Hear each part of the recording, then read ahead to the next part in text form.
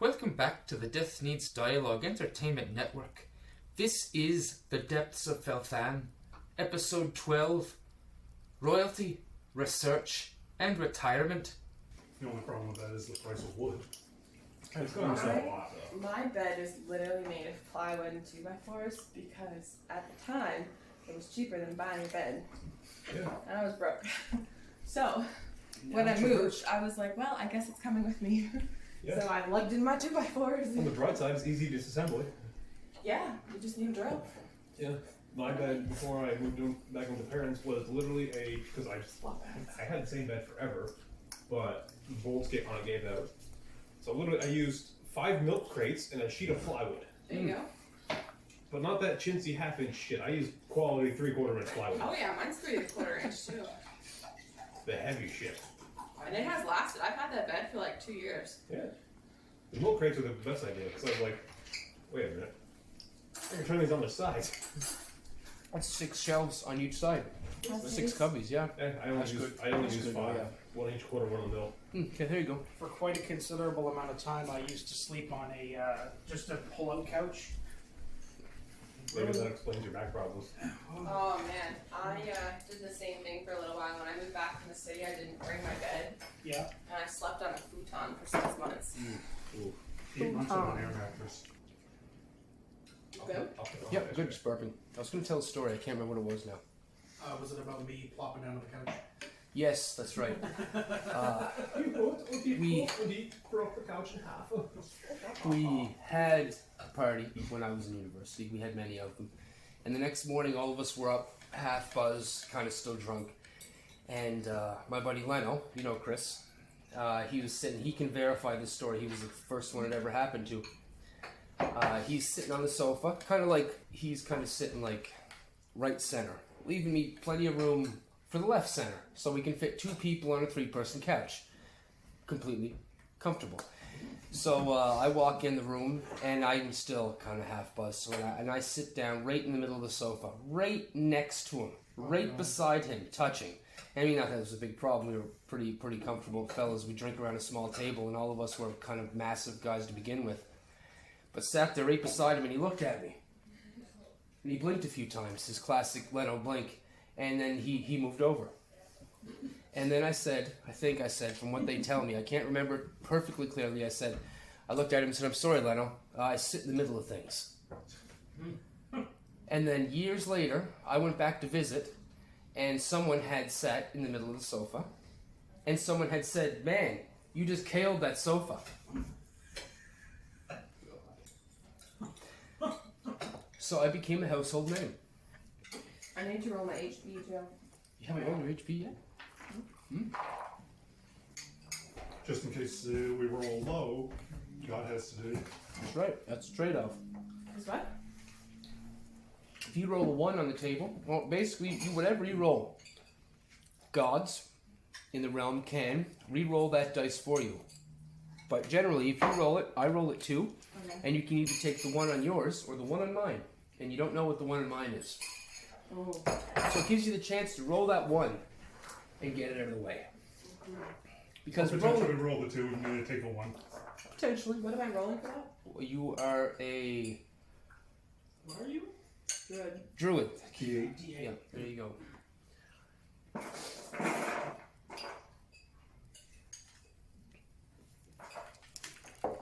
You ready? Let her rip. Is that a 1? That's a 2. Oh, here we go. The classic decision. Cut and run or go for the guts. I'm going to roll it anyway. I'm going to let you hear it because that's the worst thing. Yeah. I'll take yours. It's a 2. I rolled a 2. Well. Yep. The off-center 2 also. Oh, does that bug you? Yeah. But... Well, folks, I'm at a max of 21 hit points. That's okay. Your forms have much more hit points. Is that for your character for my campaign or different? No, that's for this one because I leveled up last time. Oh, it was good than 15 hit points. So let's see. Everybody, are you still level 2? I think we both went up last time. Yeah. I think. Where are those? Yeah, see, Ravim's still down a bit low. Is he? But I think you were up to like 530 last time. And I think I said 150 XP, I think. So from my last count, I have you at 420, so 130 and 150 is looking at 280. That's going to put you at 700. Okay. Yeah, roughly right about there. So I'm level 3 and I only have 15 hit points. That's brutal. Yeah. Yep. Did you get me to re-roll your hit points last time? I can't remember what I rolled. Well, I actually don't remember if I did roll for 3. I can't remember if I rolled at all. that is incredibly low. You would have had to roll. What's your constitution? -1? That's why. That's why it's low. My constitution is 0. Yep. We're the squishy side of the party. But I don't remember rolling your god dice for it. But I remember you rolling a 3. No, I remember you rolling a 4 and you're like, it's a 3. Because it's a 3. Yeah. I think I'm remembering that clearly. So I'm re-rolling your god dice. Would you like it? Can't hurt. Might as well. Okay, so it's a 7. So cancel out your previous roll of 4, and yeah, so it'd be a 6 instead. There you go. Because I'm pretty sure I don't remember. I like to roll them because it's yeah. And Tanith, I don't think you got rerolls either. You did it on D&D Beyond. Well, I rolled it. I just put it in on D&D Beyond anyway. Okay, Yeah, all right. You can do it manual that way. I like that. Okay, good. So, welcome back, everybody. A little leaner crowd today. We're missing Sheena and Short Greg. So, Cereza and Nonny will have little things as they kind of walk off at some point and do their backstory or their downtime. So, people have got more levels now. We'll go around again. Just your name, your race, and the new thing about your character, what you took on level 3, if it has affected you. I know, Ravim, you haven't yet, but that'll be coming, I think, at the end of this session. So, Geillis, take it away. Alright, I'm Heidi. I play Geillis. I am now a level 3 druid and an elf. Alright. I am Zach. I play Earilon, and I'm a level 3 Way of Mercy monk. I'm Greg. I play Ravim, level 2 wizard. Uh, I think Craig hates doing this part. It always feels like AA. Yeah. I'm George. I'm playing Tanith, the Dragonborn Paladin. Right, and what did you take at level 3? Oath of Conquest. There we go. And Heidi, did you take something at level 3, or is that a level 2 for I you? took Circle of the Moon at level 2. That's level 2 for you guys. Okay, perfect. Excellent. I'm not sure what that sound was. So, at last you guys were running around the Like crazy. cityscapes of the Shears, kind of exploring things. The last part we had, Geillis had found the location of the halls of Corath. A library has been pointed out by a passing dwarf. And you entered said library. Up the large amount of steps and then down into the halls of Corath themselves. You were met by a hooded figure. You asked them a question. Can't remember exactly what it was, but then they led you off to the left-hand side and then up a wall. As you began to walk, gravity seemed to have shifted and allowed you to walk up the wall. So as he walks and leads you deeper into the halls of Corath, you find yourself standing upright, you think, again. And he stops at a table. And he looks at you and he pulls his hood up slightly. So the dwarf pulls his hood back. You can see that he's an aged dwarf, gray hair. His beard is quite lean, but still braided to a decent degree. And he looks at you, his pale blue eyes, and he says, "What have you come here to search for?" Do you have anything on elven villages being raided and children being stolen? Well, that seems like more of a current affair, I believe. But I'm sure there's something we could find. Something quite old, perhaps. You're looking for history, not current affair, then? Yes, history. Well, that's a pretty fine grain of sand. Missing children in the entire world. Do you have a place, perhaps? A location? Something to narrow it down? The town of Lowbow. The town of Lowbow. You're talking about in the grasslands of Grenhilda? Yes. Hey, I think we can perhaps track something down. Follow me.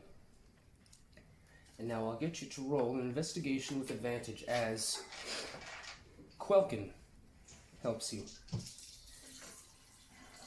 Oh, well, it's a whopping 11. Whopping 11. Got the Okay. nat 1 out of the way. Oh. So, you guys take a few hours going through these books, going from each aisle to each aisle, taking a quick peek through.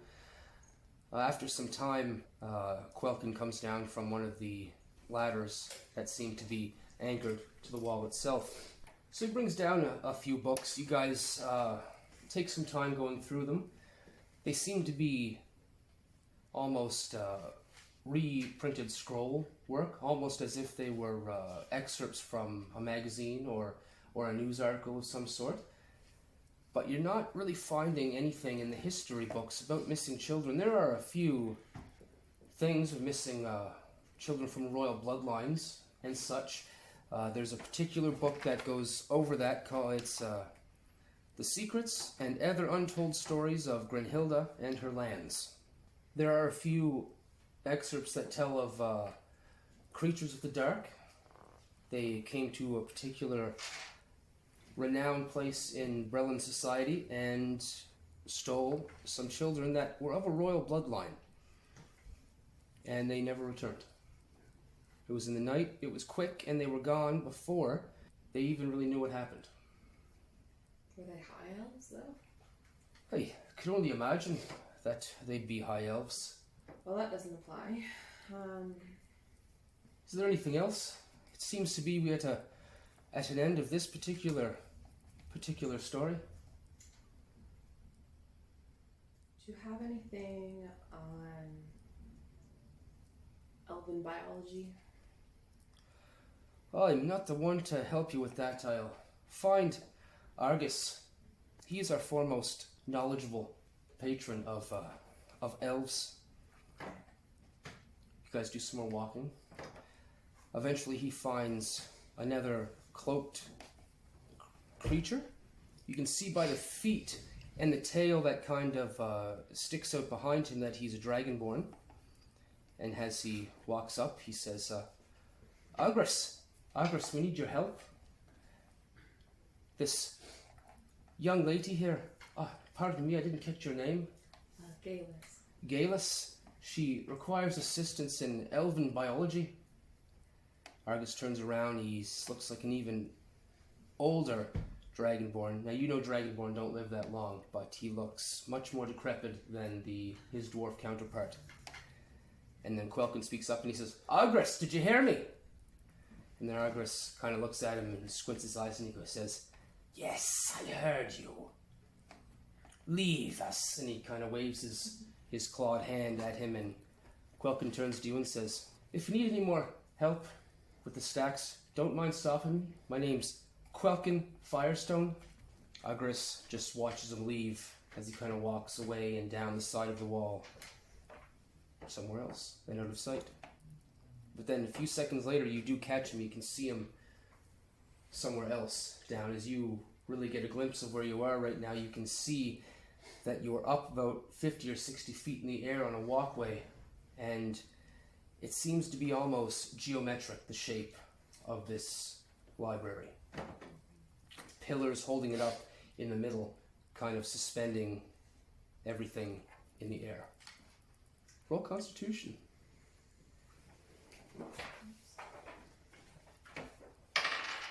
Yeah. Yeah? It's a nat 1. Oh, With there a you go. Okay. whopping 0 to add, so. So you kind of take that all in, you hold your stomach and you wobble a little bit and you kind of drop to one knee. A grass comes beside you, puts his hand on your shoulder and says, "Don't worry, my dear. It will pass."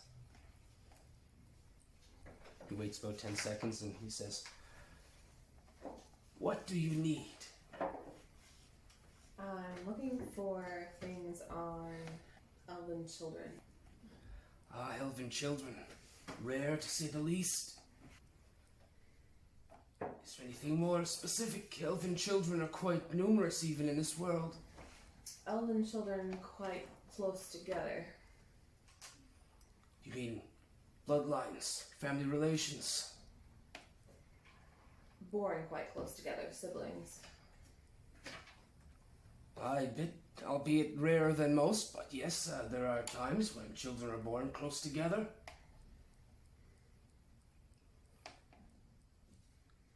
Follow me. You guys walk along, do a couple twists, go up a little bit, and then he stops. He climbs the ladder a little bit, pulls out this large tome, walks down and passes it to you. And he says, "This is Moorhallow's Guide to the Elven Birth.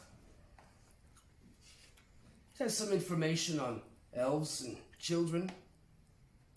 He also goes to another place he'd been before and takes out a similar book that you also had before, The Secret Tales and Other Untold Stories of Grunhilda and her grasslands and her lands. He gives you the books, takes you to a table, and says, "Is there anything else I can help you with?" No, I think I'll sit and have a read of this one. Very well. Argus nods to you and disappears among the stacks. I'll get you to roll an investigation, please. Can I use my dice of inspiration for that Of one? course you can. That's terrible. That dice is not being used anymore. Nice, Jill. That's much better. 17. Okay. Is that with your bonuses? Yes. Okay. So as you read through these books, you can see that Moorhallow was clearly a doctor and had spent much time with the elven community. You're not sure if Moorhallow himself is an elf or not, but out of this book, after you sit there and read for a few hours, it explains the complete birthing procedure of elves from start to finish. You see it takes about 2 years for an elf to give birth from start to finish, and that the children themselves are very rare due to this extremely long gestation. A lot of things can happen, and a lot of things do happen, as elves aren't the most fortuitous as some. When you have the other book out, you can kind of cross-reference a few things, and it seems to point out that elven children are rare, but the closer they are together, the more rare it becomes. There's only been a few times in history, maybe on the two hands of recorded history of this particular book and the other one you're reading, that there has been twins or multiple children at one particular birth. And they seem to be mostly in royal bloodlines. Magical, powerful bloodlines. And that is what you glean from these. And nothing about one so close together? Necessarily? Like twins? No, like, because her daughter's a girl. Oh, yeah, same, similar things. Yeah. Rarer than normal, but not as rare as twins and not as common as just singles, but still fairly rare. So you're in there for pretty much the rest of that day filling out this information, figuring out this information. And there's still more to do, but we're going to move to the other side and see what these guys are doing during that time. So the rest of you, I think Ravim, Earilon, were together. Yep. You just had come back. You guys, being there together, noticed that Nonny had walked off with Frank. Yep. And then you notice Frank come back without Nonny. He rejoins the group. We just come from that little clothing store, so I take it Nonny and Frank are heading back towards the Gretch Mine. That's you. She didn't say anything about it. She had her turn. Sure, but Frank has returned to the group without Nonny. Okay. Yep, and it's only been a few minutes since she's just kind of walked off. So as Earilon sees Frank kind of come up, he says, "Hello there, Frank. Well, hey, how you doing? Too bad. Do you know where Nonny is going?" She, oddly enough, she's seen someone that she knew here from before, but she didn't tell me her name, and she just kind of patted me on the hand and said, "Take care of the children." As she does. So I asked her a question, but she didn't really answer. She just kind of waddled off with that other woman, with that other dwarven woman. Yes, there are quite a few dwarves here. Earilon's just oblivious to what Frank's saying at the moment. And Earilon, he just kind of kicks his feet for a moment and says, well, we've gotten basically everything that we need, so all we need now is just supplies to supply the workers. So that was back near the mine. So I guess we should just head back that way. Yeah, Telkin's mine supply, if I do recall. Correct. Where's Geillis? She wandered off. Earilon looks over his shoulder. Oh, that's right, she is gone. Yeah, you all wandered off in all directions. Maybe perhaps we keep closer together for the next little while. As long as some of us are together, we won't get too far astray. He kind of looks around. There's hundreds of people walking around, so roll perception, Ravim. 12. 12. It's a lot of people running around. A lot of people moving Mostly in different dwarves. directions. Mostly dwarves, yeah, like you said. Maybe every 20th dwarf you see, there's a dragonborn. And they seem to be dressed in fineries, way more fancy than your regular dwarf running around down here. This Geillis would stick out like a sore thumb among the population for the most part.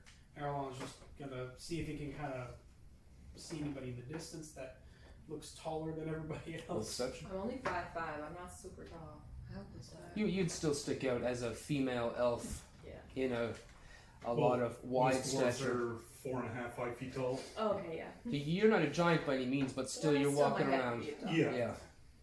Can't see anything with 7. Okay, that's I'm not it. there, No, that's you. why you can't see. Yeah, just you don't see her. No. And with your 11, you didn't happen to pick Geillis out of the crowd. You see which direction she went. She went towards the stairs. I think you went to the stairs. Yeah, because I went to the fields first. Yeah, and then you went up the next floor. I got up quite a ways, I think. I think so. You went outside. I went to the out. So you seen me outside. Yeah, that's right. A pocket full of hooch. And Nonny's gold on the other side. That's right. Oh, don't get picked up by the guards. In my men's clothing. In your men's clothing.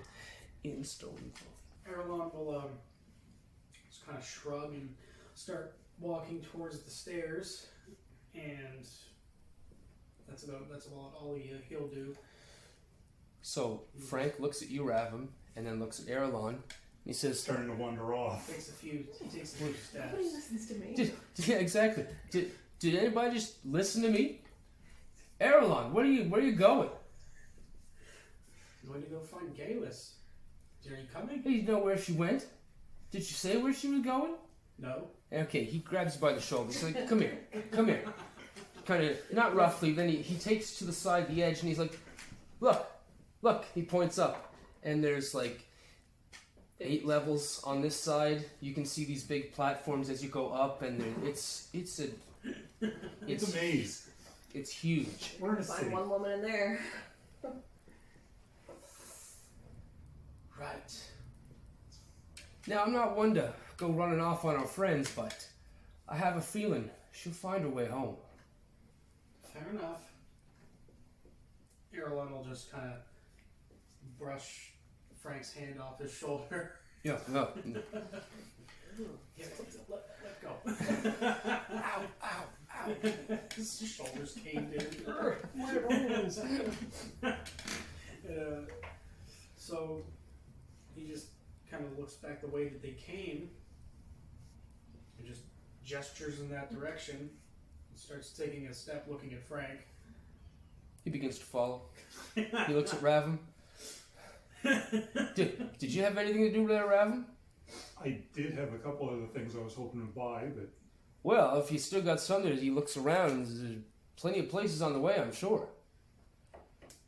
it's, But if you guys want to look around, I'm sure Geillis might turn up eventually. I mean, we do stick out. He looks around. for better or worse. Yeah, if you need to go buy something, I'll just stand outside the shop.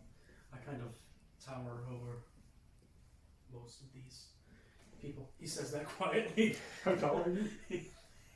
Compared to the more than average 46 inches taller. You see a couple dwarves as they walk by. They're kind of like giving him the sharp eye, the side glance. He's just in his own head. It just all goes over his head. He's 5'10". You know, he's Okay, so He's you are actually considerably- taller than me. yeah, I'm 5'9". he's There considerably you go. taller than most dwarves. So I'll tell you that much. It's considerably taller than most elves. High elf. It's not a Oh yes, we can't forget that he's a high elf. That's right. Yeah, rub it in. La-di-da-di-da. Yeah, just rub it in. Okay, Frank is 6'3". That's Is all it half together. 10? 6'8". Yes, yeah, I didn't think it was going to be the... Yeah, okay, so... You're not there though, are you? No, he's not there. Right. No. So you guys, you need to purchase some things. Looking for magical inks for crafting scrolls. Excellent. Magic supply and whatnot. So, I changed something since last game. Ravim, roll perception, please.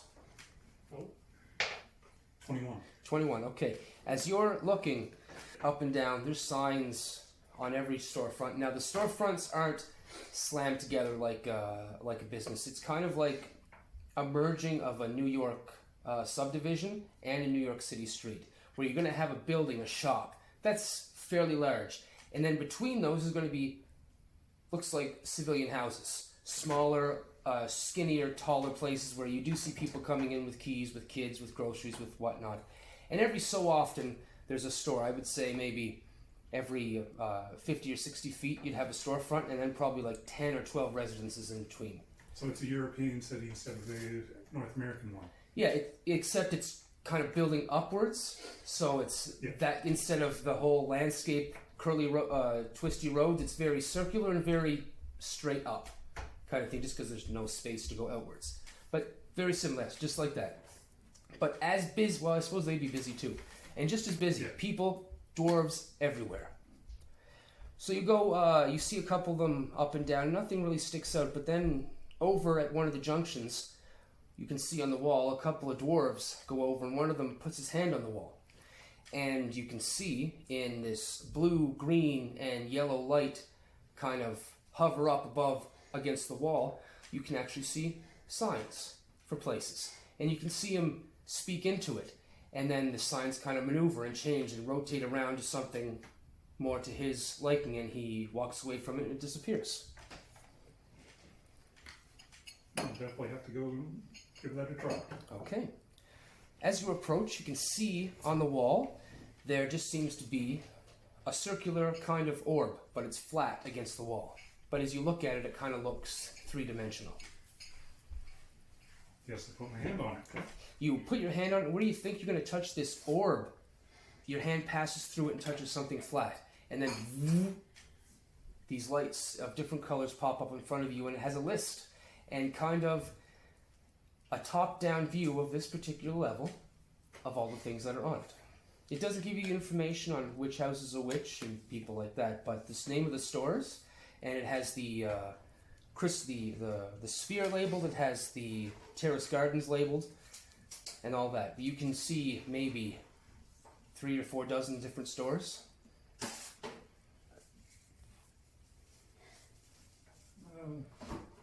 Would I be able to coordinate where they are on this to where we are?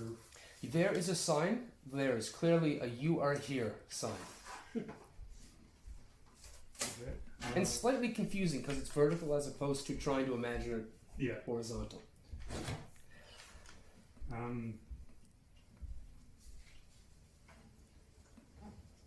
I'll take note of where the different stores are and start going through.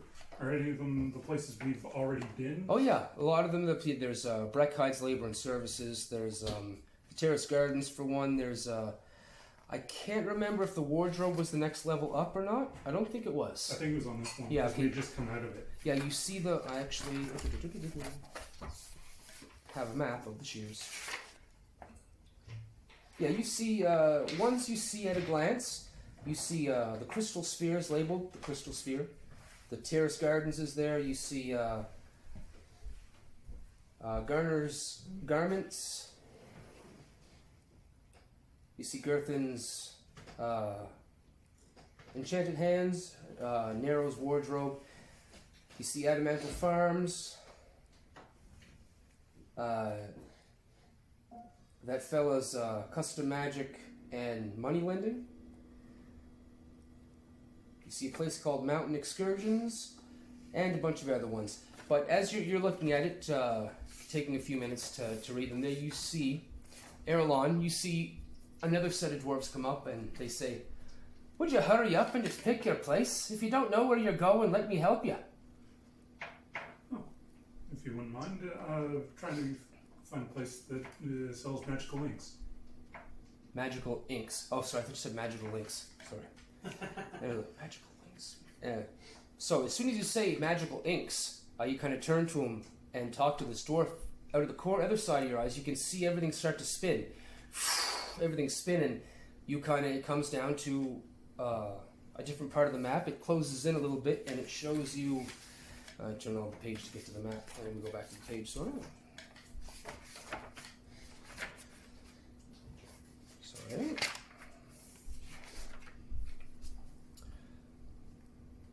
And you see the first and foremost place is Telnor's magical implements. And he says, "Well, there you go. Now please, get out of my way."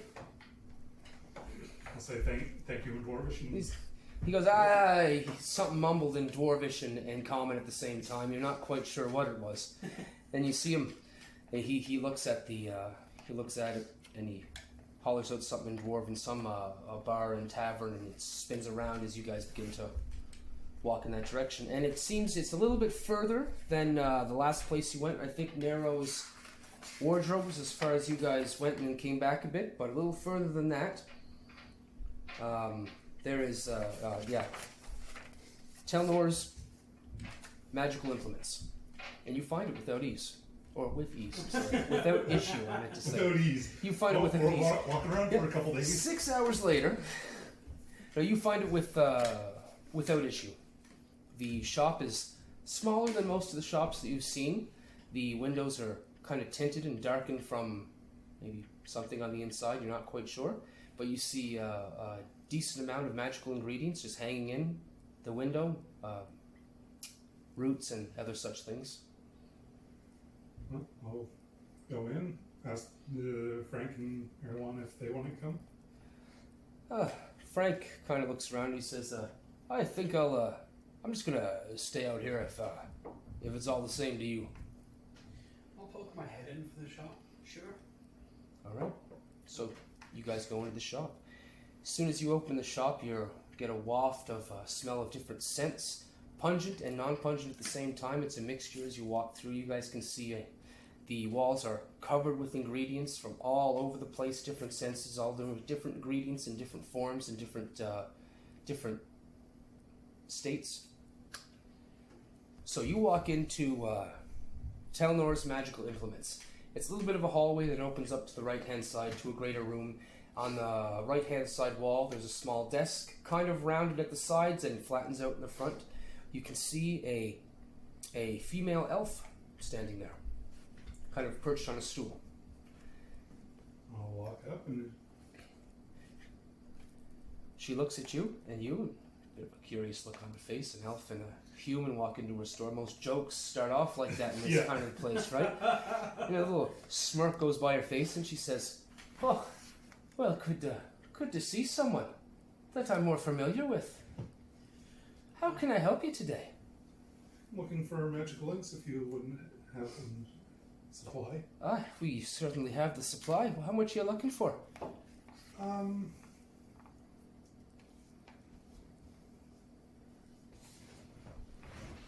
Oh, you got some heavy casting to do you? Long term, yes.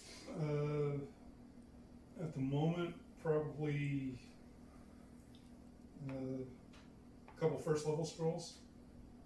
Aye, okay. We can, I should be able to supply you easily enough. I think a regular bottle of ink is what, 10 gold? Ink is pretty expensive, I think. I think it's 10 gold. But it might only be 1 gold. There's something that's 10 gold, maybe not. So if it's, Is there like an actual item called magical ink? Or? no, there's No. not. No, so we're just going to extrapolate from regular ink, that's all. A lot of it is based off of the spell level.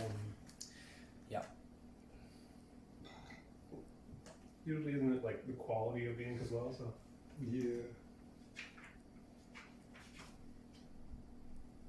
How common are tattoos in this game? As common as you want them to be. Yeah? Yep. That comes from magical ink, right? If you want them that way. They can just be regular tattoos. If you want magical tattoos, they're in the game. yeah. Absolutely. Yeah. I like how Critical Role did their magic tattoos. Then someone did the comparison. It's like Critical Roles is a way better implementation of it. Well, it's open ended. You know, the Yeah. sometimes it just feels right.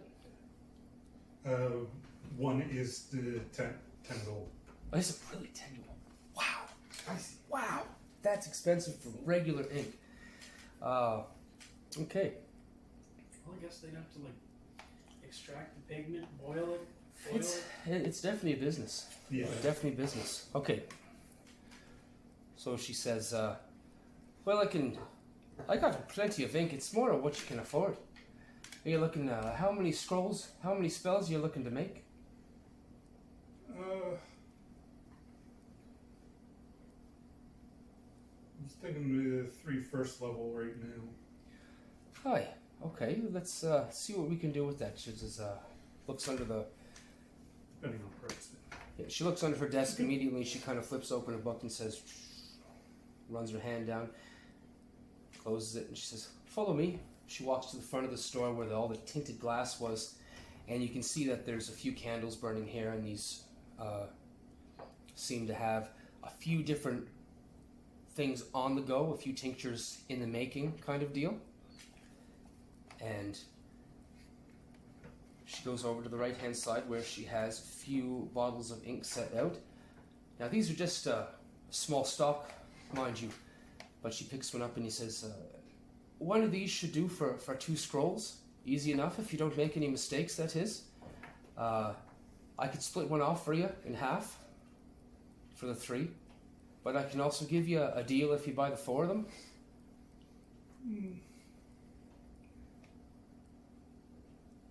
What were you thinking about for a price? Well, I'm looking at about 100 gold for all 4. Dang. Does he have 100 gold? Yes. Even if he didn't, he could. I'm sure Ravim would find somewhere to get it. I got a bag of money. There's a bag of infinite money right now. Dang, I need to steal that. There he sticks his hand in money. How about 90? Yeah, 90's a fair price. You're gonna need the parchment also. You can't just put it on regular parchment. You'll need that. And I could let them both go for 100. Okay. She's getting 100 either way. See, that was a good deal. Yeah, I didn't even have to roll. See? There you go. Negotiations. And as she says, very well. Did you have a color in mind? The magical inks, they have a bit of hue in them. One's gold and silver. The other ones can be red and pink. It's kind of up to you. I've got all the colors in the back. A bottle of blue and a bottle of silver, please. Aye. She says, "Oh, meet me back at the desk. I'll be back in a moment." She walks back, and literally 10 seconds later, she comes back out, and she has the 2 glass bottles, almost crystalline-like. You're pretty sure they're glass, but they look real fancy. Earilon has been fascinated by some quills. That's what he's looking at right now. All right, so you're off to the right-hand side of the shop in relation to the desk. She comes out, stands behind the desk, and she puts them down. Did you need them wrapped up? Before you even answer, she starts pulling out a bag, and you see it's got this large emblem on the front of it, and it says Telnor's magical implements around a circle, and there's a mortar and pistol kind of sitting in the middle of it. And she starts putting them in the bag. Gift wrap everything. Folds it down for you, and she sets it in front of you, and she says, "Aye, that'll be 100 gold, please." She takes it gingerly. You can hear a little clink and a close of a box down beneath the desk as her eye begins to wander over to you. "I'll just be with you in just a moment there, my friend." And she says to you, Ravim, "Is there anything else I can help you with?" Not today, but I hope to be doing a fair amount of business with you in the future.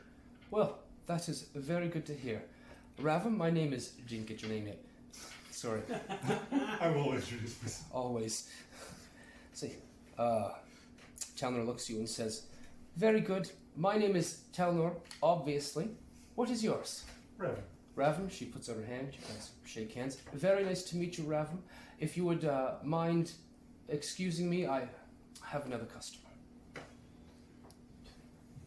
So, Earilon, he stopped looking at the quills after he heard her say that, and he just moseys on up. And "Oh, you're together, are you?" yeah, Okay. indeed. Together. Oh my. He just. What do you call him? So, Earilon kind of looks at the shopkeep, and he says, "Well, nothing in the shop necessarily pertains to anything that I do personally, but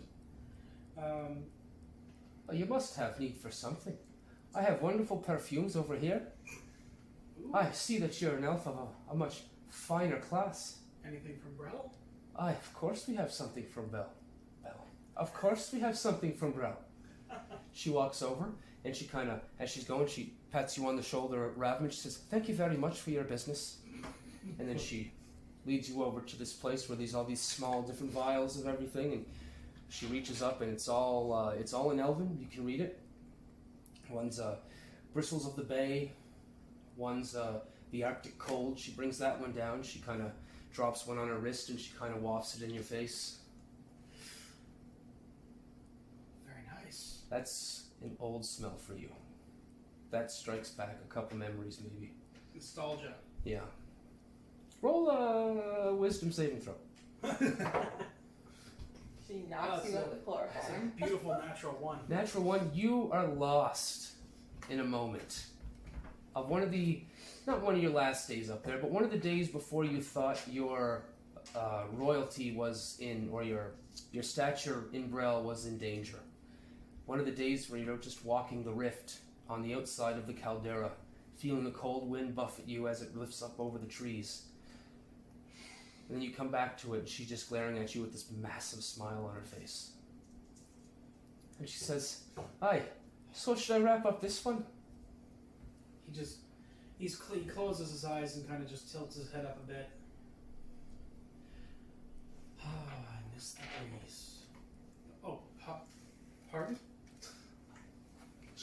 Should I wrap this one up for you? How much? This one's 37 gold. Kind of pats himself down for a moment. Looks at Ravim. Hashtag sugar daddy. He just looks over his shoulder to Ravim. Unless, did you leave the shop yet?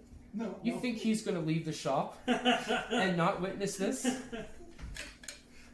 Ravim, can I? He has puppy dog eyes looking at him. This smells like my home. I would say that's persuasion. The invoking of puppy dog eyes, I mean.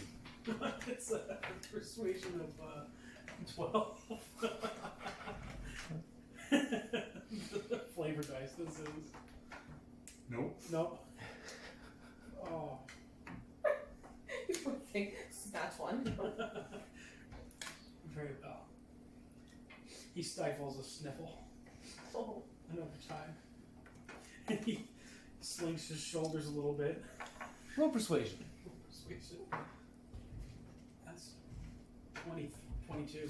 Okay, so as you're going, she kind of looks over at Ravim, just a slight glance, and looks back at you, and she says, she puts another one on her other wrist, and she says, "Here's one for the road, dear," and she kind of rubs your neck.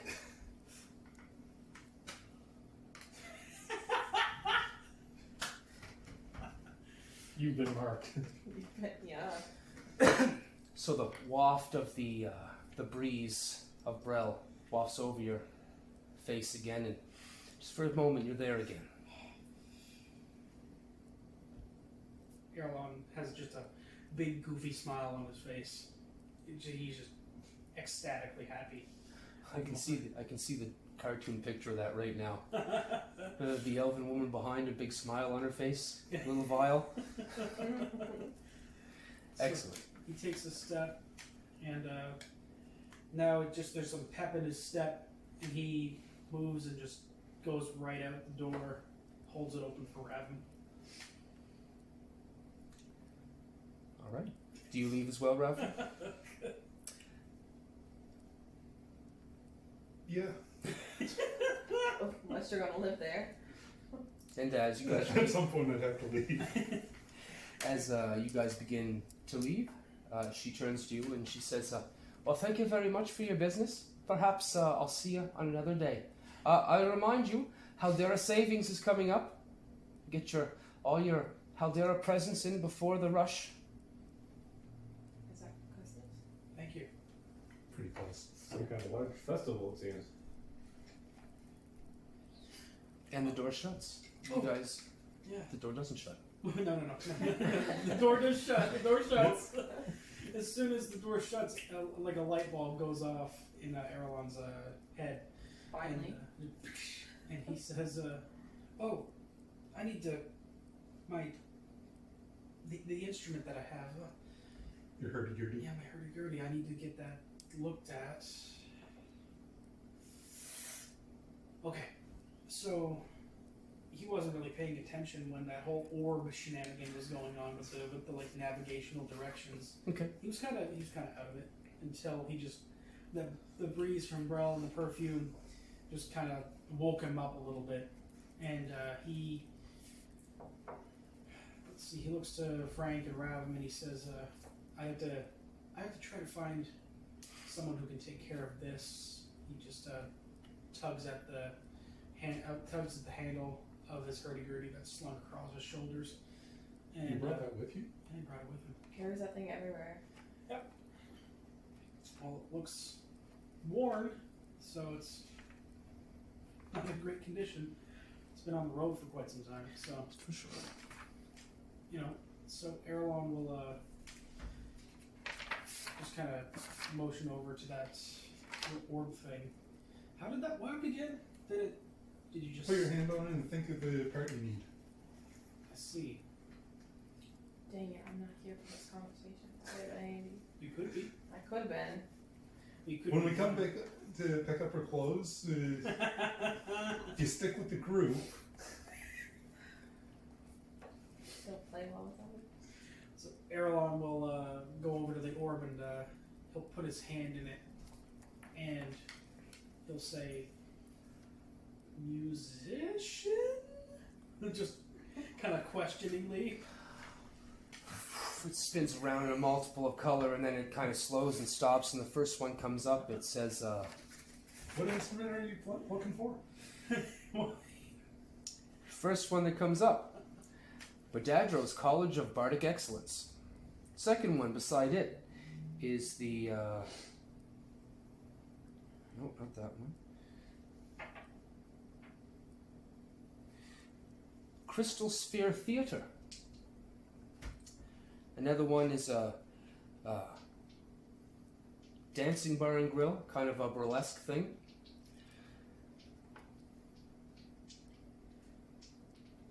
And several other bars and taverns that offer musical accompaniment to the food.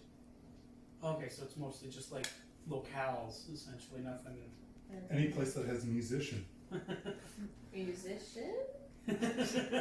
Hence the, what is the name of the instrument you are looking for? He'll, still holding it, he'll say, hurdy-gurdy? Hurdy-gurdy. Everything swirls again. First one. First one that comes up is Velray's Viol. It happens to be in this district. Where's Viol? It looks, alright, so he takes his hand off, that's the first one. The second one is also Badadro's College of Bardic Excellence. I think you should check out that College of Bardic Excellence. By the time Greg gets here, you'll be ready to walk right in there, I think. So Earilon will, what was the first?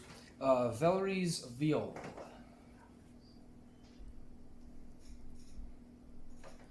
Alright, so takes his hand off and looks around in the general direction that shop would be in, given the little map he got. The little map, you would notice that it is 2 levels up and 2 levels up.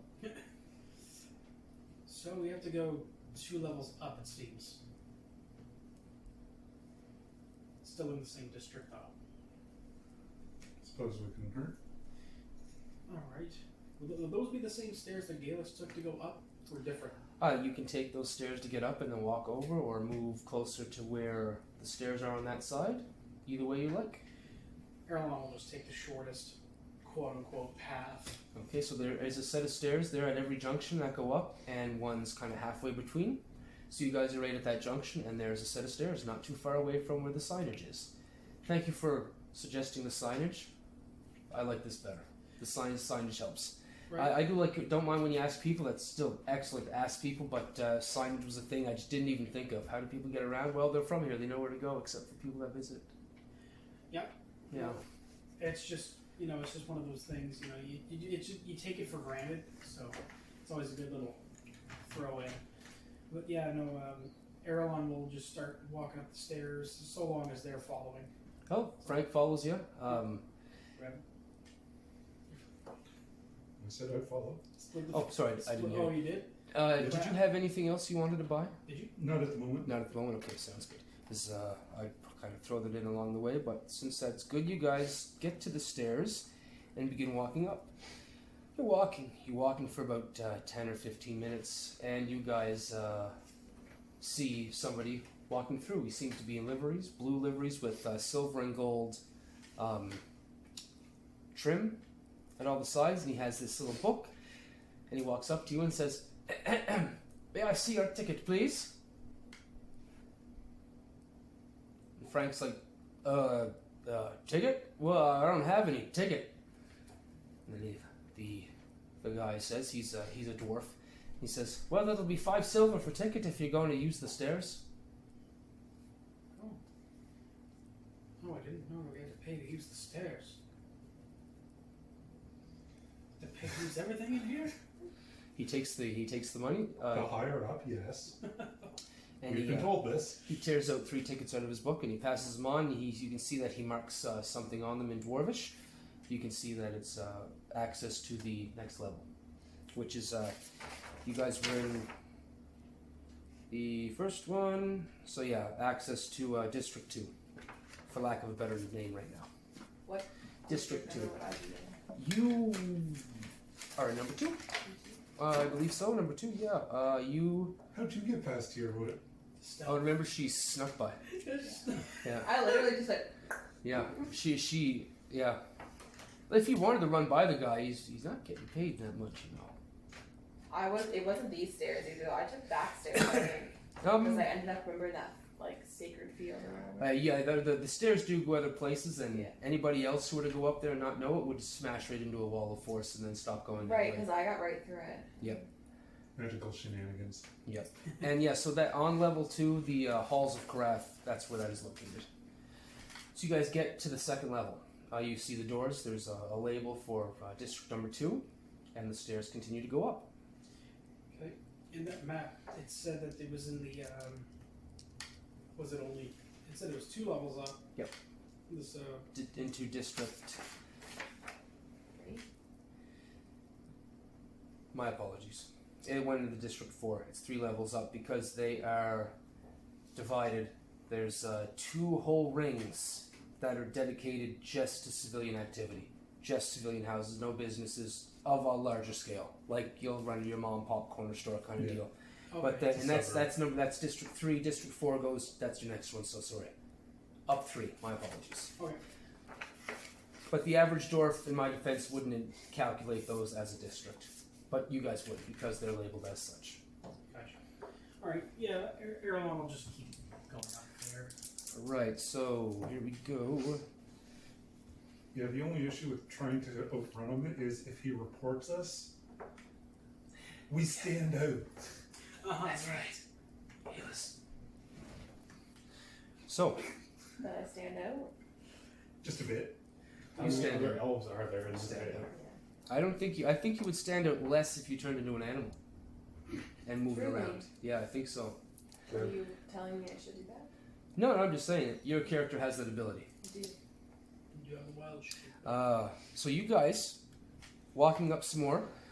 It takes about 45 minutes to an hour to get up these flights of steps. For the second entire flight, you don't see a man with a ticket book. And go all the way up to the second, or to the 3rd district.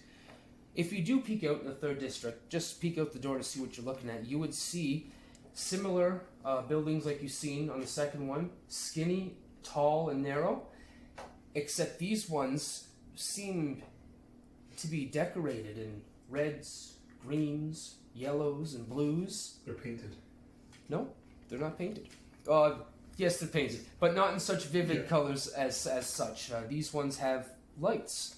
They look like lines of lights around the window on things outside, small shrubberies and trees of all different sorts of colors. This is like higher class living. You would see.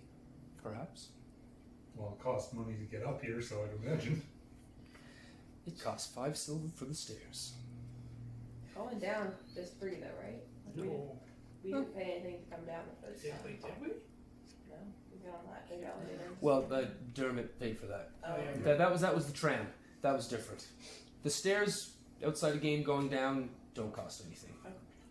You just No one cares about You going can go down. lower. go ahead, get in there. Yeah. Get going. You want to go mingle with the commoners? Go ahead. Exactly. Good luck.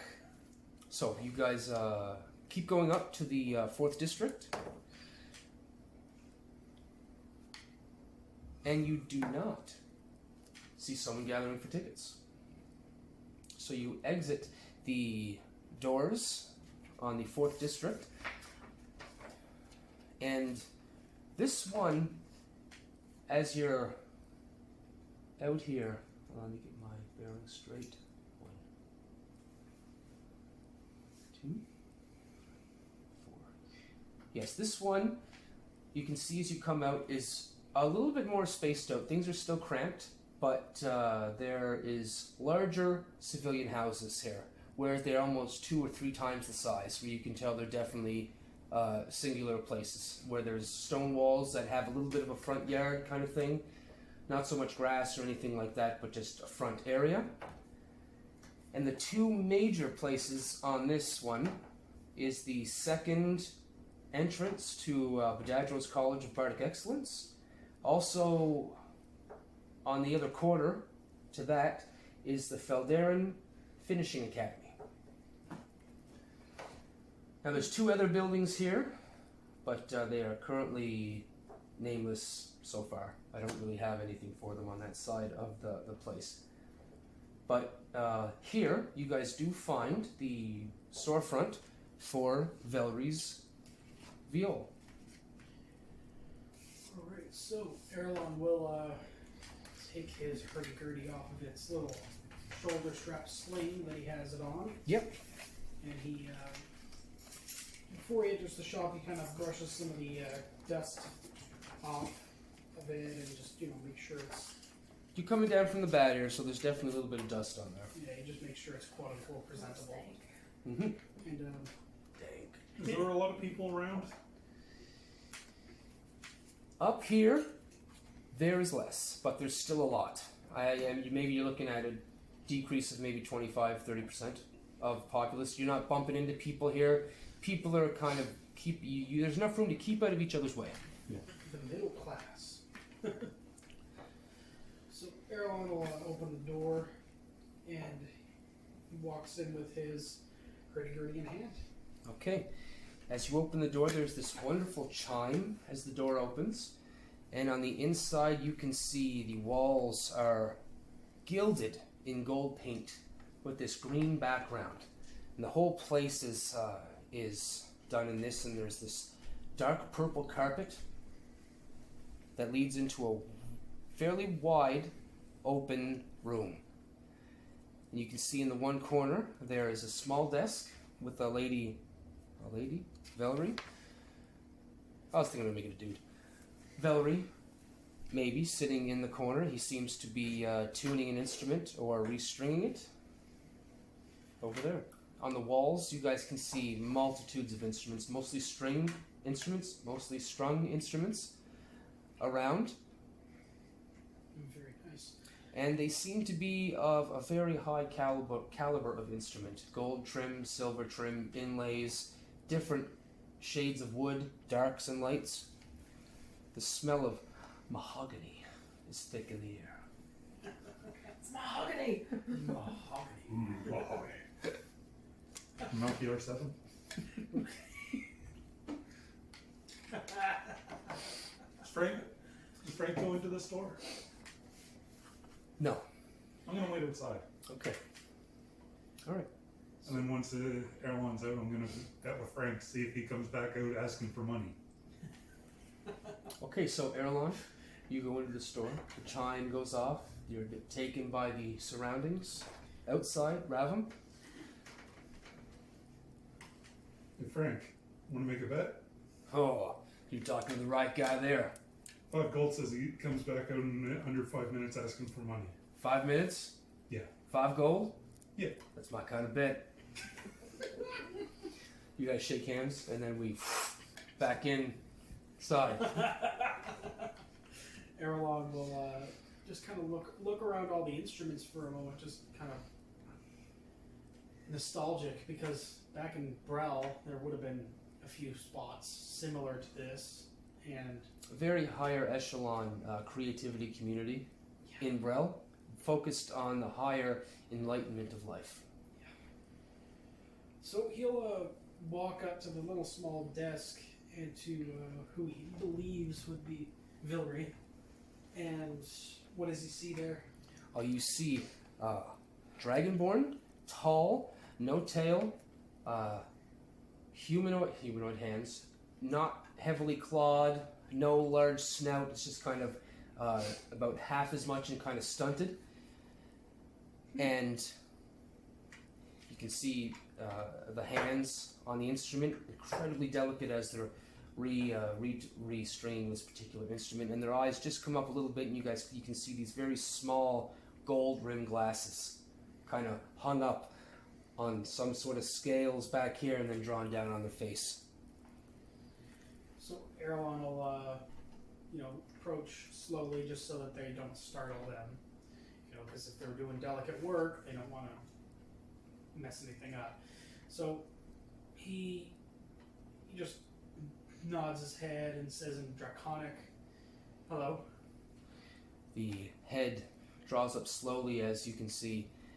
They're putting this string in, and they just pull it in and tighten it as their head draws up slowly to you, and they say, "Good evening, Are you Valerie?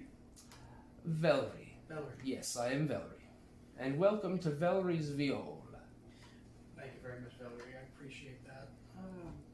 I'm Earilon, Welcome, Earilon. and I have a Krellin hurdy-gurdy that is missing the swing gear.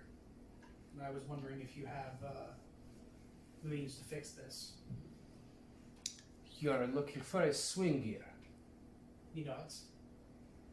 I'm unfortunately don't have the method of finishing the swing gear. I don't have the spark of what it takes. My arts are in creating the implements, not tools to magnify them.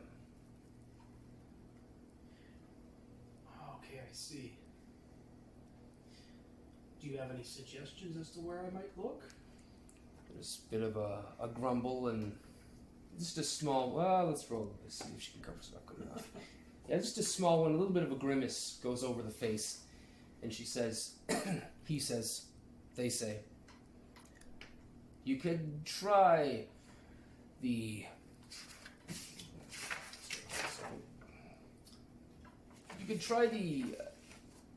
the academy. They have more excellence with the use and The Bardic College. yes, the Bardic College. They have much more use for having the ability to magnify their skills if you're looking for such methods. Okay, well, I appreciate that. Thank you. Thank you very much. He'll just bow politely and just move to exit the shop after taking a quick look around. You can hear the gums of a dragonborn smack as they kind of watch you look around their store and then leave. So he exits and doesn't ask for money, surprisingly. Frank just won some mine. So Frank and me and Ravim were both looking into anticipation. Well, They didn't have what I was looking for. Ha! He reaches out his hand right in front of Ravim. Earilon. Earilon, sorry. Well, I guess right in front of you too. Yeah, He's just kind of barred off. What, are you making a bet? What? Clink. Yes, we were. Puts it in his side and he says, "Thank you very much." To you, Earilon. He just kind of goes slack-jawed, and he's just, we're going to the Bardic College. They might have what I need there, Valerie said. double or nothing. Why not? Oh, swear to grid hell, dog. So, Tanith. Tanith. You've just walked out of the very last few hours of this restaurant that is now shutting down. Your belly That you is full. cleared out. You ate everything they had. Yes, and it was good. I'll do it again, but I'll pay them more next time. What do you do? Find my way back to Dhermit's place. Okay, so you start heading back up the spear. As you are starting to walk back up the spear, you can see someone walking towards you. He's kind of familiar, but then it only takes just a moment for you to get him to notice exactly who it was. As he gets close enough, it's Ornul. He's wearing different clothes. He's wearing these dark black clothes, the same as the color black the Order wears, but he's not wearing any emblems. There's no signs. There's no rank, and he's wearing a bowler. Okay, what's with the hat? I gotta know. They seen it fit to remove me from my position. So I've decided to retire. Any idea what brought that on? Well, I haven't put much effort into the to the depths that I should have. I've been more on these scouting missions for other things. My leg isn't what it used to be. My back isn't what it used to be. It's about time for me to go. They made it quite clear I was no longer required. So I made the choice myself. I've got a good stipend, and they gave me a good payoff for the work that I've done. I could live happily, not here, but somewhere else for quite a long time. Well, I'll start not seeing you around, but if I'm in your area, I'll look you up. Well, you're not leaving now, are you? Oh, gosh, no. Well then, we've got to celebrate. It's not every day a member of the crew gets to retire with more than one limb left on their body. You raise a valid point. Let's go drink. And as you look down, he says his leg, you knew his last leg was all busted up. You look down now at his leg, and it's just like yours. Just like your arm, sorry. It's the same technology, the same stuff. Not that old wooden contraption Not that piece of junk that he had. that he had. That he broke off from once. Upgrades people. That's right. Good. That's quality right there. Well, a fair amount of it went into that, of course. If I'm going to be on retirement, I'm going to be wanting to walk straight. Yo. And you know, it's easier to cover up than that wooden contraption that I had. Oh, Fucking piece of junk. Anyway, speaking of that, let's go down there. I don't want to drink up here. I'll spend all my money in 2 hours. Oh, it's ridiculous up here. Let's go. And Tanith and Ornul begin to make their way up through the bridge that twists your belly into knots that you think you're going to throw up for a moment, but you shake it off and just realize that was a damn good meal. It just mixed it all up for you again. And you guys begin to make your way down. How do you guys want to go down?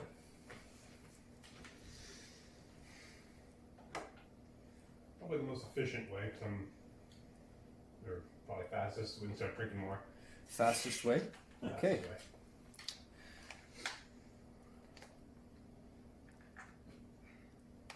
So, knowing the fastest way, you guys are walking out of the main tunnel that brought you into the tooth. You can see on your right-hand side there is somebody standing kind of off the ledge. You can kind of see they're down a bit, and you can't see the bottom of their legs. Would I know what this is? Roll history.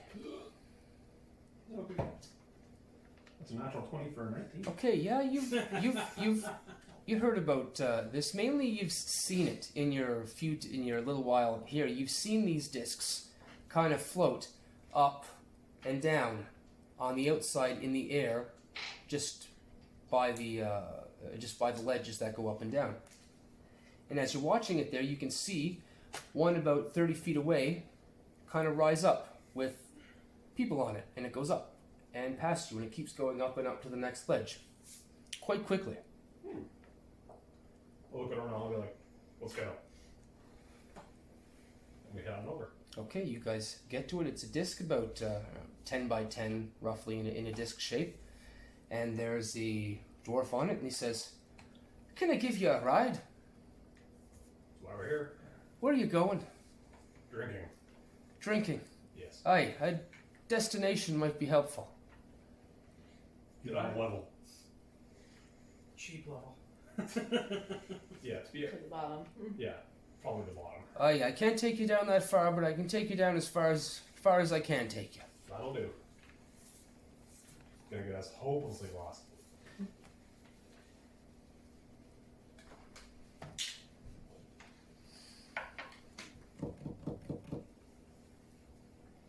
It begins to move. It goes down and down. And it's fast. You can feel this wind buffeting around the sides. You kind of put your hand over, and it's the wind is twisting your hand back and forth. It only takes about 5 minutes. Ravim, Earilon, roll perception. Negative. 22. Okay. Tanith, roll perception. 18. 18. So, as you're moving down. You can hear it's kind of like as you're going down, a small humming noise. Earilon, you kind of look out to the area as you're coming out of the doors. Money's just passed back from Ravim to Frank, and you see this disc off in the distance. Tanith. As you're looking to see this thing moving quite fast, you get to see all these different levels as they go. You see a civilian. You see from the top down where you were. You were on. When you move down, you can see that that ring you were on at the top is heavily military. There's a barracks. There's guards walking around all the time, and there's not a lot. There's little to no civilian activity on that one. You pass down to another one, which I haven't filled out yet. And then another one that seems to be large, unadorned buildings. You're not quite sure. Ornul may fill you in that that's where they do all the governing of the particular of this whole city and that. But it seems very simple, plain buildings. Bureaucrats. Yep. Very uninventive people. Then you get down further. There's this another one that's very similar, but these houses, these are much smaller houses maybe, and they're all in lights of green and blues and golds and yellows. There seems to be things outside on the ground decorated in such way. And then you travel past another one, and as you come down past the lip, you can see another large portion of Badadro's College of Bardic Excellence. And on the other side, you can see this large statue of a female around these pools of water. And you can see Earilon. You can see Ravim. Ah, convenient. Drop us off here. And he says, oh yeah, right away. No, it's not. Doesn't accent. Yes, you guys see each other. Is that Tanith? You can barely make him out from this distance. But you can tell because it's Tanith and Ornul. Very hard to misplace both of them right next to each other. You know, it's just like that movie Twins, I think. Is Ornul wearing a bowler? You see with your perception, you see there's also a cane in his hand. A shiny black cane. He's wearing brand new black clothes, cloak, slacks, and a shirt with a vest underneath, and you can see kind of a white shirt underneath that. He's an elevator operator. Yeah.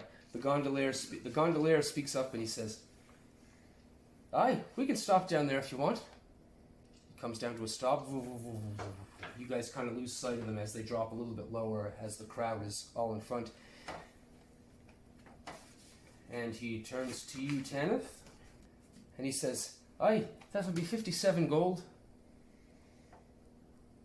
Ho ho ho! I mean, these would be expensive, but worth it. I don't want to walk. It would have taken hours. Yeah. An hour per level, almost. You went down 4, you needed to go down like 8. I'll pass him 60. He'll take the 60. And you'll say, very generous of you. If you need me around again, just look out. We're here. Good to know. And you guys walk off onto the platform. Much more thick with dwarves now. Oh god, they're everywhere. At that same time,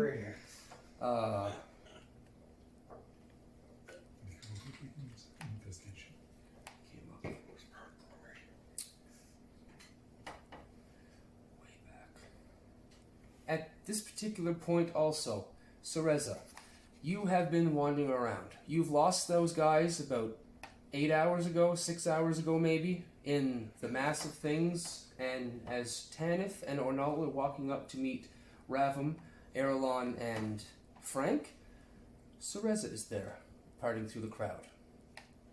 And you guys are all now rejoined together, except for Geillis. It's loud, there's people talking, there's people murmuring about things. You guys kind of get in a group and there seems to be a bit of a gap as people are walking around you, getting around. You can hear some dwarves cursing and dwarven under their breath about outlanders taken away. What would you guys like to do? Earilon, you were already on the way somewhere. Yeah, well, Earilon saw Tanith and Ornul dressed up like a mafia member in the 1930s.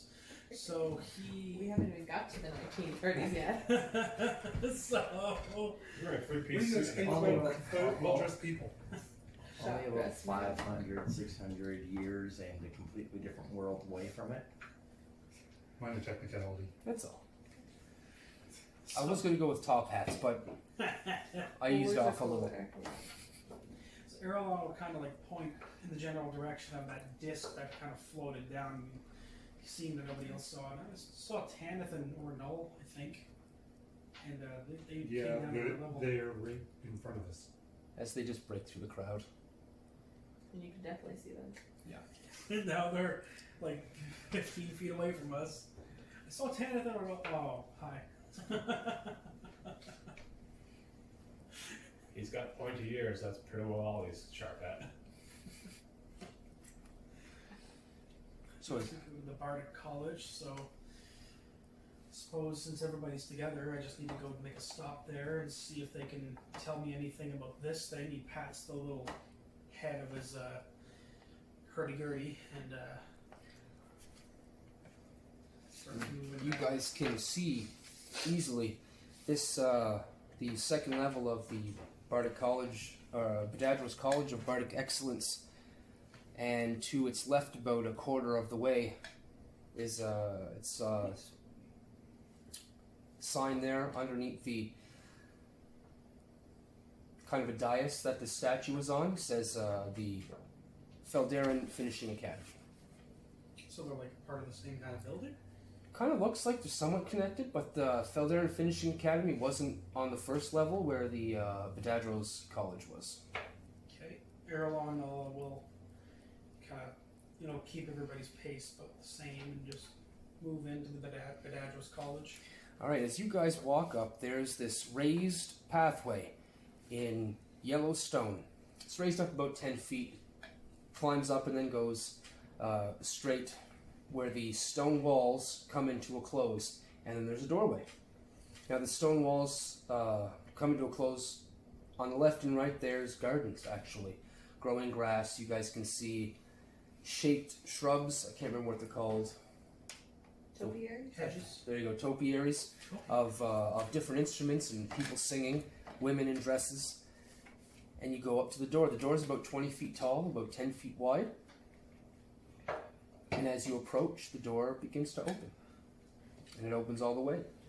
And there's music spilling out. The most wonderful music you guys can hear. Just spilling out of the doorway. As you guys look in, you can see an oval dais, maybe about 100 feet away. And on it you can see someone playing an instrument. Nice. Can you tell what kind of instrument? It's a violin. Oh, very, very nice.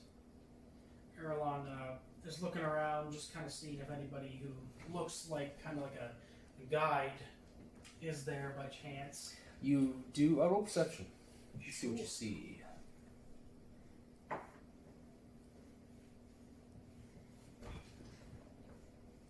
So, 10. 10. You walk in and there seem to be people dressed in very fancy clothing. You might see if that's a servant over there, you're not quite sure, but someone does approach you out of the bunch, and it's this male. Bald, no beard, no facial hair or anything. They are wearing these red and gold robes, and kind of looks like that might be the only thing they're wearing. And he approaches the group, and he says, "Welcome to the Bardic College of Excellence. My name is Immaculus Culo. Welcome." Thank you, Immaculus. I appreciate the welcome. I'm Earilon, sir. our compatriots here, And what beautiful compatriots they are, glancing over all of you in turn. Earilon will kind of just widen his eyes momentarily and just shake his head just for a moment and kind of pull out his hurdy-gurdy and he'll kind of show it to this this dwarf, or is it human? Human. Human. He'll show it to this human and he says, do you happen to know anybody who is familiar with Krellin hurdy-gurdies and how to fix them? Well, almost everybody here at the college is required to know every instrument to some degree.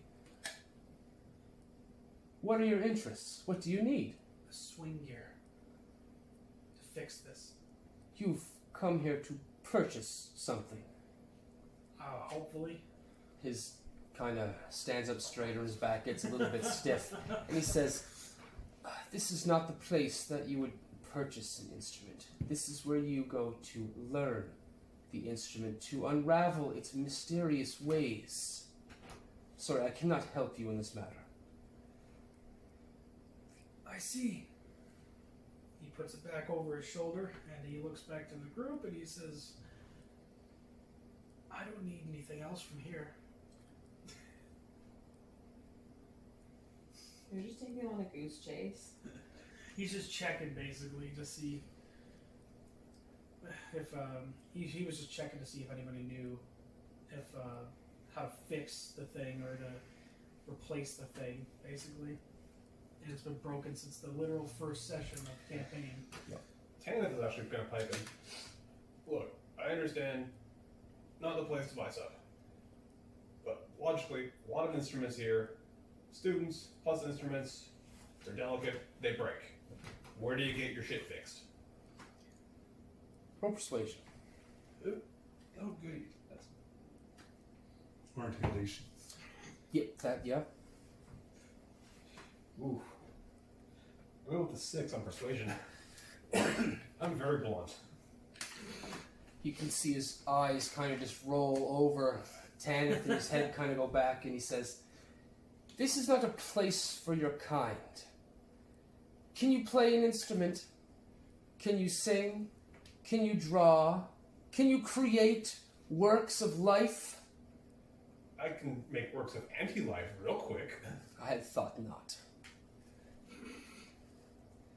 Is anybody here for the Bardic College of Excellence? Anybody? Or are you here on fool's errands to take me away from what I must do? Please, be gone, all of you. Leave, now, go. Earilon had already turned tail. Yeah.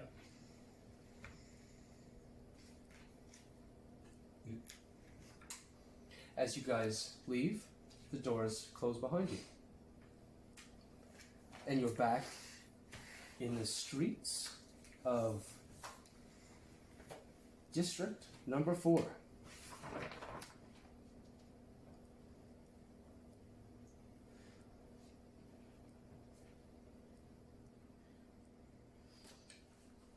The town is yours. By the way, Cereza, this is the Jadro's College of Bardic Excellence. This is mainly your thing. Oh. You see a big statue of Feldera outside of it.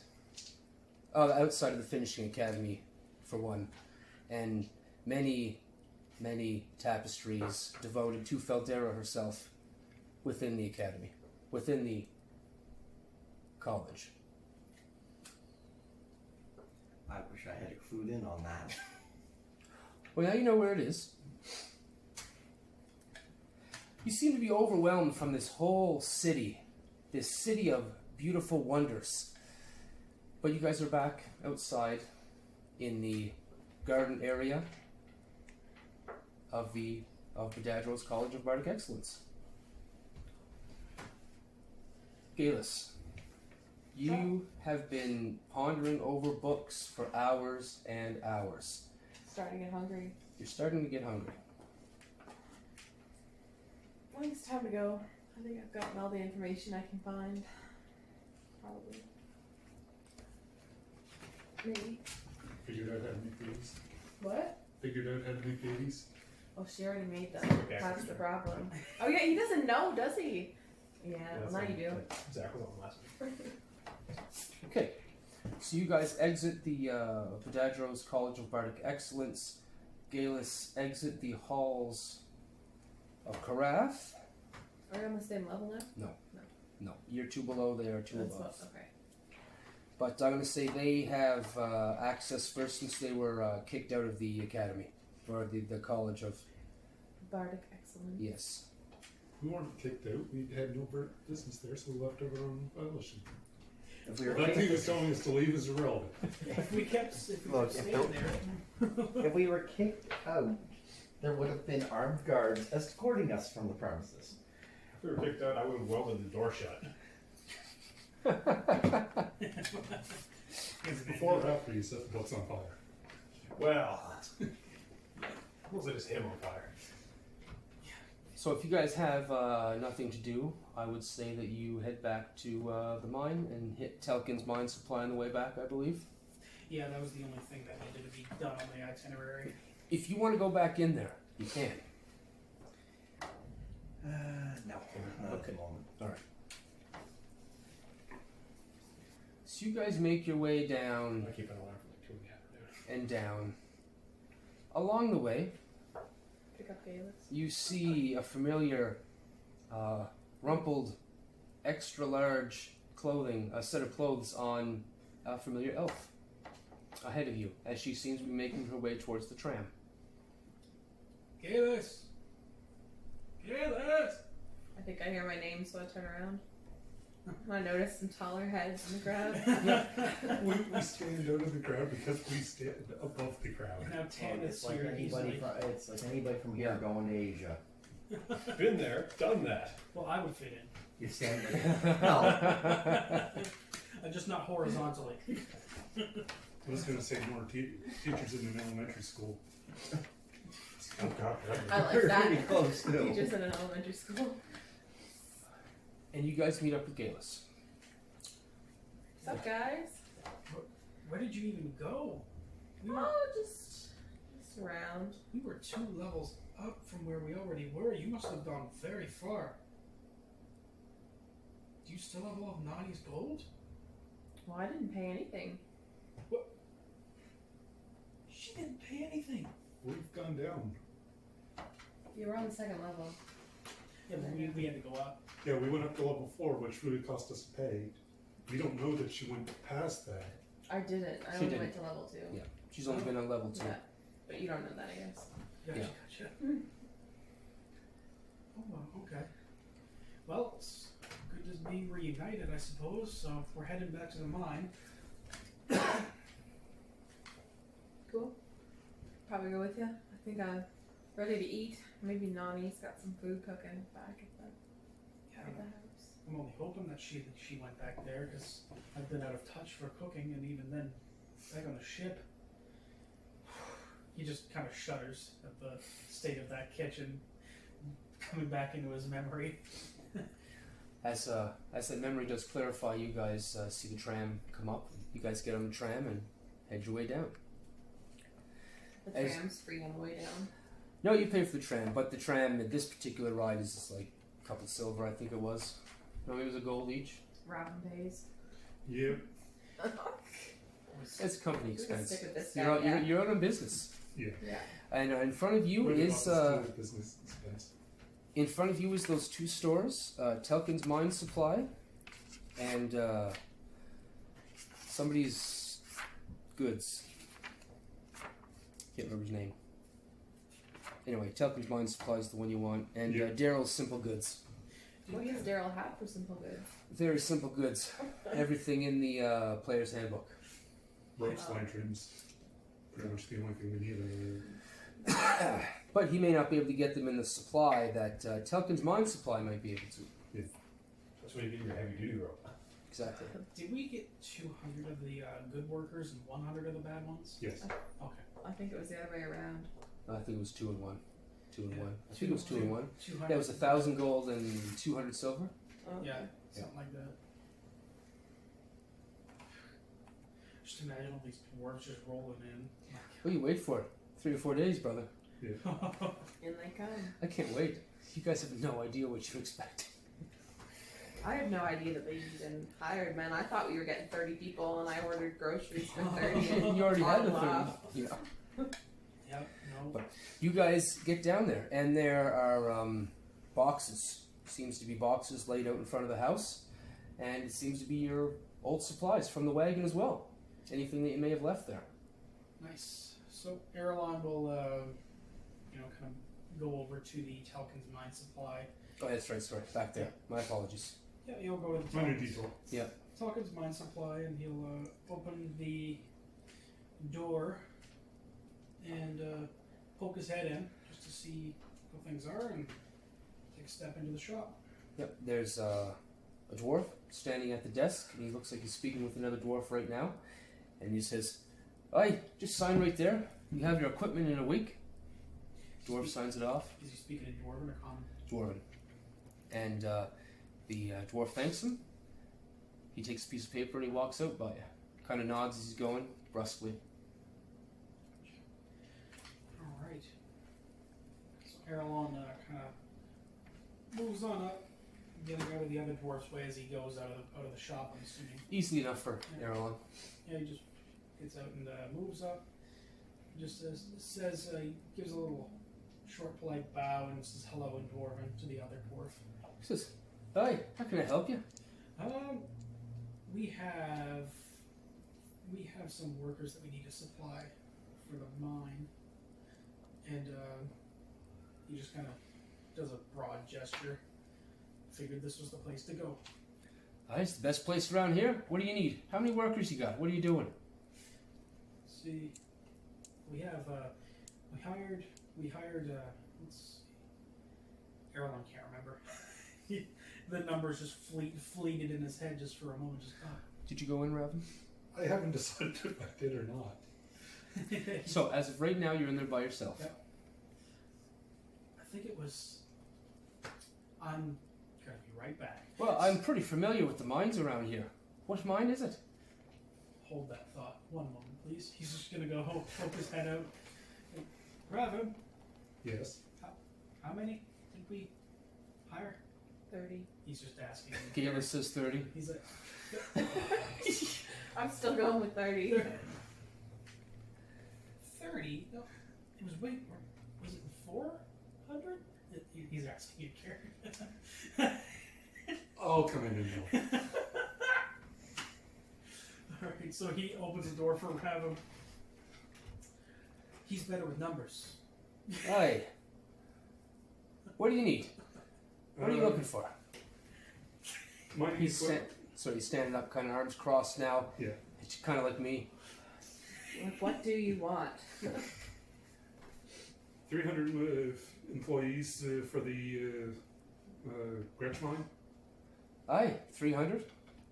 Yeah. Doing just hand mining, or do you have any equipment? Looking for equipment. Aye. Okay. Do you have any equipment on site now? I would imagine that most of it is not of fair quality, so we'll say we need a resupply, full resupply. Aye. He looks down underneath his desk and he brings up a book, and you can see him going through it. There's different names of mines and purchase history and whatnot. And he flips over to the Gretch Mine, and you can see that they've, in amongst other equipment, he says, they also got 2 arms down there. Are you sure they're in disrepair? They usually last a fair while. 2 arms? Aye. I'm familiar with that. Oh, the arms, they dig out the rock. Instead of having 50 dwarves do it, he can have this one machine just tear out the whole rock face. Oh, it's pretty complicated equipment, though. But it just says here that you just got one there no more than 6 months ago. I don't know how old the other one is that came in before me. Let's assume that those are still good, but we wanted to do some extra handwork alongside. Do you have any equipment at all? You knew everything?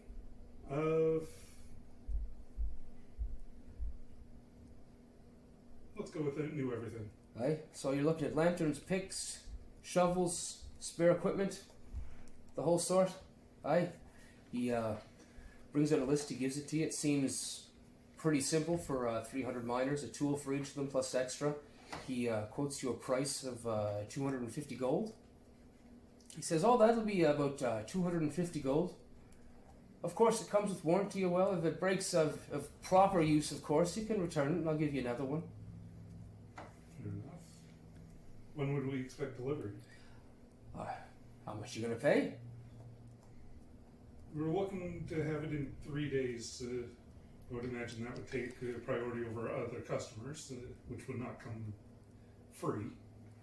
Aye, it would take priority. However, the Gretch Mine is fairly close from here. I can do it in 3 days. It's a bit of a rush, but I can do it. Okay. Is it? It'll be 250 gold though flat. I can't give you any deals with the delivery on such No. short notice. Not a problem for that. Aye, I'll need it all up front as well. Of course. All right. He nods and puts out this kind of basket. Pushes it forward to you. Put the money in the basket. He just kind of moves it around. Aye, this'll do. He puts it under the desk. And he says, all right, Gretch Mine under whose name? You don't look like the previous owner of the Gretch Mine. New management. Aye. It's not a uncommon thing, of course. And be sure that I have no bias in the matter. The old Gretch Mine has its own tales about it. Oh, Gretch Mine. Roland. Sorry? Roland. Roland? Is that the same one you used before? Yeah. Good, okay. That's all what right. I was just double checking. Sounds good. All right. All right, Roland, your equipment will be there in 3 days. And if you need any more help, just come over here at Telkin's Mine Supply. We'll do what we can to help you. Thank you. All right. And you guys head out of there. Earilon and Ravim are in there for about 10 minutes talking. You guys are outside. You see a tram come up and leave again. Nobody was on it. Ravim comes out and you guys head back to the manse. As you guys approach the manse, you guys can see crates and crates of food, as well as crates and the equipment that you guys had, if you had left any on the coach itself when you came in. I don't think you guys had anything big except for the chest that had spices in it, and maybe a few crates of supplies. You guys had extra rations, wagon, stuff like that, wagon replacement parts. But everything's there. That's right. The manse is lit up in greens and golds and yellows and blues. Every window has a different color. Looks like it's had more lively now. You can also see Earilon past the manse. There is that fenced off area, and on those posts that were slammed into the ground, Tanith, you know as well, they are also lit in this fairly bright white light. That's where all those bodies were. No, this is just a separated area of stone that seems to be filled with soil. Oh, okay. Alright, so Earilon will kind of just, he'll take his hood off, because he's had it up the whole time, and, Suspicious looking elf. yeah, no. So his ears will flop out, or spring out rather, and, he will, he'll kind of eye that tunnel where he knows those bugs were. That's in behind the manse. Yeah. You come down across the manse, the front door, you hit the garden, you gotta go up and around way in the back to see that. But you can go through the house easier than go around to find that spot. Gotcha. So he'll go into the manse. and, Alright, you go into the manse. Yeah. Roll perception.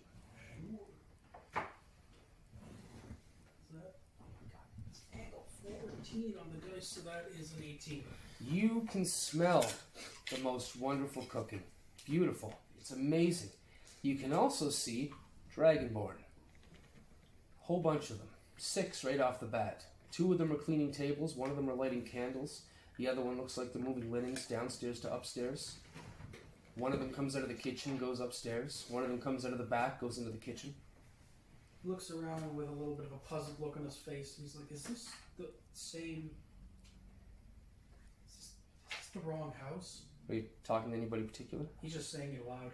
Okay, the Dragonborn, one of them closest to you, kind of gives you a sideways glance and keeps walking. Is anybody else in here with me? I don't know. Is anybody else going to the manse? Yeah, we'll follow him. Might as well. Okay, everybody piles in the manse. You guys see all the same thing. You see a couple of the Dragonborn stop for a moment, look at you guys, and then get back to work. I'm gonna head into the kitchen, look for Nonny. Okay, roll perception with advantage first, because you're so hungry right now. So hungry.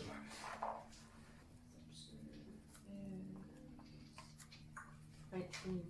Nice. 19. It smells delicious. It's great. You can even hear the wooden spoon scraping along the cast iron pot as you begin to get close. And you open the door. And the door swings open. And the first thing you can see is more Dragonborn. There's 4 of them in there. And one particularly large Dragonborn, about the size of Tanith. Not as tall, but the same snout with the same horns on it, these big clawed hands. And she holds this massive wooden spoon. And she points it at you. And she says, "What are you doing in here? This is my kitchen." Where's Nonny? I don't know who Nonny is. Do you have something I can eat? Yes. She Give puts her her a spoon grain. down, and she points at one of the other Dragonborn. She speaks, and do you speak Dragonborn? No. She speaks in Dragonborn to them, this really coarse language, and the Dragonborn runs over, grabs a bowl, gets a spoon, spoons you with this massive helping of this stew, and passes it to you. Thank you. I say in common. I don't speak Dragonborn. That's fine. The Dragonborn nods to you, doesn't really keep eye contact very much, and then as soon as you have hold of it, they walk away and continue doing what they were doing. I walk back out into the main area. Okay. With There the are a bowl. lot more dragon people here than I remember there being. Yeah, we don't remember them being here either. We've been gone Okay, for so a it's not while. just me. We've been gone, yeah. And there was quite a few of them this morning. Not If I that do many. recall, the largest of them left me a whole pot of stew this morning. And what are you doing right now, Stanth? You're quite full. You're in a predicament. Well, me and Ornul were gonna go drinking, so There's Oh, always room that's for more right. stew. Yeah, but You didn't. guys, yeah, so I suppose if you guys wanted to... we were gonna split off before everyone else went in the vans, and then we were Okay. gonna go have a couple of beverages Okay, so you guys did that since... to celebrate his successful retirement. Exactly. Now, did you guys tell the rest of them that you were... the reasons why?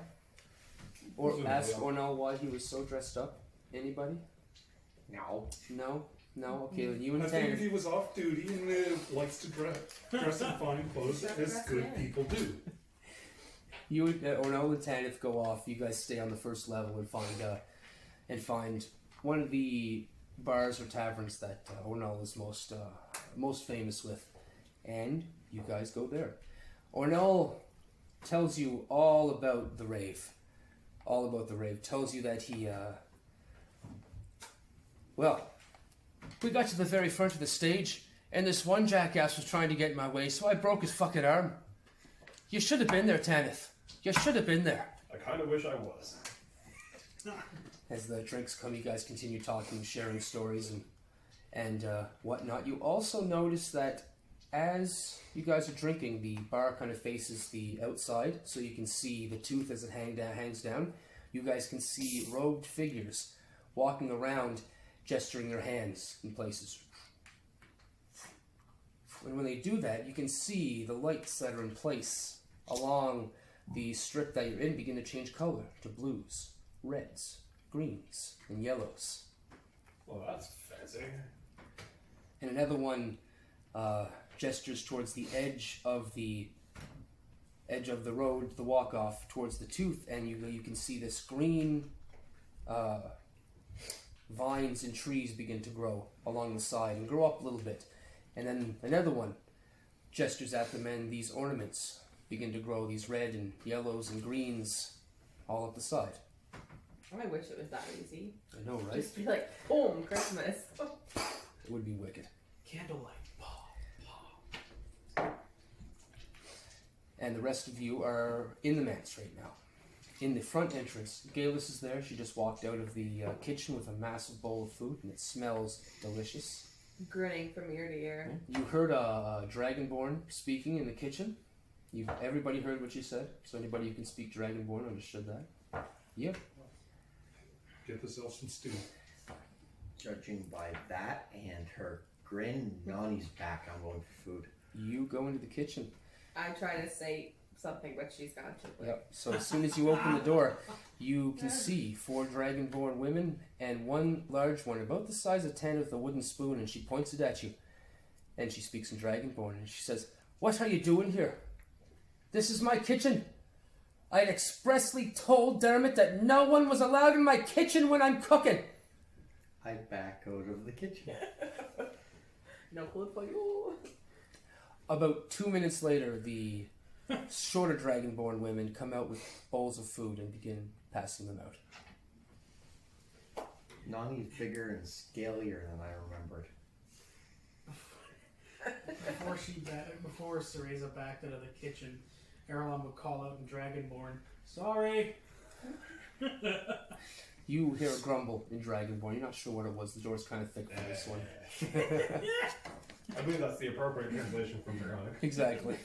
Hand wave and all. He's an adept. So it is delicious. Amazing. On par with Nonny. On par. Is But Nonny don't tell her anywhere to that. be seen? Don't see her. She's off doing Nonny things. Roll to confirm Nonny levels of cooking. Do you guys ask about her? Yeah. Yeah, has anybody seen that? Anybody seen Nonny at all? Nobody? Frank pipes in. He says, "Well, like I said before, she had met someone. Some other dwarven female, and had went off in that direction. I don't know who it was. She wouldn't give me any names, and she didn't answer any questions I asked her anyway. So I just kind of let her go. She's, I've seen her." She can take care of herself for this Yeah. thing. Yep. Geillis looks a little lost because Nonny was the only one she really connected with. That bowl of stew is really good, though. But now You can it's also not. play with crowns. Yeah, no more. Does the stew have meat in it? Yes, Of course it does. He doesn't partake. Earilon doesn't. but it's only it's Geillis reaches over and takes his bowl that he hasn't touched. Just eat out. Just eat around the meat. It's a principle thing for him. no, it's not over 20, so there's no wisdom safe, so you're all right. Gotcha. All right. I remember. Remember this boy. So it's not Nonny level of cooking. But Pretty it's close. it's damn close. 18 anyway. It's you guys notice that the chest of saffron is still outside. Earilon will just kind of snack on some sort of root vegetable, basically. He'll just cut off pieces with a dagger and Turnip. Frank has turnip. It's all in his bag. turn. Frank's got the bag of turnip. Earilon will. They were fancy turnips. They were golden something turnip. Yeah, something like that. Sounds like it'd be really good mashed and spiced. Earilon will look at Frank. For 5 gold, I hope so. syrup on them. I'm assuming Frank's eating right now. Yeah, his bag's on the floor. Yeah. He's not wearing it. He's eating the stew right now. Frank, can I take one of those turnips? They ain't mine. Alright, He no. paid That for wasn't them, but enough. they're not his. They're Nonny's, right?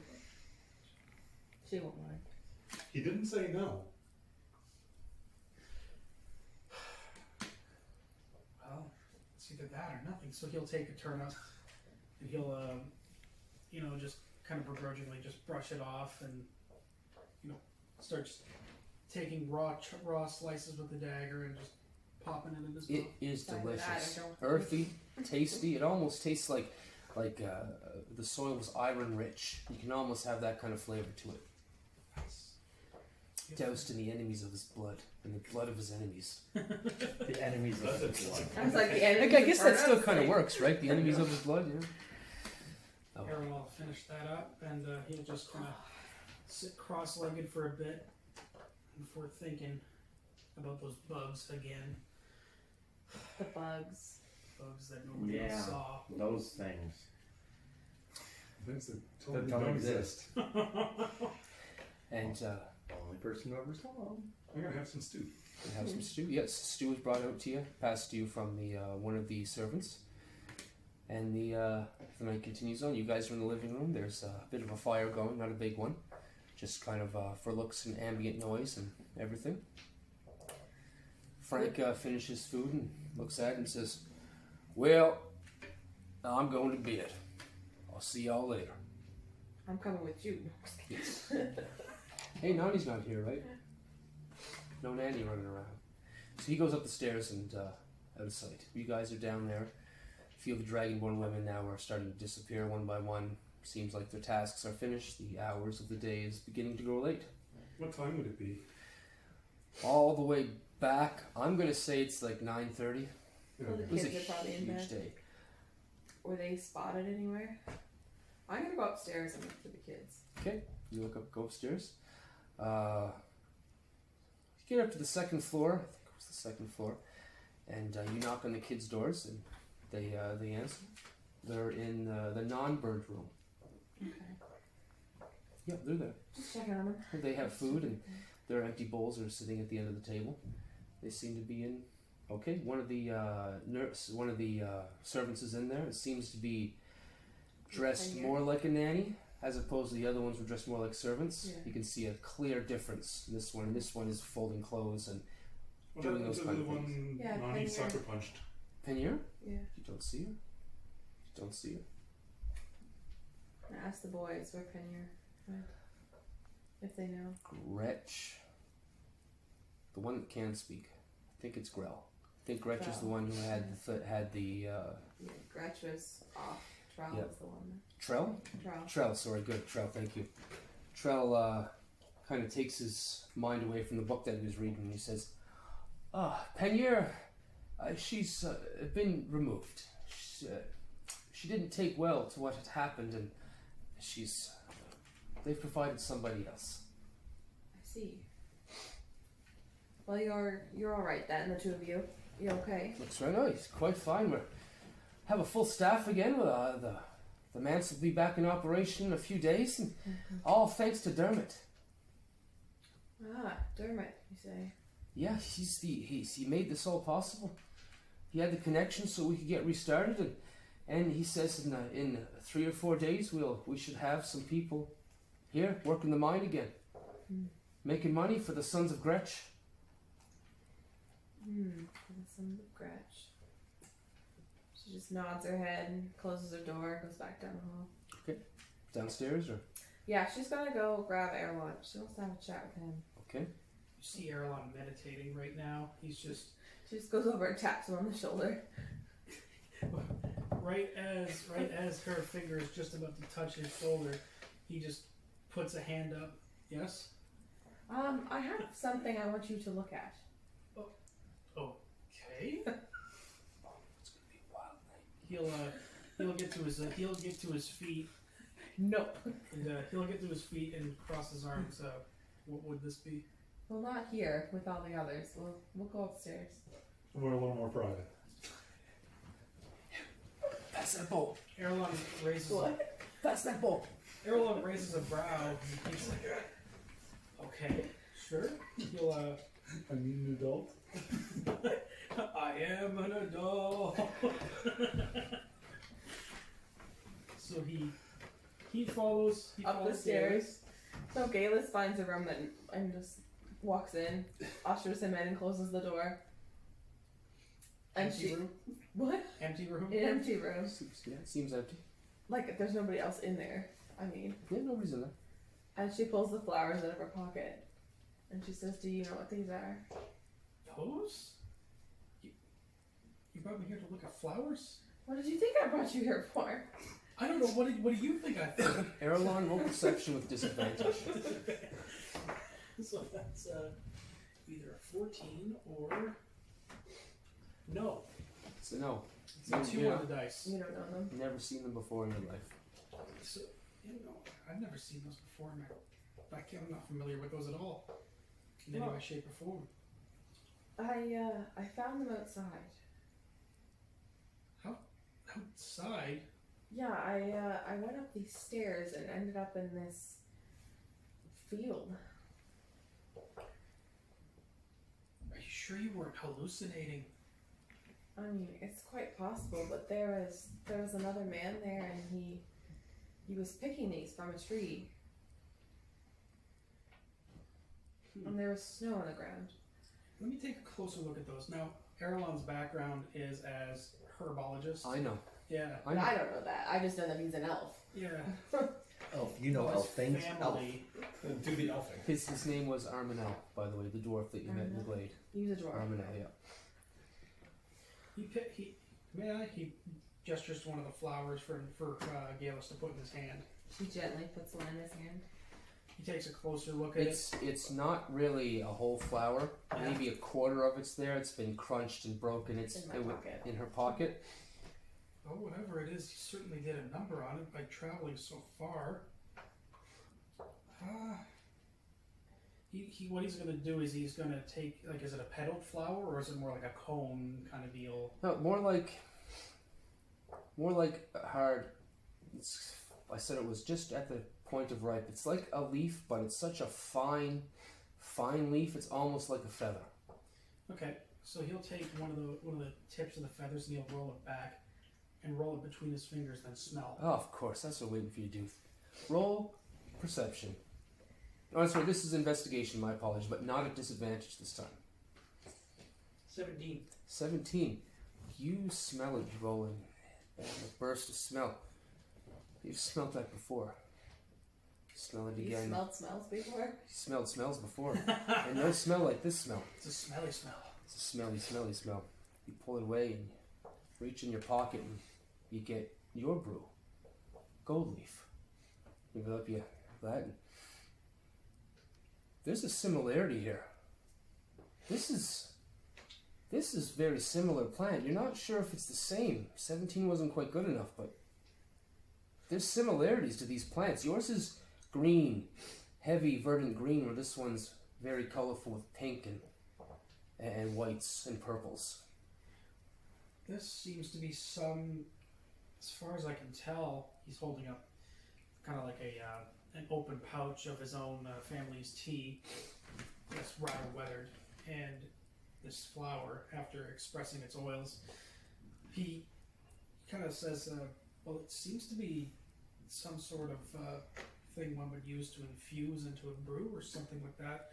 But this is my own family's heritage tea. He offers Geillis a smell of it. Do you Would I not recognize that smell? Roll disadvantage. Investigation.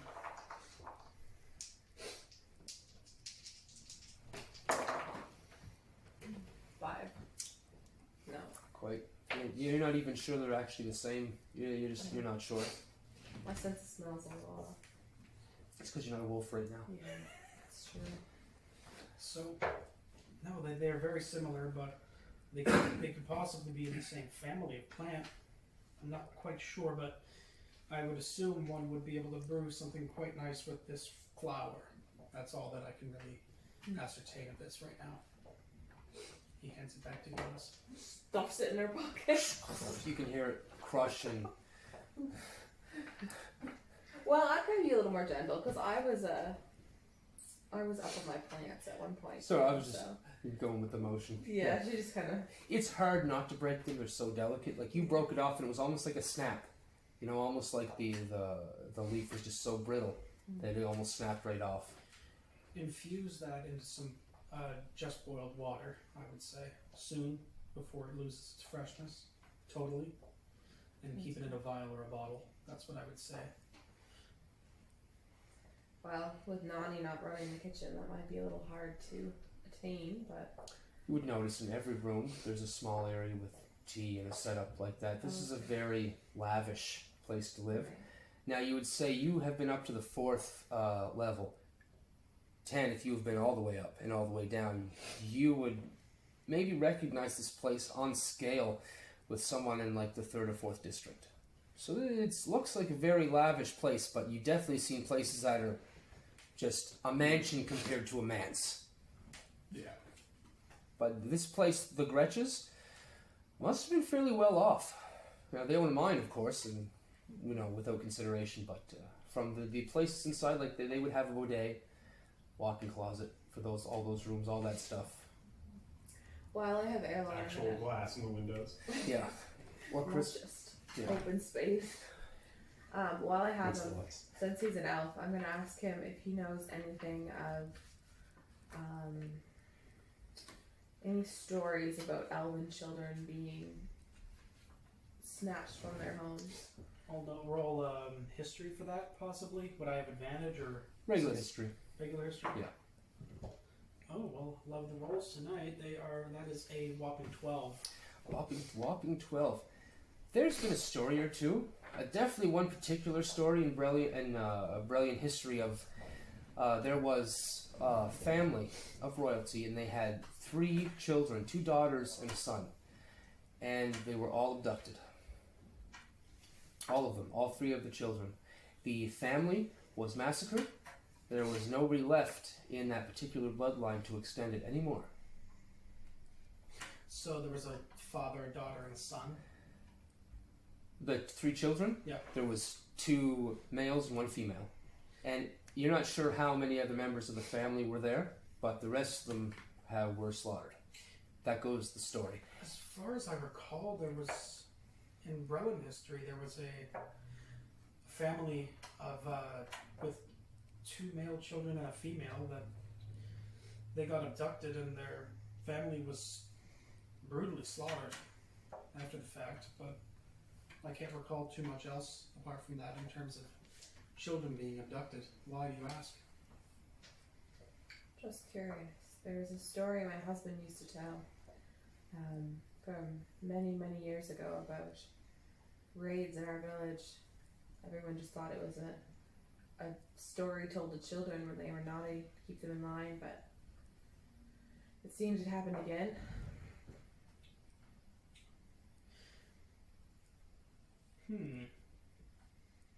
Does anybody other than Nonny know her story?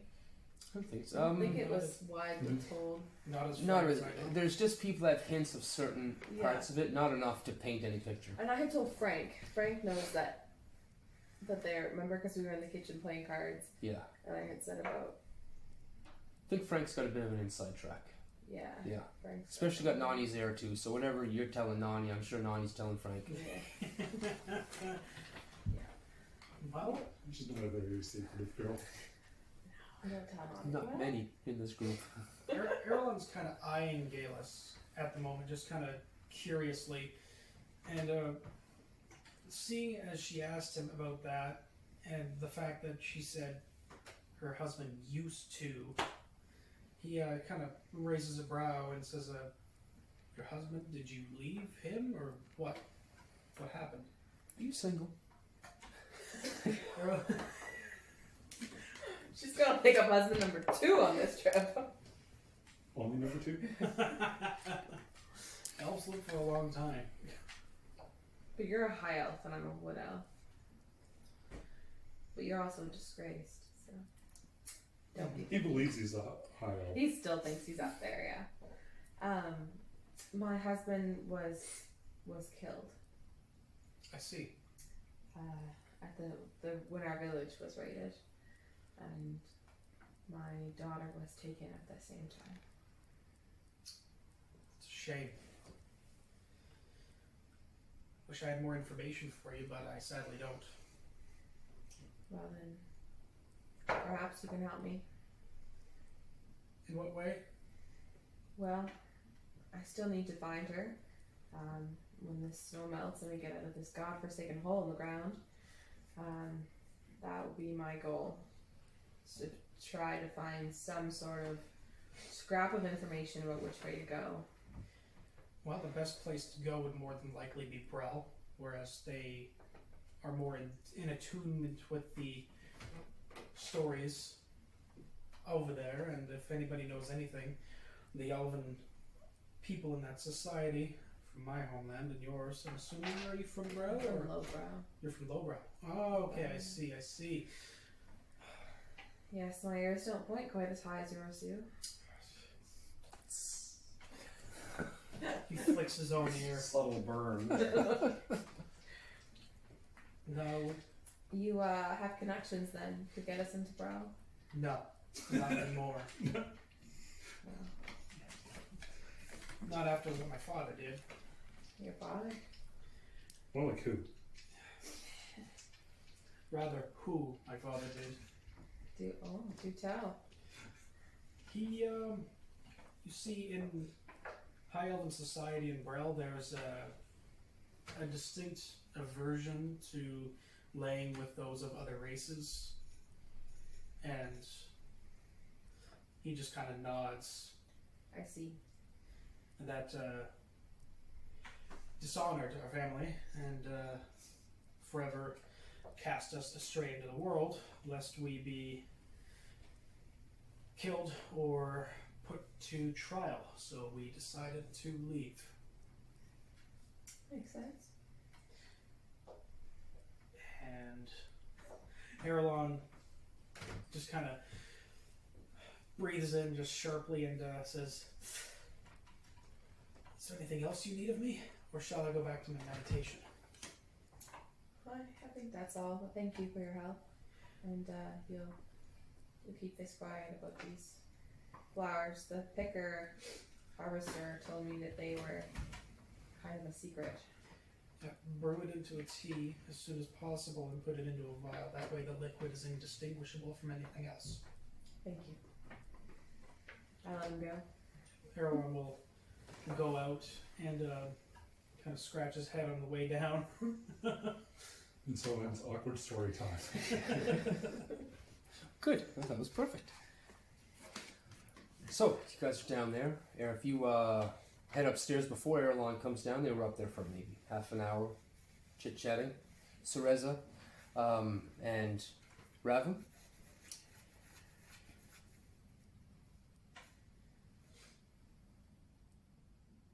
Cereza would have likely finished the bowl of stew she had, seen if she could get more, and then gone and passed out in a food coma upstairs. Easily done. And that Sounds happens. like a plan. Okay. You do, as you're reluctant to go into the kitchen. You get close, and you do hear on the other side a dragonborn female say, "You can come in." She knows. She just told us through. Only poke about the top part of the head sideways in. Is there any more stew? Aye, there's some left for you stragglers. I'll let you likes of you come in here and have some. I'm off shift now. There's some bread in the fridge. Don't leave my kitchen a mess, or you won't be allowed in it again. Okay. 19 intimidation. Serious dragon lady is serious. Okay. And she hangs up her wooden spoon on the door before she leaves. The door swings open. She enters the living area. She looks at Ravim. That's the last one there. And gives you a nod and turns right to go up the stairs. Geillis crashes into her on the way down. Needs a ring face. I am going to very carefully get myself some more stew without making any sort of mess. Sleight of hand? Uh-oh. Since you're going to ask like that. Yeah. But I'm sure it's not going to Uh-oh. Oh, no. That's a 9. You dribble. There are a few drops on the floor, but you didn't notice. I didn't notice. Do you want to roll perception? 14. Yeah, okay, you notice. Okay. I take the bowl of stew out of the room. I leave it in the living room. I go back and I am going to painstakingly make sure that I clean all of the stuff that I made a mess of with prestidigitation. Gotcha. Okay. Yep. Easily enough. Especially with the spell. It's all cleaned up. before going back and eating the probably now barely warm stew. No, it only took 18 seconds. Prestidigitation. Bang, bang, bang. That's all. Okay, I go and eat the stew. Still hot. Okay. You come back and find Geillis. I clean the bowl with prestidigitation before bringing it back into the kitchen. And then I put it with the other clean. And then I As am if going to. you weren't even there. And then I'm going to leave. Very, very carefully. There's nothing left. Not even one of your fine hairs off of your head in that kitchen. Good. Since would Earilon, this is would have been while they were chatting, or would Yeah, it be after? Okay. Yeah. Okay. Well, I guess Ravim doesn't get any more stew. Did you want some? I was kind of hoping for her. Well, I'm just cleaning up my mess. I'm not cleaning up everything. Yeah, but you cleaned out the stew pot. No, I cleaned up all the dribbles. And what did you do after that? I cleaned my bowl and I put it with the clean stuff. So, And suffice then to I say, left. the pot of stew is still there for stragglers. There's still some left for stragglers. Okay, because it made it sound like she left the No, either left the stew pot out there or cleaned the stew pot. I think it was where she was eating and where she had moved the stew, kind of deal. I took That's the why it bowl took so out. quick, or took such a short a time. Yeah. So you guys get your seconds in the main room and are quite full. I will also get some bread. All right, you did hear that conversation. The rooms are right next to each other. Geillis, at this point, you do come down, brushing by the cook by the name of. She didn't give you a name. No. Cook. Cook. By the name of Scary Dragon Lady. Doesn't scare me. That's Miss Dragon. Miss Scary Dragon Lady. It could be a Mrs. You don't know. Could be. I guess that's the wife. What does her husband look like? So you guys, Ravim, it's the night. Cereza, you come out, you finish, you go find her bedroom for a sleep coma. Yep. Fall good asleep coma. quite easily. Ravim, you're the only one up right now. Well, I just came down. Sorry, that's right. You're down there as well. Geillis came down. You're finishing your bowl. Geillis comes down. Earilon's in the corner of the stone floor meditating. Fire flickering in the background. Looks very uncomfortable for a buddy. He's used to it. You know, there are beds upstairs. You can meditate on those. Best to leave those for people who need them. I don't need them. Pretty sure you do. I'm gonna wander over, plop down in front of the fire, All right. stare into it. It's wonderful. Fire they just put a few new logs on. It's spitting, it's hissing. I'm looking real hard for somebody, Okay. but I don't think anything's appearing. Ravim, you see that? Just this crazy chick just into the flames. Yeah, you two had a good talk. I'm gonna go.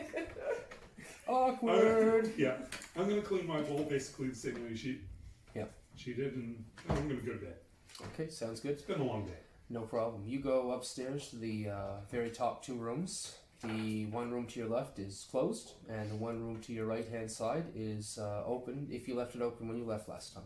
If not, it's you'd notice that it's been cleaned, beds have been changed, the blankets are way fresher than the first time you slept in this bed.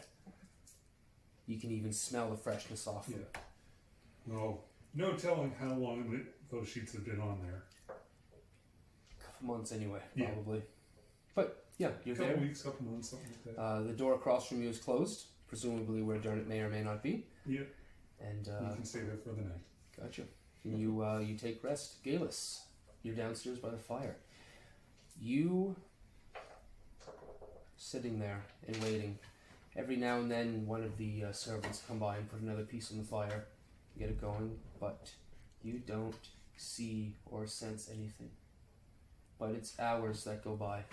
Whilst Tanith and Ornul are at the one of the local taverns. Slightly disheveled, stone floors. There are reeds thrown down atop the floor. You guys can see peanuts. Maybe someone peed in the corner over there. You're not quite sure. But it's filled still with dwarves and 1 or 2 dragonborn from the Knights of Oros. It seems to be a very Knights of Oros bar. It's an NCO bar. And you guys are there. There's food being passed around, very small amounts. Just We're not there to eat. but the liquor is going around just as easily. You and Ornul are swapping back stories, maybe throwing some dice at the table. Dwarves like to drink and gamble, and in this particular area, they play a game called 3 cards. It's with dice, though. Of course it is. Do you wish to participate? No. No? Can't Or Ornul does. Of course he does. And roll. There's a retirement fund somehow. He's doing very poorly. He's you guys have been there for about an hour and a half now, drinking, swapping stories, and he's down about 25 gold at this particular moment. It's a good thing he's not paying for his drinks then. All right. He Does he know that? I'm sure he would know by now after he hasn't paid for anything. And by now he's getting pretty drunk. He seems to be tying one on pretty well, and losing a lot at dice. Ravim? Sorry, not Ravim. Tanith, roll perception. Or first, roll Constitution saving throw, and then I'll ask you to roll perception. Soft 20 on Constitution. Okay, good. Now roll perception, please. 17. 17. Alright, 17 is a good number. Alright. So you can see you're sitting there drinking, kind of listening at this point. You're not much of a storyteller, but much more of a listener. And Ornul's going on about his story. He's not really paying attention to the game. He's just having fun. But you noticed the guy in front of him that's playing, out of the 5 dwarves that are there playing, one of them kind of had a little slip, a jerk to the hand just before he let the dice go down. And he won. He won all the gold. He won 2 rounds ago, too. In the very first round, he won. But he hasn't won in the ones in between. I saw your hand, buddy. He looks the other way and pretends like he didn't hear you and starts a conversation with one of the other dwarves to his side. He said, "Yeah, remember seeing the band, the rave? It was such a huge rave. What do you think?" And he points to another guy over there. There's a brawl going. I don't want to have to hurt this man. I really don't want to hurt this man, but I will. I have to. That's what he did. Oh dear. Cheater. I'll reach over and very politely grab him by his shoulder. Roll an attack, please. You're tall enough for just to reach over the table, so. 19 plus loss. Okay, so you grab him, and when you go to grab his shoulder, it just kind of, there's like nothing there. You put your hand down further, and you're like, it's an illusion. You grab him by the shoulder, and you lift him up, and he's light. Not light like a dwarf. So my hand would be in his shoulder at this point. Yeah, and the image begins to fade away. And it's this halfling standing there, hanging there. There's this halfling hanging there. And you can see on his pouch he has about 24 odd-colored pouches. Felts, purples, yellows, greens, golds. You give him a shake and say, jingle, jingle, jingle, jingle, jingle. My, aren't we the naughty one? He kind of looks around at all the other dwarfs. All the other Knights of Oros. Yeah. Oh no. And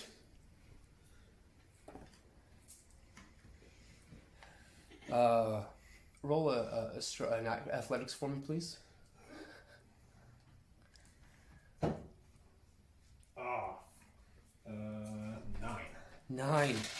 He slips out of your grasp. He kind of moves his hand in between yours and just kind of slips it in underneath and moves his shoulder, and he falls to the table, crashes in the middle of the table. Drinks get spilled everywhere. Ornul has 2 big steins of beer spilled all over his new clothes. Oh. He stands back and stands up, starts cursing in Dwarvish, and the halfling begins to move away from you. He needs to make a wisdom saving throw. I'm casting command. Wisdom save of 10. Okay, it's a 17. Oh, You rolled that 15 on the dice. Well, that didn't work then. And Grab he- him. As you say that, some very drunk dwarves attempt to,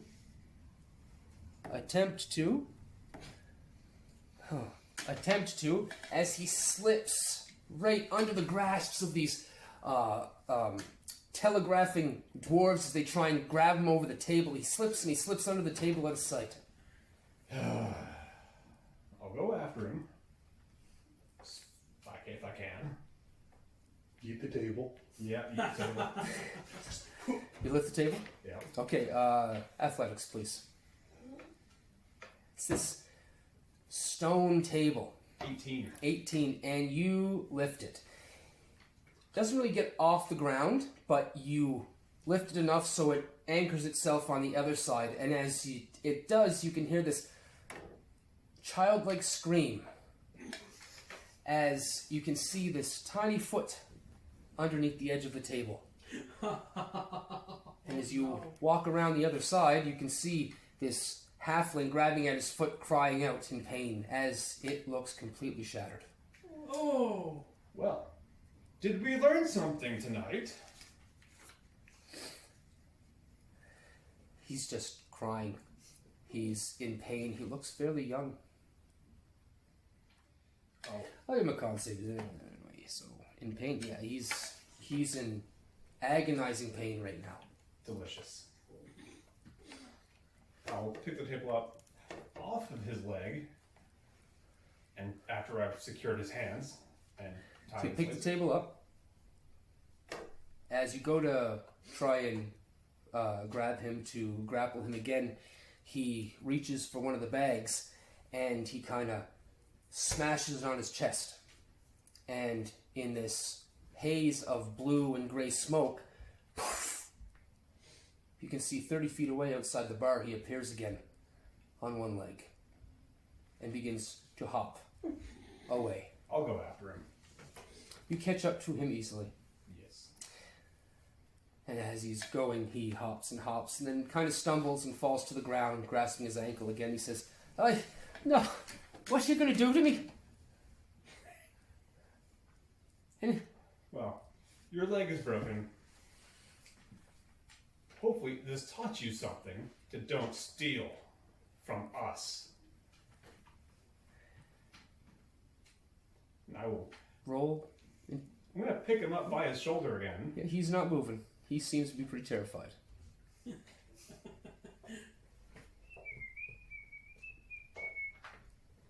And I'm going to cast Cure Wounds on him.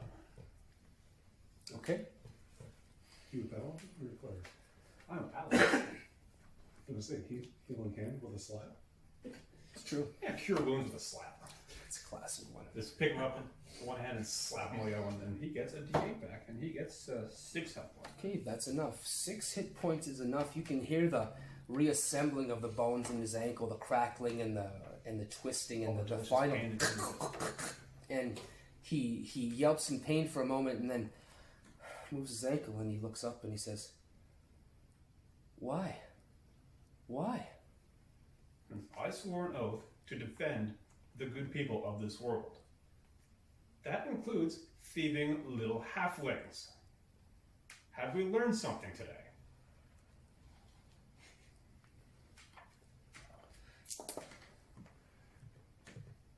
You've confused me more than anything else. He looks around. People are starting to gather. You can see them nodding. Little smiles on their faces. You see him kind of bringing his hands closer into his chest. Now, we're going to go back inside there. You're going to buy everyone around, and then I will never see you again. Are we clear? Can I just pay you here? I'll pay you more Then it would need be. You did wrong. Now you must do right. You're coming with me. Kind of looks around. Roll intimidation. Oh boy. That's an 18.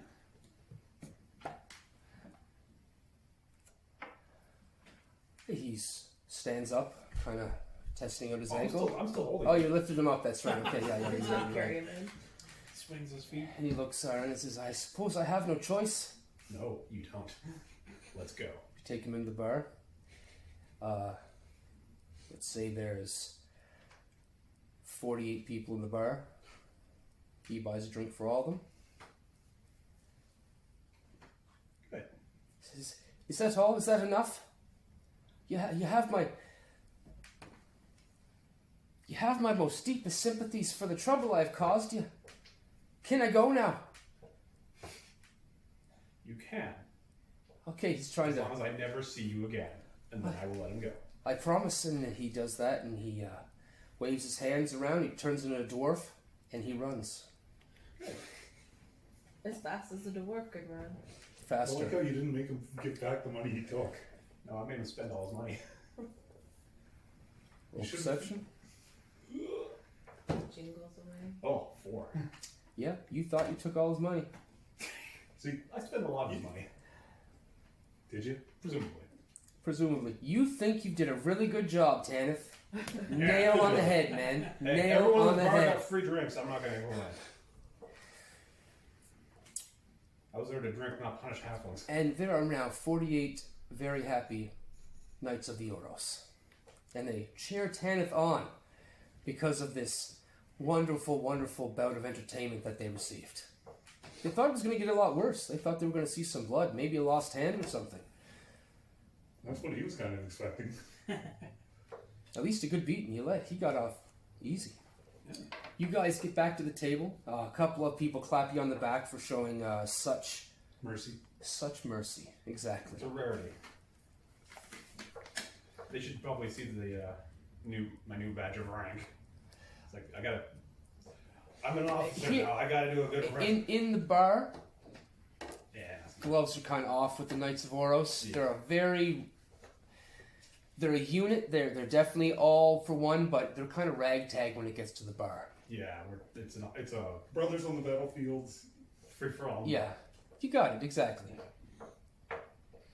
Like in the back of my head, it's like, oh great, I'm an officer now. I gotta set some kind of a standard for something.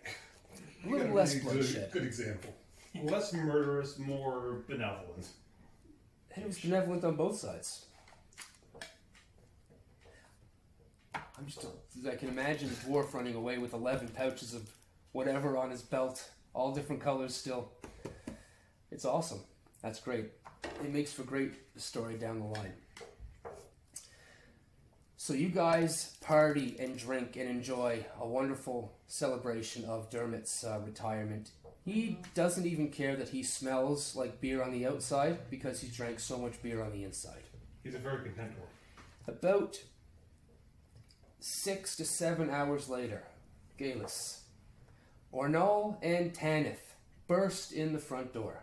The door swings open, smashes into the stone wall beside it, just destroying a small wooden table. All the pieces are on the floor. There was a vase on it that smashed to the ground. Everybody roll perception. 15 and up, you heard it and are now awake. Well, I guess You're awake? I didn't, but No, Geillis, you're actually at the fire. Food coma. Food coma. 23. Way at the top. You still hear it. The smash, the laughing. Everything. You guys burst in the house. Earilon's on the first floor, and that, Yeah, You're right there. that wooden table was like a few feet away from him. Yeah, that's right. You felt the gust of the door as it blew open. Whoa! A small drift of the breeze of Brel drifts through your nose. And you guys are now back at the manse. Excellent. What do you do after getting home Shit-faced drunk. after a 6-hour binge? Find somewhere soft to pass the fuck out. I thought it was going to go somewhere else. You head upstairs. You find the room you were in before with the bed that's much too small. Yeah. And Dhermit does the same with one of the other rooms, but finds a bed that's just his size. Not hard for him. Not hard at all. And you guys fall asleep very quickly. The rest of you, it may take you a little bit longer to fall asleep as they came up the stairs, the stomping and the jumping and the bouncing and the laughing. And there was one more story that took no more than 17 minutes to finish. Right outside the door. Yeah. And then They're like a level or two down, and I can still hear it. echoing through these hollow stone halls. But eventually, you guys all find sleep. Geillis, you wait and you wait hours after you're past being tired and exhausted, and there's nothing. Just pass it on the floor in front of the fire. Okay. There happens to be carpets all over this particular floor because of the stone floors, and you guys all go to sleep. And now, as you guys have a long, nice sleep, we will go into a bit of downtime. 2 weeks will pass. What would you guys like to do? We'll have a brief thing of you guys going up to get your clothes that you ordered, but a generalization of what you guys want to do for the next 2 weeks. So we went ahead 2 weeks. I don't think what we. Yeah, I guess 2 I would weeks. have probably done more research. And the research you're doing now is going to be a little different. Okay. As you go into the halls, what do you ask? Will they have like ledgers of lineage? Family trees. Yeah. Are you asking? Yeah. I'll ask As you're coming into the Vulcan. roll perception to find Oh, find something. sorry.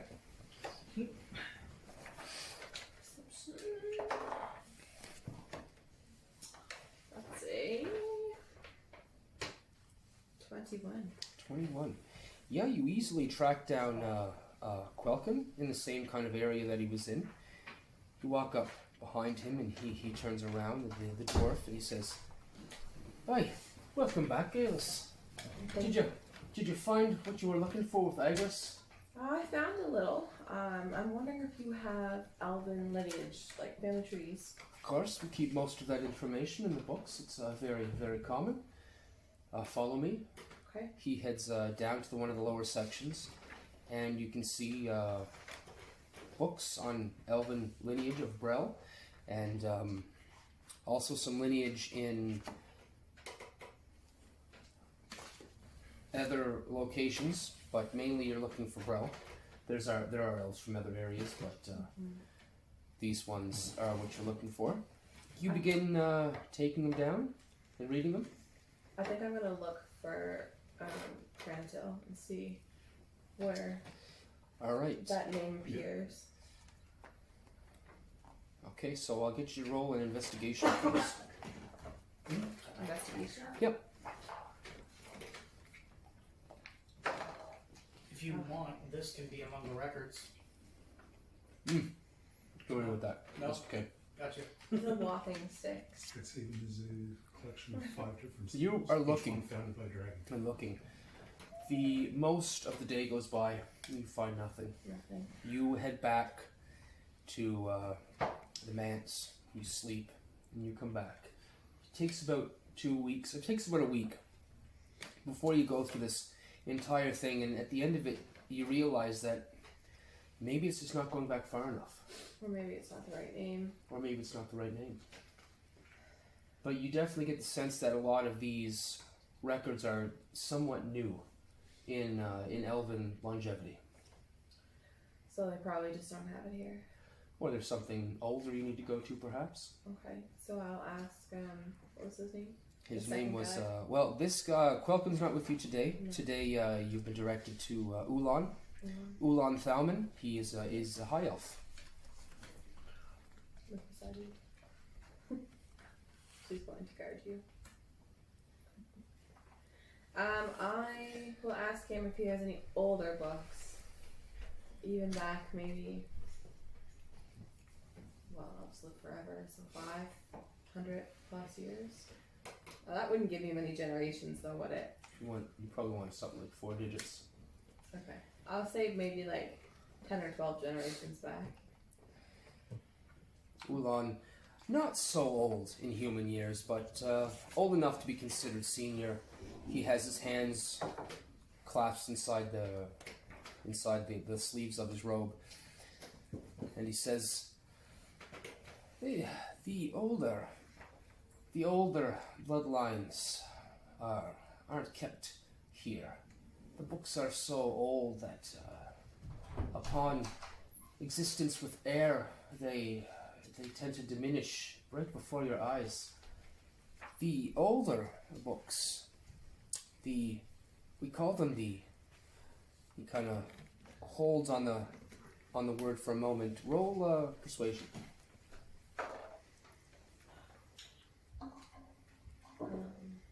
7. Says, I'm afraid I may not be able to allow you entrance. Do you personally know anything about the older elven lines, just from memory? From my memory, not so much. My expertise lie in a different way. Of course. However, I don't have the power to give you access. Perhaps there's another way. Who else would I need to talk to? You'd have to get perhaps Call to help you. He has more say about who has what. You'll find. I can take you to him if you'd like to speak with him. That would be great. He takes you up to almost the very top of this geometric shape. It's almost like maybe a 12 or 14 sided shape. It almost looks like from this particular That queasy angle. feeling comes back. It does, Yeah. and you walk up to this door, and there's you see Ulan put his hand beside the door, and then the door opens about 10 seconds later, and he walks you in.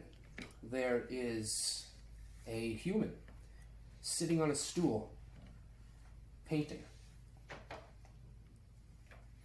And he is bare from the chest up, or from the waist up, and he's wearing very slack red and gold pants. And what is he? He's a human. Yep. Seems to be fairly built. Color's his hair. Bald. It's that asshole from earlier. No, not quite. But he is an asshole, though. Have no doubt about that. And he stops, he puts his paintbrush down, and he says, "Aye, Ulan, how can I help this wonderful person you brought me?" And he says, "Well, she's looking to gain access to the books." And he looks back at you and he says, "She's looking to gain access to the Ley Lines of old." And he looks at you specifically, and then he kind of stands up and he says, "Would you need knowledge going back that far? It's protected words." And before you answer, he says, "Ulan, you can leave." Ulan nods, bows to him and bows to you, and leaves the room, shuts the door. I start to feel a little panicked, locked in a room with a strange man. And I say, I'm looking for a history of my family. "Your family?" And he looks at you. "I don't know if you'd have a history on your family. You seem, pardon my rudeness, a bit lowbrow."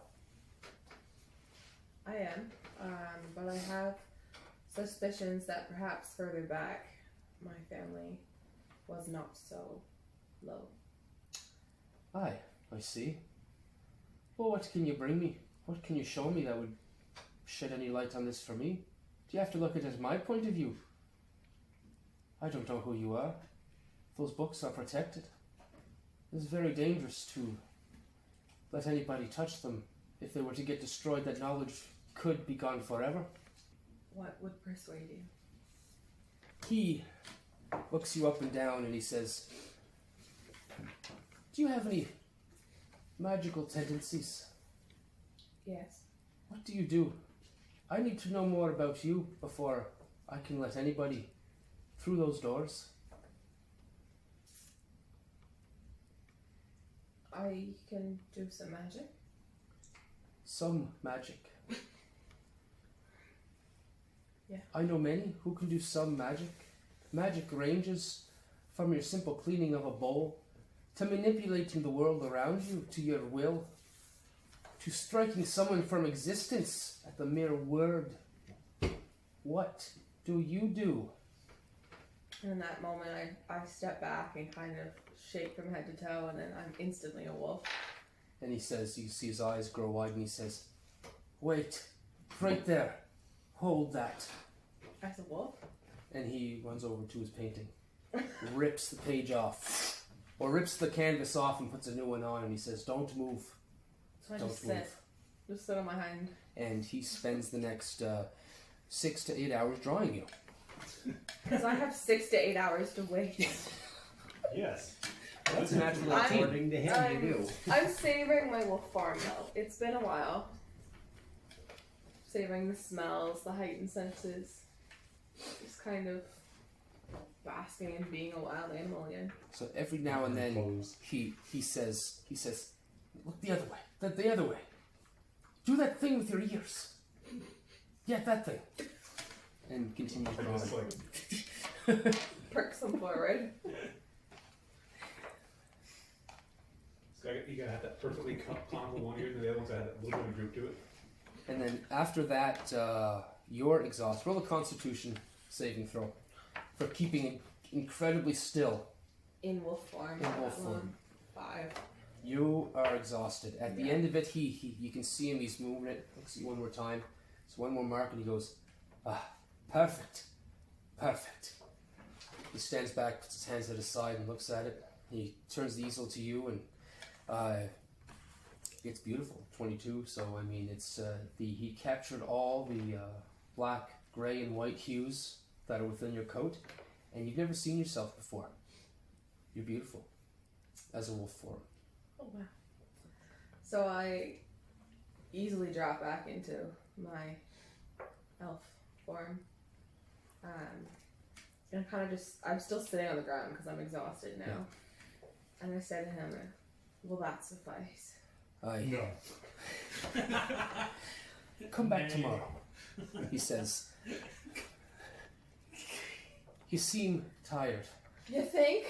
Go home, get some food and prepare. I can set up a room for you so you can examine one book. So you can't have, I'll give you more details tomorrow. She nods. Drags herself to her feet. Do you have any money? I do. Okay. You're gonna go, yeah. So you,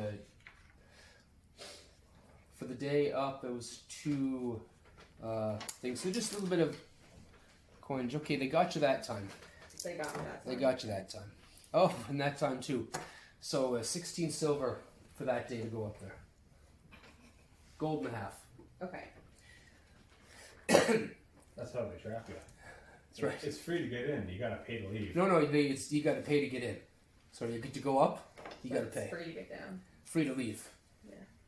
They know you're always going to come back though, because there's nothing else down there. Where's the entrance to the outside though? The up or down? Way up. Way up and way down. Oh. Yep, you guys know of an entrance through the Corath Mines. It goes all the way to Anra's Coast. All the way underneath the mountain to Anra's Coast to the town of... You were from there, Tanith? Gallows Gate? Gallows Gate. All the way to Gallows Gate. Crap. All the way. That's a tunnel. It's a trek, like they've told Geillis already, so Armanel, I believe, told you, was 6 weeks travel underground to get to Anra's Coast. Yeah. Wow. So I get back to the manse by this point. Probably. Yep, you're back at the manse, and there's Drag myself in. Flop on the couch, and then there's the door. there's food. It's probably an odd hour of the night after taking your time to try I'm and too get tired there. to even eat. I just Oh, fall boy. into a deep, deep sleep. Okay. Full of wild dreams. Days Well, be you were just being as a wolf for the past 6 to 8 hours, so it's Yeah. going to be a little bit of a bleed. It's a little rough. Okay, that's basically that. You go back the next day. You meet Call. They're anticipating your arrival. Call leads you to a room, just kind of just slightly out of the geometric shape that is Corath, the halls of Corath. And inside there are 2 shelves. They're not so large, maybe about 6 feet high, and they go in about 20 feet. There's a considerable amount of books. As you look at them, you notice none of them have words. They're all faded, so faded you can't even tell anymore. There's also scrolls, an abundance amount of scrolls. And when Call is in there, he says, "Your answers are in here.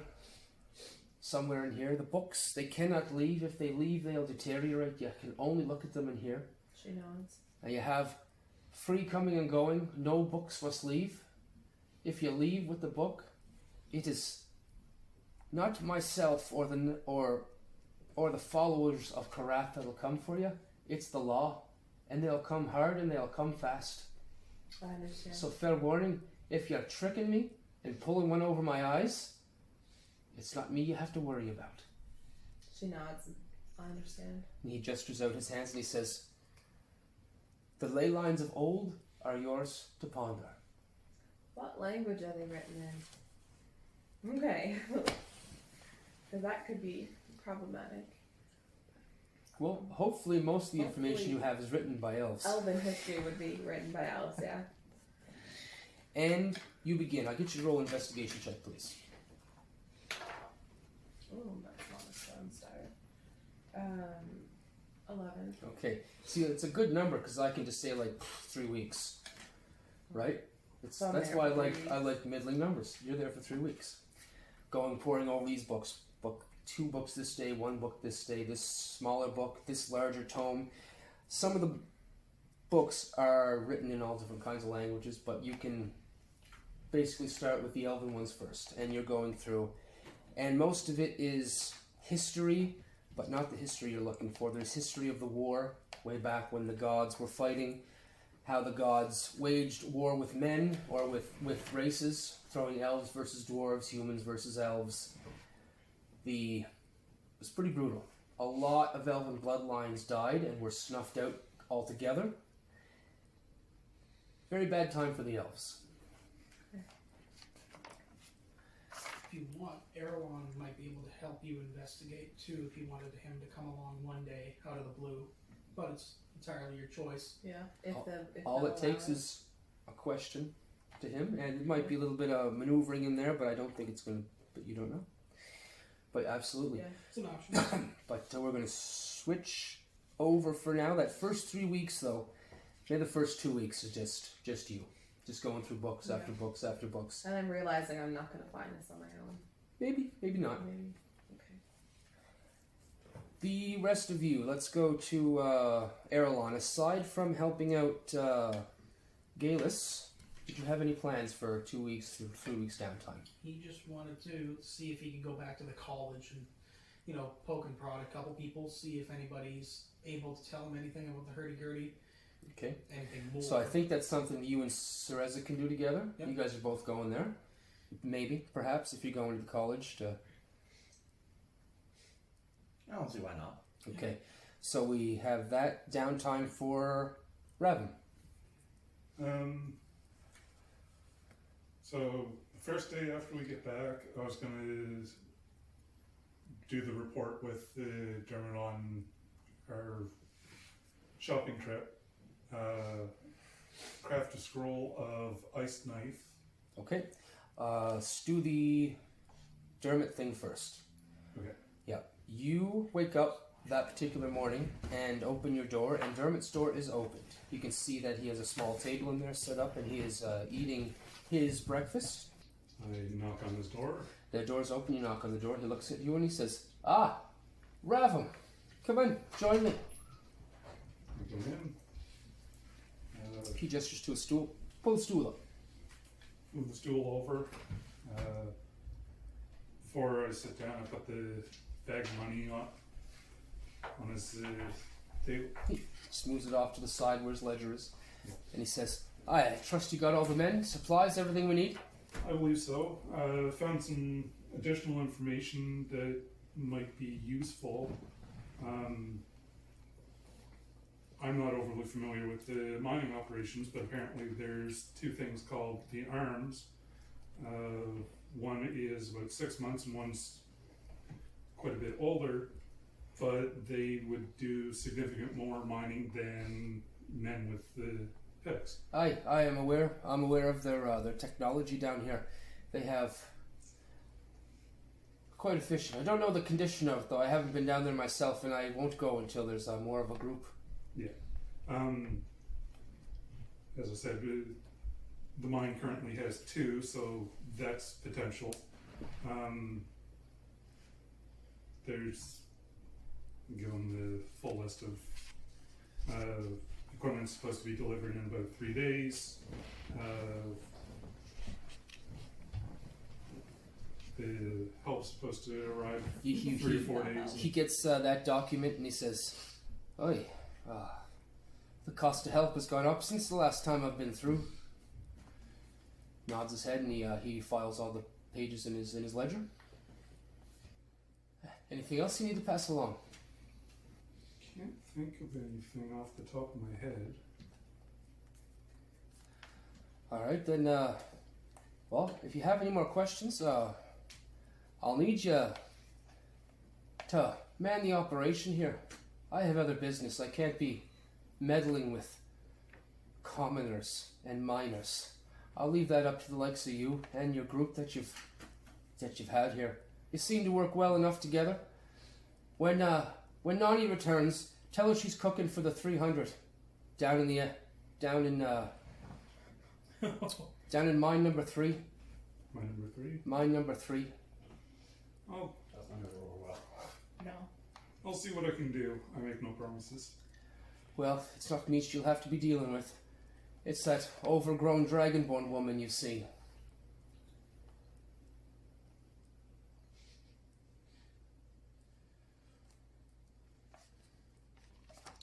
Other than that, I'll be in and out from time to time. You catch me when you catch me. Likewise. Alright.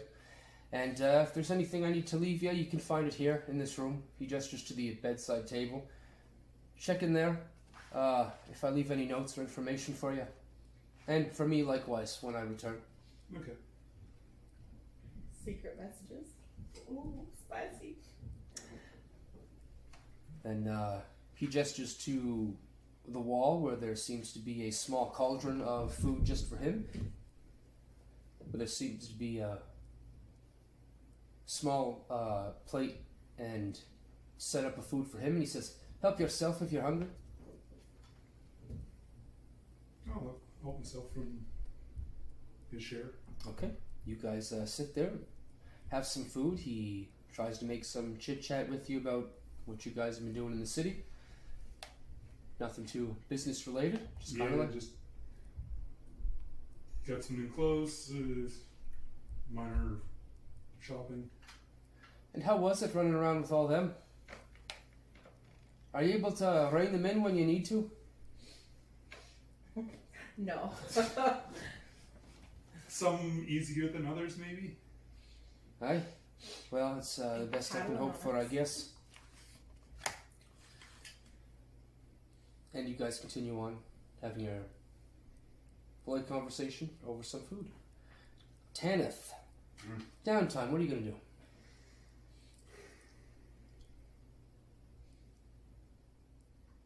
Honestly, for the first couple of days, he's not going to do a whole hell of a lot.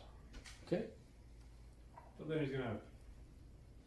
You probably would have heard rumors how there's an elf talking about these invisible bugs that only he can see. Yep.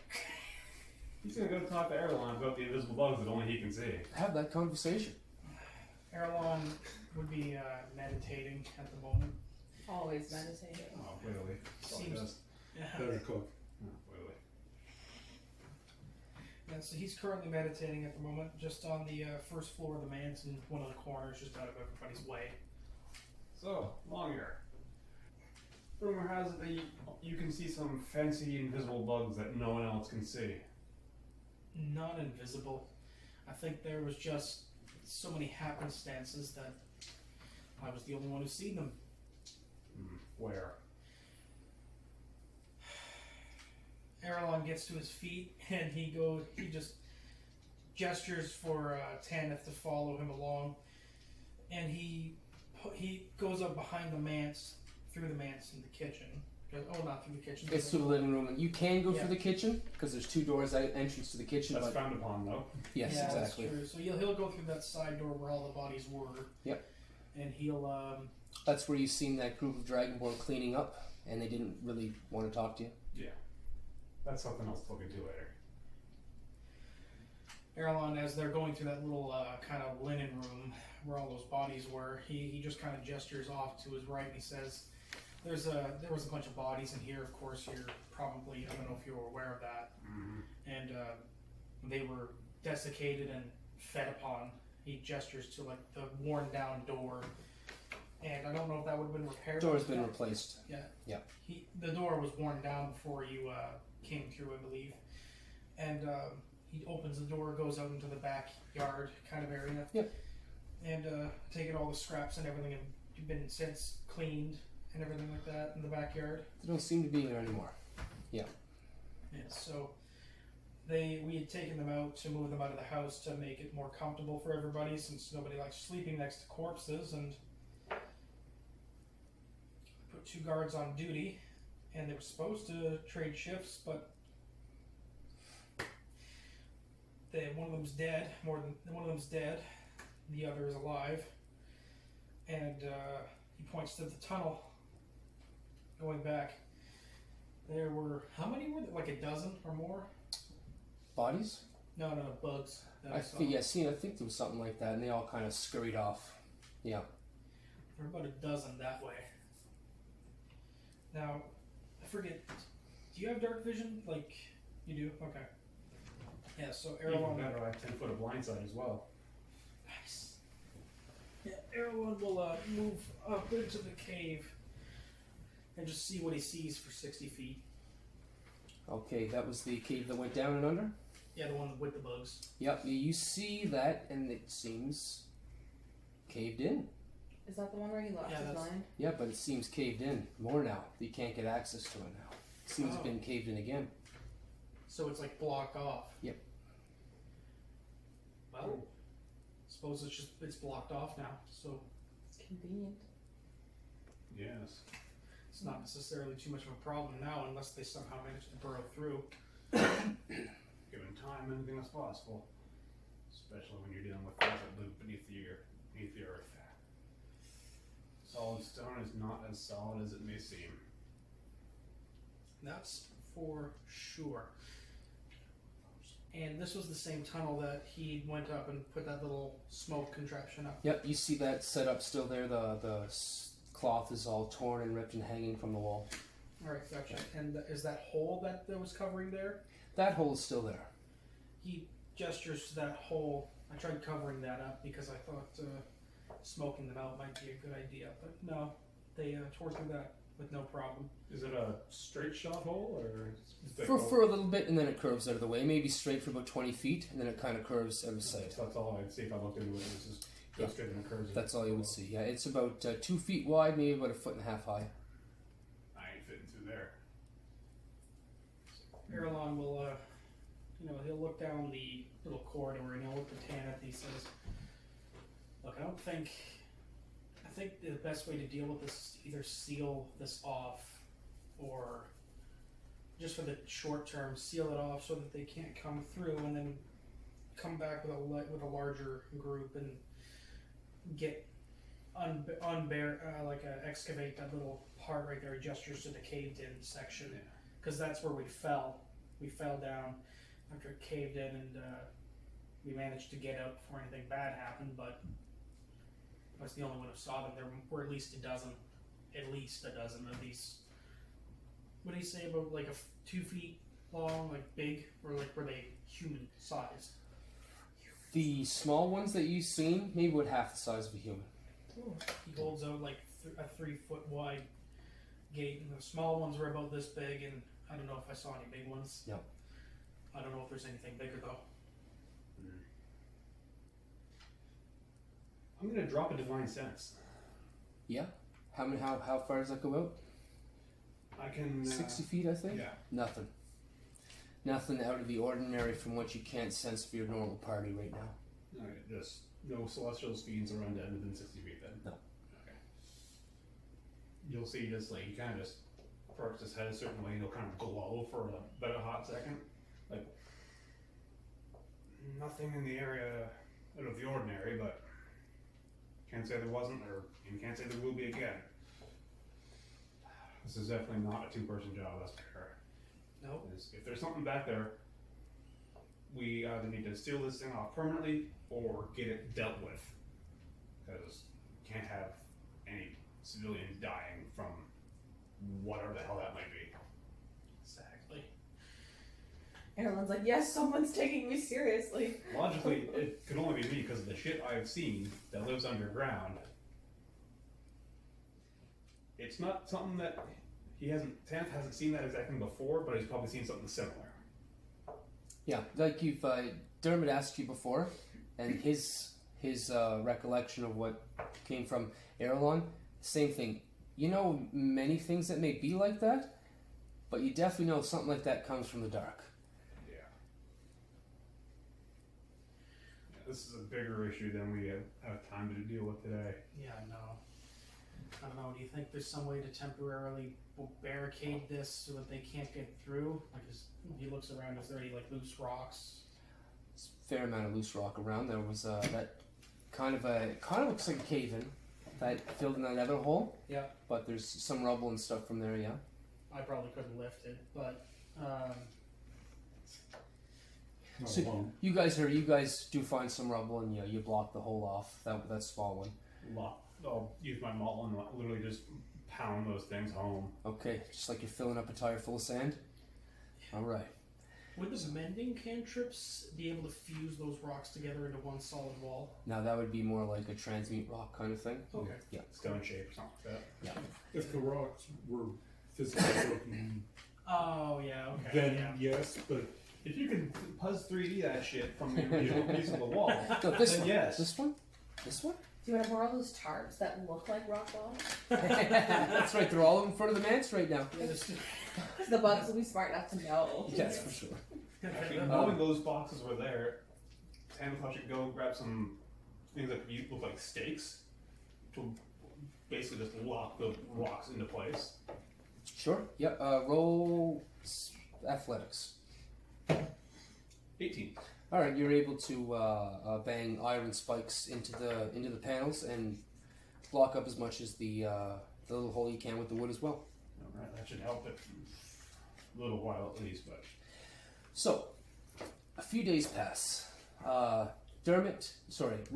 and Earilon, you guys go and you pick up your clothes from Narrow's wardrobe. I'm going to skip over that particular encounter right now because we're running out of time again. It won't be the last time you're there, I'm sure, however. no. You guys take care of that. And about a day later, you guys can start to see the trickle. First one, there's a group of 3 dwarven families. A male dwarf, a wife, 3 children. A male dwarf, a wife, and 2 children. A male dwarf, a wife, and 4 children. And they come up to the manse and they're looking around. They're looking at the equipment. The other equipment has also been delivered. The equipment for the mining equipment. 2 more coming behind them, just right on their heels, and they're kind of looking around outside.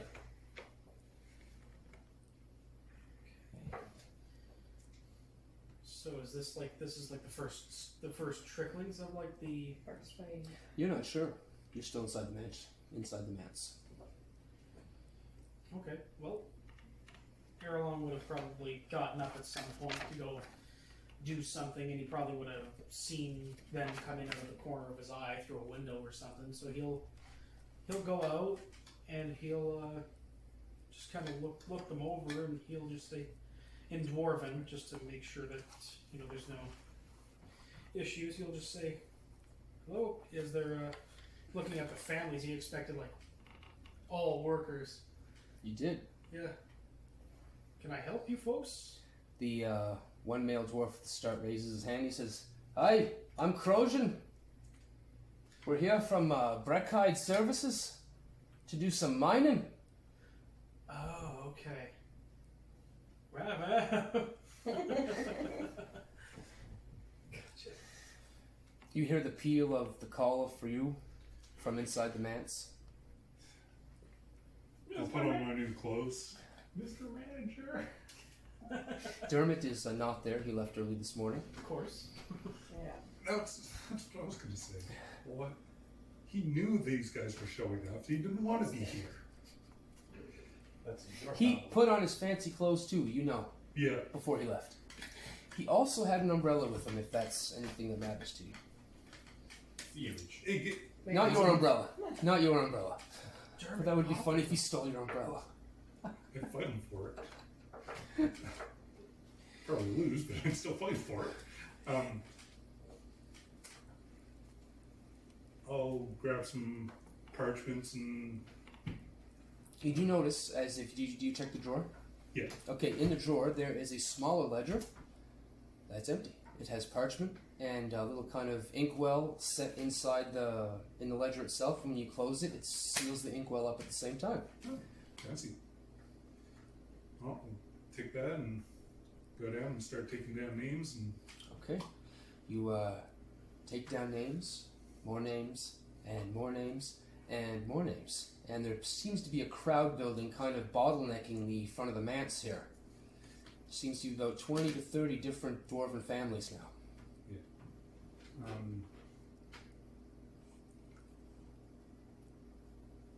I ask if anyone has had experience with mining before. And all of them raise their hand up. Crojan says, looks around and says, aye, we're quite experienced with what we do. If you'd like to show us where we're going, we'd mind setting up our families so we can get to work as soon as we can. Probably sometime before now would have taken a walk into the mine to actually. Do you want to take care of that right now? I was waiting for someone, let's go check out the mine first, then the people came. But if you want to do that before, absolutely. Tanith is not there. He does not give a shit about some mine. But you were instructed by Dhermit for security. Yeah. He's not there because he wants to be. He's there because he has to be. So, you guys gonna check out the mine then? So basically, after the breakfast with them, there was crafting the scroll, Yep. and then I'll get you to roll a quick Arcana on that, please. 18. 18. Of course, it's gonna work unless you roll a 1. But it looks magnificent. You would buy this if you could afford it in the store. So definitely mark that down. 1 scroll of Ice Blade. Yeah. Because that was what I was going to take up when I get my clothes as a demonstration for Buddy, because we were going to talk about selling scroll. Yep, and we'll get back to that. We just don't leave the overlooking time. that. Yeah. But yeah, But that has happened, and we will go into more detail about that again. yeah. So second day probably would have been checking out the mine, getting a layout. All right. Especially mine 3, because that's where Nonny's going to be established. So I'll get. Did you guys want to all go check out the mine together? You're all kind of employed by Dhermit, Yeah, sort of. This is might as well. this is kind of your living conditions, and if you're not working for Dhermit, you're not living with Dhermit, kind of deal. So you kind of got to put in your hours. Yes, everybody would kind of be grouped together, I suppose. Like everybody here, at least. So yeah. Yep. And Nonny still hasn't returned. She'll be back. But Frank is there also. He gets up and stretches. He's like, "Well, I guess it's time for a nice little walk. We're not going to the city again, are we?" No. All right. The opposite. Earilon leaves his hurdy-gurdy behind, and he That thing comes off. Yeah, surprisingly. Detachable. Yeah, it's got button snaps on his back. And you guys head down into the mine. So, which mine are you checking out first? I'm in the library, right? I mean, you're with them this time. We're not gonna. Where are you gonna get You're gonna to? take me to the dirty slum. Yeah. Yes. I think not Ravim. I think Dhermit said that it was mine 3 Yeah. to you. So you guys make your way down to mine number 3. Now it's the mine on the farthest of the right side. It's the deepest of the mines, I think. where there's the setup for people to live, and then it goes down some, and there's more setup for more people to live. And that was the one that had kind of the cave-in at the very back of it. So you guys head down there to you pass by the first set of houses, and this is where you would realize, everybody roll perception, please.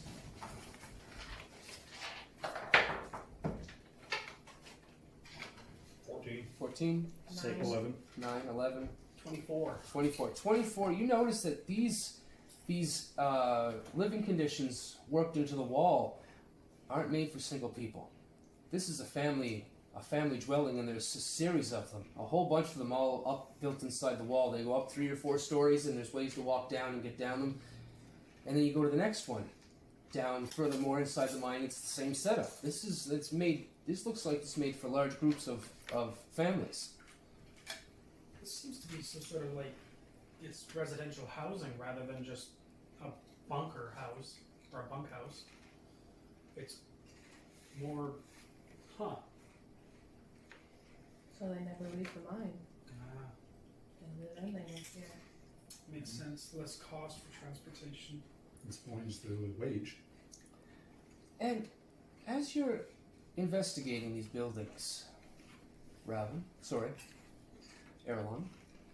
you see something scurry Oh, and move from underneath the bed as you peek in, and it rushes by you. Roll wisdom saving throw. If it's a charm or sleep, I have advantage on that. Gotcha. That's a 19. 19. It catches you off guard for a second, but then you realize you've seen it before. And it scurries by you and brushes by you, kind of pushes you up against the wall as it scurries fast out and around. The rest of you are not in position enough to see it. With nothing more, the highest was the 14, DC 15 to see it from this distance. So where is Earilon right now? He's inside one of the buildings. Okay, he's inside one of the buildings. Get it out. Yep, so it scurries past you, you can see it move left up, and then you poke your head outside of the building, and it's gone. You can't see where it went. And you see those guys over there. Earilon just gets right out of the building. He gets his quarterstaff. Everybody get your weapons out, please. There's We're all bugs just looking at here. him like. There's bugs here. Just. There's no time for just suspend your disbelief. It's not safe here at the moment. Ah, shit. Okay, Tanith is the only one that took you seriously. Tanith, you can draw your weapon if you like. Earilon, you can... He's already got his weapon out. Okay. I think I want to half their weapons right now. More of a caster, actually. So. Yeah, I've got some. I picked up a bow from a goblin at one point. Right. That is Tanith, roll a wisdom saving throw, please. Oh, God. Oh boy. 12. 12. All right, everybody. Let's go to the map. Blue Vibration. New vinyl map time. Markers right there. Thank you. And now I need everybody to roll initiative. Sure. Natural 22. 9. What's your natural 20? Just a flat 20? Okay. Earilon, 22. 8.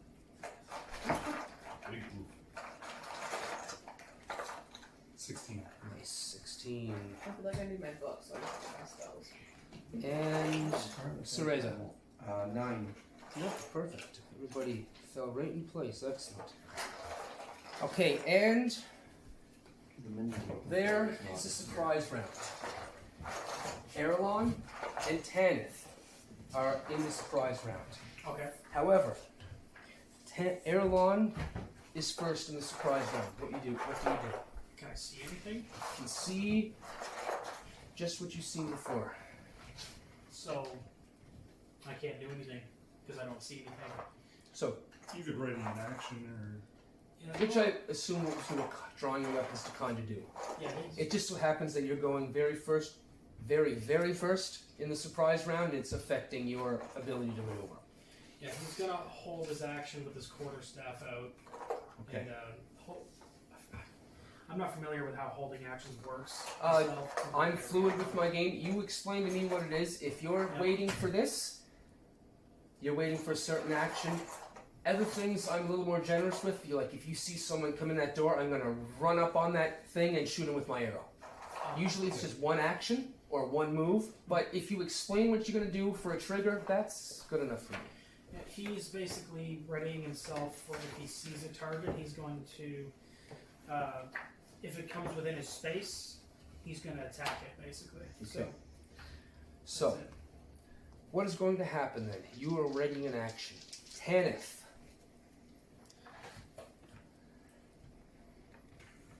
What you be doing? Earilon, you notice as Tanith kind of goes slack, turns to the group, his eyes pitch black, completely black, everything. Tanith, you hear in your voice this whisper, and it says, "Defend us." You recognize all your previous allies as enemies. Oh boy. Oh, I forgot to go Frank. Damn it, Frank. Holy shit, 17, Frank. What's your... Frank gets a +1 to his dex, too. 18, Frank. He's right below Tanith and one above Ravim. Nice. Frank the tank. Frank the tank. So Tanith, what do you do? You feel this overwhelming feeling to remove this impurity from your lair. Well, I'm going to first off, turn around. They see whatever's happening. And then I'm going to hit Frank with my glaive. Okay. You're hitting Frank? Yes, 'cause he's the closest. Is Ravim on the board yet? Not yet. Okay, let's get Ravim in on that board first. I was looking at the dancing girl mini, but I don't see it. I didn't see it anywhere. Do you see the Dancing Girl mini?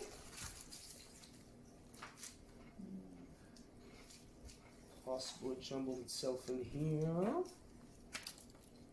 It's a caster. It works. Oh, you don't want to be there. No, that's all me. It's possibly on my fridge. I had it in my fridge and the thing kind of tipped. And I can't really see right in the very top, so it's likely just sitting right up there. Okay. I'll just keep looking and see. I have this fancy wizard lady. Oh, I've got one that'll work. This pinkin lady.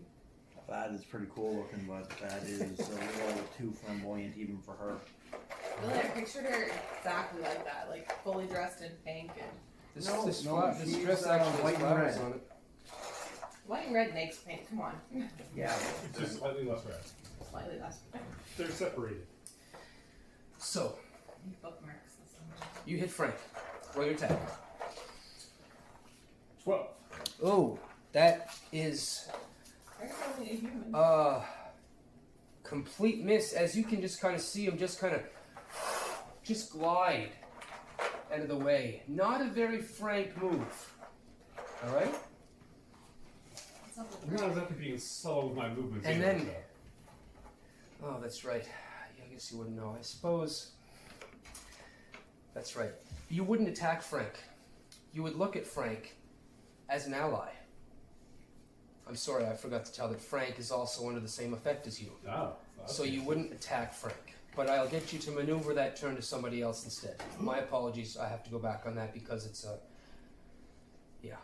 Alright, that helps things. Okay, I will move up into the range of someone.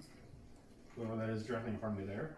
That'd be Earilon. Oh, you got 10-foot range with the glaive? Yeah. Reach weapon. Brutal. And knowing what I know about this dirty intruder into my lair, I'm going to attack them with a 14. Miss. Swing and a miss. Earilon dances out of the way. Then Frank, right there, is going to move up.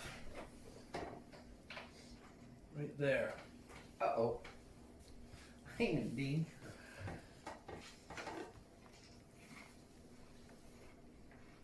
That's not Frank's card. That's Frank's card. Does he get to re-roll the save at the end of his turns? Yeah, end of the turn, yep. Gotcha. That's right. Tanith, roll a save for him, please. Ooh. Wisdom save? Yeah. 9. Still under some effect. And Frank is then coming out. Okay. And who's that in front of Frank? That is me. Okay, so With another class of 15 now. that's 16 on the dice. God, y'all are squishy. Does AC go up? My AC did with my second level. Oh, okay. I just wondered if maybe when I leveled Okay. up. Take 8 points of slashing damage as unexpectedly Frank comes from behind and slashes at your back. Alright, well, I am going to need a. He's going to need to make a dexterity save. DC 14. That's going to be a fail. Alright. Yeah, it is 2d10 fire damage. Ooh, that's a hell of a view. Command, do they save if they take damage? Thank Or is it just at the end of their turn? I think it's just at the end of the turn for command. I actually have that spell. Yeah, also. yeah, you got it right there on your hand. Perfect. It's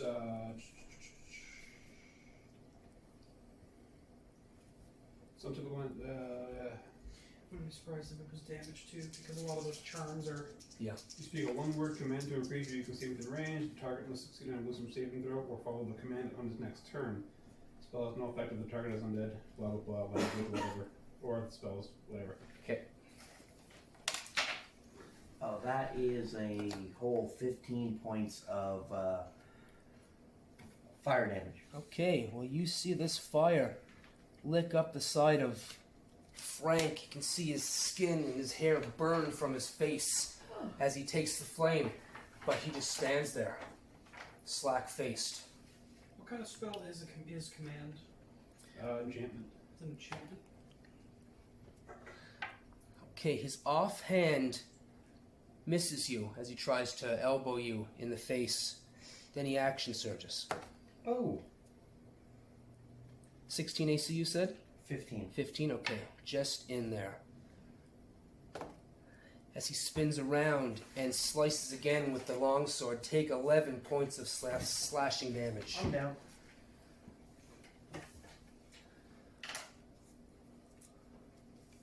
And that was Frank. Ravel. So Frank gets a save, and you guys can see as Frank's holding this bloody blade in his hand, he kind of shakes his head and looks at the ground and sees Cereza on the ground, his blade covered in blood, and his just open mouth look, and just looks around at everybody. Ravel, your turn. Yeah, I'm pretty sure if I'm reading this right that the command only lasts for one round. That particular spell of command, yes. Okay. This is your home flavor. Okay.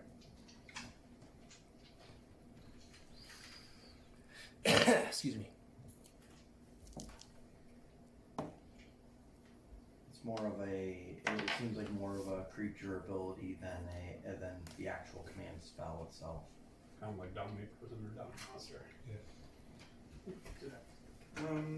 Well, I'm going to activate the blade song. You can step in and attack the dragon.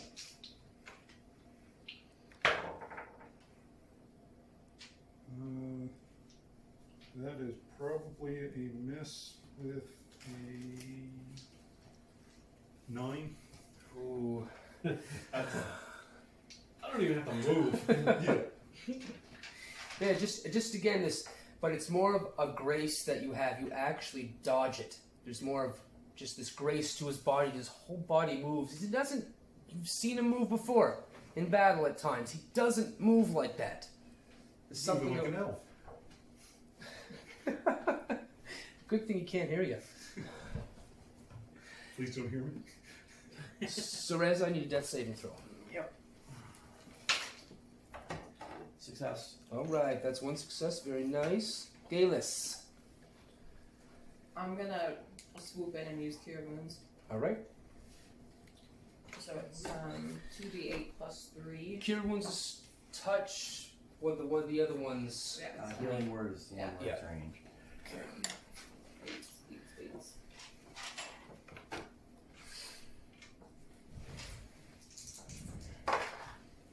So it's you were getting 13 hit points. Woo! Nice. Nice. There you Nice go. rolls. Nice Second rolls. level spell.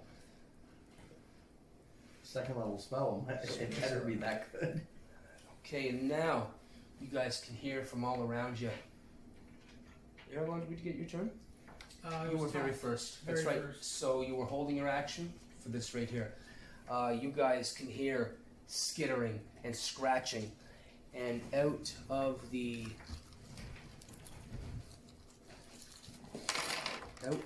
rubble and stuff, there's piles of, say, 6-7 feet piles of rubble hanging around.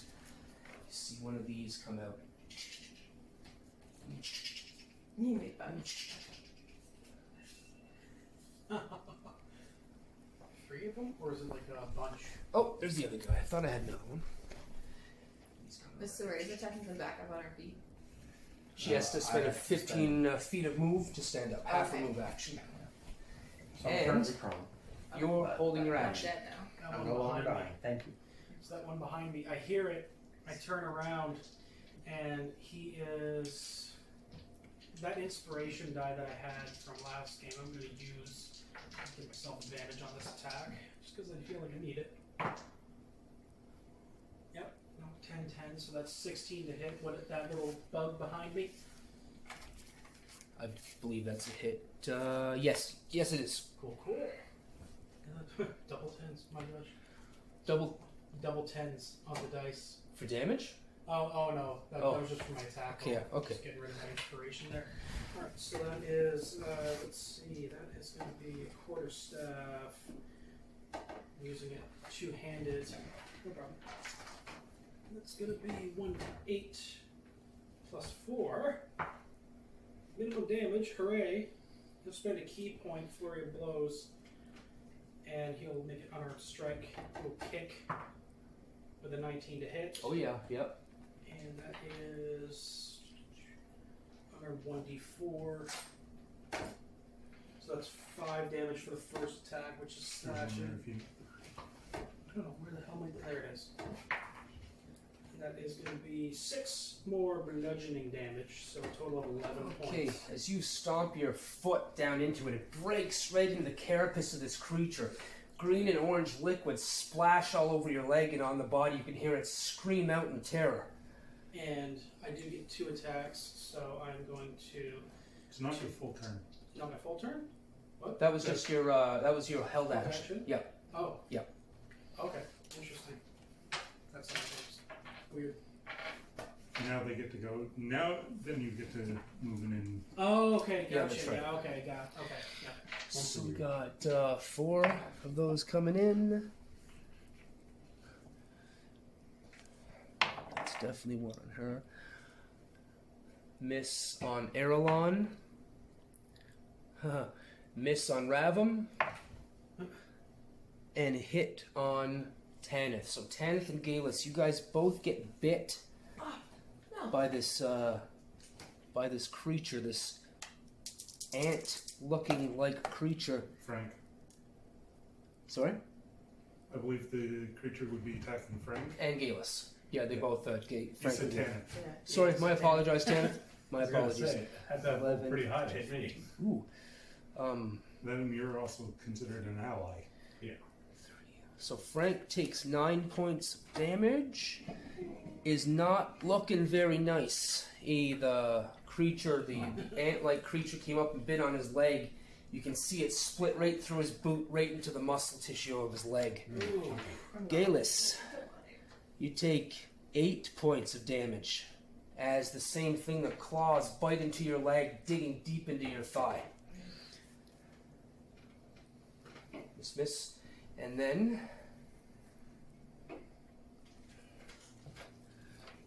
And then you can see on the back of what looks to be a large ant.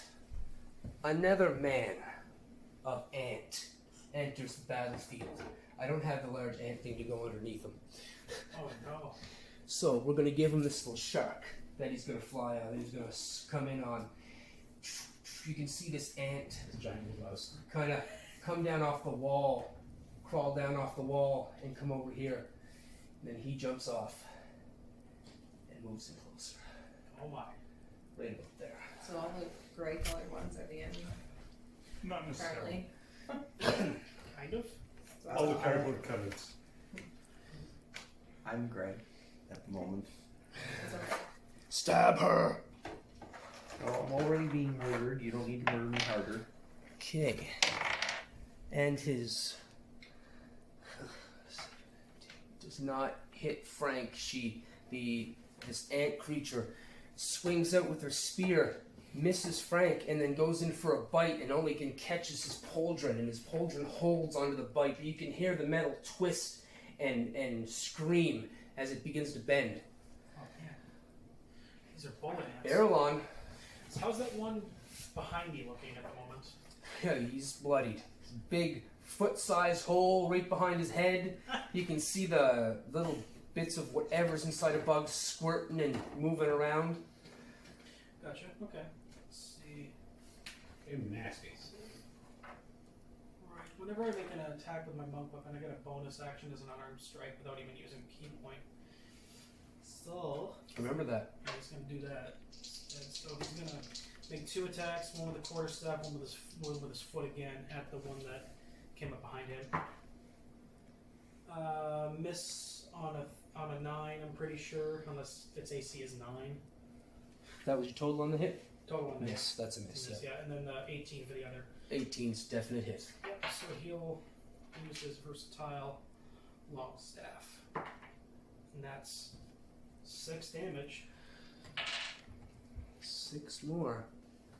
Dear. I did my Yeah. attack and my bonus action, and that thing's still alive. I'm not going to expend another key point, and it's within my range, so Earilon will just doesn't have anything else to do.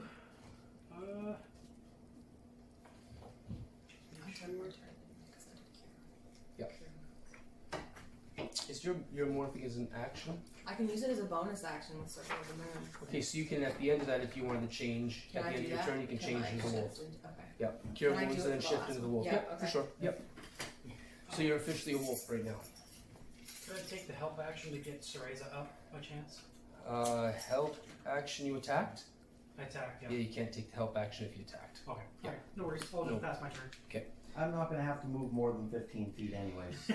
Tanith, we're still under the effects of this domination spell. You can Good. turn into these. Oh, hold up. There's someone real close to me. Immediately on my right. That's who's getting hit. This one? Yeah. That's That'd be Davis. Well, That's me. feel Oh, blessed. it's you're, you. you're getting hammered. Oh no. I'm a wolf now, by the way. That's a soft 20 to hit you. So that probably hits. I'm going to use shield. That's fine. Oh, fancy. Your So you axe, miss. your axe comes down and bounces off this magical shield, this magical sphere of Nice reaction. glowing Oh, blue, thank you. yellow, clear, red. What's Uh, rainbow, Silver. reflecting his past. Blue right now. Nice blue It's a maul. sheen sparks off the maul, and the maul bounces off. What'd you do with your green seal? Oh, what? Or your glaive, sorry. Because you had your glaive. Tossed on the ground. Yeah. Domination brain too close. Use other weapon. And now I'll get you to roll your wisdom save there, my friend. Okay.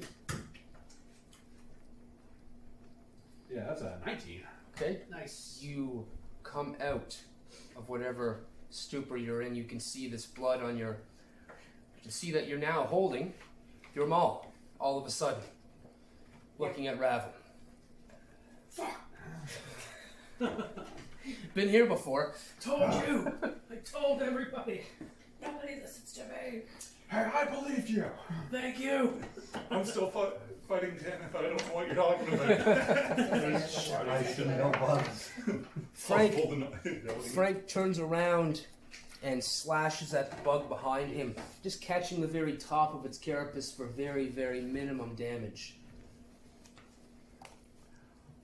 And uses his bonus action to try and kick at the damn thing, and does hit for another 5. Okay. Next up is Ravim. Ravim, you can see the black extended pupils of Tanith's eyes have now returned to his normal Tanith face. Surly yet confused. As is usual. Yep. Attack the bug. Okay, so Frank is still, everybody's back to how they should be? Yeah. Everybody's of sound mind. Alright. Ish. Wow. Say that with a straight face. I just want to talk about the body because Frank's really doing real bad. Oh, where's Frank? What happened to Frank? He's, I set him on fire 20 damage of, Why did you or set him 15 on fire? damage because of he fire. hit me. Frank? Oh, Frank fell into the same thing that Tanith did, Yeah, so I know, he but attacked that's me. attacking I me. set him on fire, then he dropped me. 7 damage to the bug. 7 damage to the bug. Rapier? Yep. Alright, you poke it in there, you break straight through the carapace. You're not sure you're hitting anything, but it definitely took damage. It's a little tiny Bug poke the hole. Oh, you're a blade singer. Yeah. I wanted to play one of those. Those seem cool as hell. Alright, Ravim. Now we have Cereza. Alright, well, I have not used this spell before, so I'm going to have to look it up, but I'm going to first stand up. That is a Stood very, up. very complicated spell. I need to be standing up. Can you Yes. cast spells from sitting down? You Yes. can cast Fist. You can always cast Fist. Always. Now just be a -1 to attack, or more -1 to disadvantage. damage. Can I cast spells as well? Not yet. Not so- yet. Later in levels. I am going to, well, I see this bug person, yes? Oh yeah. Okay, so Roll knowledge nature. I owe you an apology. There are bugs. Let's get it out of the way. I'm sorry. Knowledge nature, that's a 7. To be fair, he never said anything about a bug man. Yeah. True. I never saw True. a bug man. Alright, well, now I'm going to see the bug man with a guiding bolt. That with the knowledge nature was what, sorry? 7. Okay. Bugman. Bugman. Bugman. Bugman is taking a ranged attack. If I hit, it does quite a bit of radiant damage. And it gives advantage on the next attack against him. Yes. I'm very familiar with this spell. Guiding bolt. So that is a 21 to hit. That's gonna hit. That's gonna hit solid. Nice. I need to grab another 2d6 because this is a First level. Chunky. There you go. Over there, 2d6 on the board. Just touch this for a sec. I'm just gonna check something with my I will steal mine. So that is 13 points of radiant damage. The next attack roll. Sorry, how much was that? 13. 13. Okay. And And that's against big guy. Against the bug. Bug man. Okay, perfect. The next attack roll Bug woman, against but him okay. before the end of my next turn has advantage. He glows with sort of a mystical dim light. And I'm going to use my bonus action to, now that Frank is no longer trying to murder me, to show him that there's no hard feelings for him attempting to murder me. Yeah, you see his back now as he's turned towards the other bug. I am going to use my healing light for 2d6 of healing to him He's gonna need that. for 7. It's good. Okay. He'll take anything he can get. Oh, you're a celestial. He's still bloodied though. He's still looking real bad.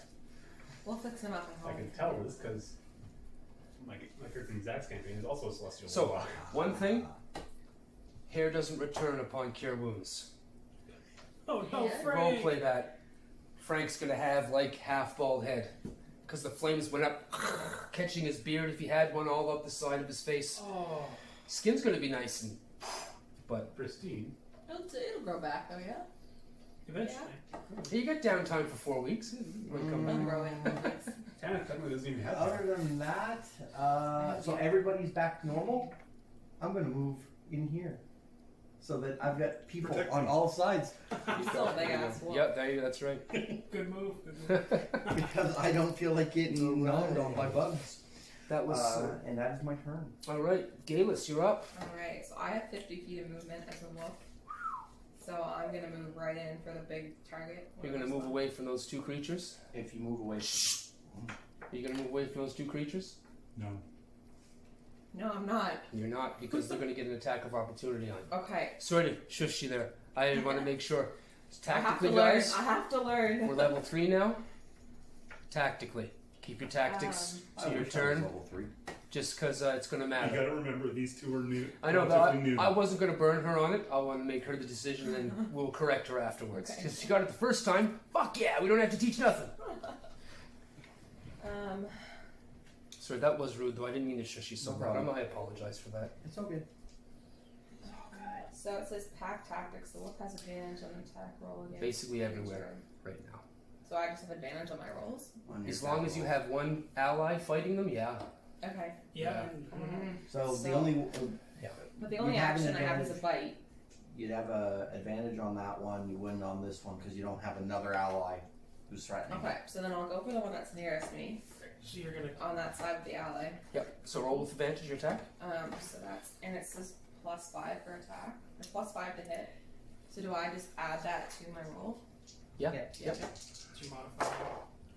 Oh, that's a bad one. Well, 18 That's a better one. and 5 is 23. That's going to be a hit for sure. So it's 2d6 plus 3. Ouch. Nom the bug. Blech. No. Nice. 12 points of damage. 12 points, and we have this one. Okay, that creature, you snap it right at the base of its My neck jaws. and head, and it crunches through this carapace. It's like chips in your mouth, covered in warm goo. It's probably tastes really bad. It's off queso. Sour. Something's gone bad. That's not good. But it does fall limp. The carapace kind of falls to the ground. Its little legs going Gross. Still twitching. every now and It's then. gone. But it's not looking like it's making Just any flip it aggressive over. movements. You did. Oh no, it's fish. Giant fish. Yeah. Congratulations. Bonus It action. was polymorph from a school of Bonus action. No, as a wolf, I don't think so. Wolves are pretty one-shot wonder. Do wolves and shit like that have the second attack as a bonus action? I don't think so. What is the monster name? No, It's because they only have bite. They don't have scratch or slam or anything they like don't that. have any other. So just the bite, no bonus action. Yeah. For now, Yep. until you can get Any higher bonus- levels. Any bonus actions that you have, you could use. And one of the cool things about Moon Druids, bonus action, you can expend your spell slots to heal yourself. Hey, there you go. But if I'm you're not, okay. if you're not hurt, you not don't down need to at do all. that. And I go Right, with that the was wolf's hit points. Geillis. Wolf, right? And when those go to 0, you drop back to whatever you had as your normal form. Okay, Geillis, the little bug, little ant tries to grasp at your leg, but it just grasps fur and nothing else. I have a higher armor class as a wolf than I do as As a tradition. That Yeah, doesn't as surprise an me. Ravim, you take 6, What did you hit? 18 on the dice if you... 19. 19? Oh. Sorry, 18 on the dice, so it still will hit you. Okay. Yeah, he gets +5 to his attack, so it's going to get up over there, and it's only 6 points of bite damage, piercing, as the mandibles on this ant crush into your leg, deep into your flesh. Yikes. One on Frank for a natural 3. A miss. Nothing but armor on Frank. And now we have Big Bad. No.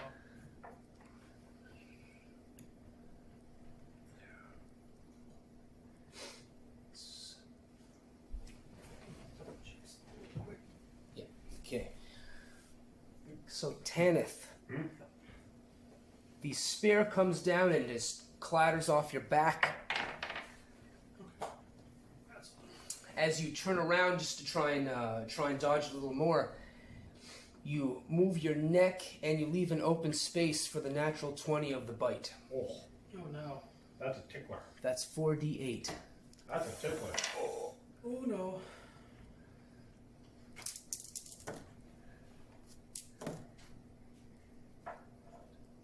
Could be dead.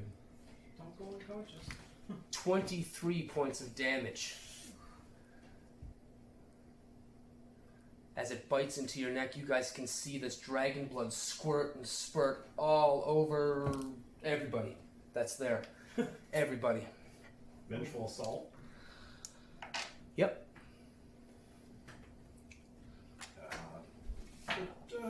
What's that creature? It's gonna get attacked with my wall because it's right there, Oh yeah. and I have advantage on the roll.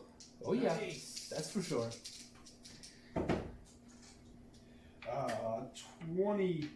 23 to hit. Sorry, that's a miss. No. You get a miss. I murder you in your sleep. 21 hit earlier? Nah. It has resistance to mauls. Immunity to bludgeoning. That's what, I'm gonna pump a divine smite into it. There you go. So it gets a base damage is 9 plus 7 plus 7 radiant. 16 total? Yes. Okay. Ouch. Warehouse spell slot there. Yes, you had advantage because of me. Yes. You are welcome. You guys, you can see as your maul comes down on one of its mid pods. I knew the name of it. I did some Thorax. research. Thorax. There you go. Thank you. And tears a massive chunk out of the thorax. This big piece of carapace gets torn off and crunched and crumbled, and you guys can see this green and orange ooze leaking out from its body. You can now see it. It's kind of hunched over to that side. Frank, seeing that this animal is in such peril, hits his buddy instead. Come on, Frank. Okay, so his first hit is a miss with a natural 3, but his second attack gets through. All he's doing is punching and kicking this little creature on the ground. And the creature looks pretty bloodied at this point, though. And Cereza, it's your turn. No, sorry, Ravim, it's your turn. Did I get skipped? Did you get skipped? You did get skipped. No, you killed that guy. She killed that guy. She killed it. It's your turn, Earilon. You got Alright. skipped. Gotcha. Alright, I got skipped. So, now that I have been unskipped. You just held your action. Yeah, Yeah, you just waited. You held your entire turn. so Earilon is going to. And this is friendly space right Yep. Yeah. here. Basically, the tokens and Yeah. this guy are the bad guys. He's going to move in. Try quarterstaff the big boy right here. Yeah. So. No. But he'll. What is it? No. It's a 3 plus 6, Okay. 9. No. Yeah, no. But he'll, let's see, he'll use a key point to do flurry of blows, which gives him 2 unarmed attacks. And one of those is going to be hand of healing. So first is that, or no, hand of harm and hand of healing. So that is going to be 2d4 if I hit, which I don't. Natural 1 Natural 1. with a fist. Who's next to you there?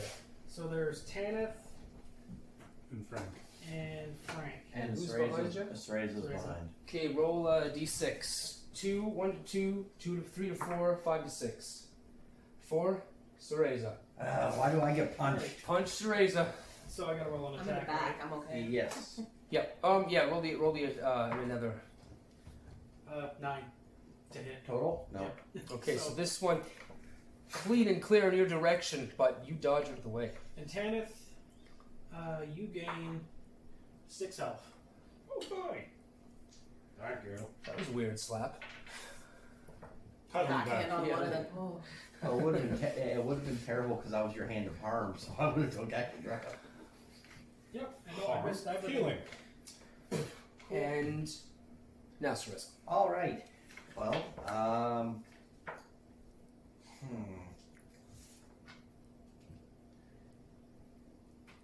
So who all is looking hurt? Do I now get my turn? Yeah, I think We skip you too? Yeah, you, I think yeah, we can go back we to were the about top. to take my turn, and then we went to Earilon. Then I skipped you Yes, again. So so- yeah, sorry, Ravim. Ravim. Do we need to get you the cue cards? Oh, I got cue cards, but it's just I don't have them set up in front of me.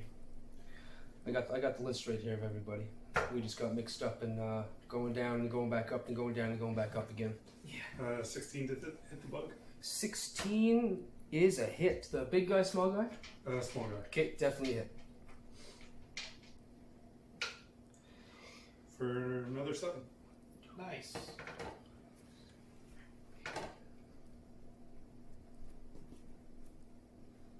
Okay, he is not looking good. He's only got 2 small holes in them where the goo is kind of spurting out, but you can kind of see it's They not go walking deep. correctly. Its legs are not. It's kind of wobbling to the left, and it's off balance and off kilter. Something's going on inside of that bug. It's like nerve damage. Mm-hmm.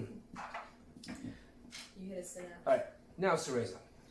All right. Well, so is anybody looking particularly badly hurt? There's a I'm hole. at half. There's a hole in my neck. There's a hole There's in a your hole neck. in my neck. I might want to fix that hole in your neck. So, That's a vicious hole in your neck. It's still gooey. bonus action, healing light, last one of my dice for 3.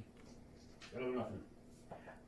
And then I am going to, well, since my class is out of the bag, might as well go with Eldritch Blast on the Bugman. With a 20 to hit. Definitely a hit. Yes. All right. And that is 9 points of force damage. Okay. You can see as the Eldritch Blast hits him, you can kind of see the little fuzzy hairs on his body kind of ripple and shake, and little cracks go up the carapace where the thorax was busted through. And he screams out in this high-pitched, kind of steady squeal. And that is my turn. Geillis. Yeah, I'm gonna go chompy on the one beside me. Yeah, Yeah, roll that damage. Or roll that attack, sorry. and that one, is that an advantage with somebody beside me? No. No, it's not the right position. Nobody else is there. Just one. That's a dirty 20. That's going to do. Yeah, so that's, what did I say, 6 plus 3. I need to fight as a wolf more often. Oh, wow, it's only 6 points of Yeah, damage. it only had 3 left. Okay. So yeah, you snap into him. You take 1/4 off his whole front side, and it just flops. The goo spills out in this pool of green and orange liquid. Flip it. Can I move? Yes, you can. Get right up in here. Oh, All right, there you go. take them all with me. That was Geillis. All right, bad guys. We got attack on Geillis. No! I should have moved it there. Ooh, that's a natural 19. That's going to hit for sure. That is going to be 7 points of damage as the It's not too bad. creature No, it's bites not for into your bad. leg. Gets right down to the bone. You can even feel it a little bit inside the bone. Howie. That's a giver. Here. 1 on Frank, natural 3. Everything with and about Frank's been a natural 3 for the past 3 rounds.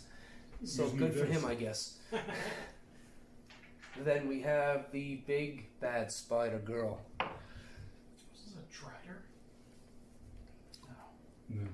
That's a- Oh, I forgot about his mount. His mount ran off.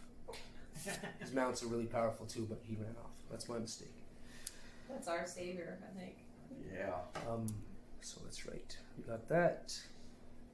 And that attack is on Tanith for only 16 on Tanith. That's a hard miss. And now for the bite on Tanith. The one that hit last time. Big natural 20. 22. Hits. Alright. No crit this time. And that is going to be 11 points of piercing damage as it gets you somewhere in the rib cage. Ow.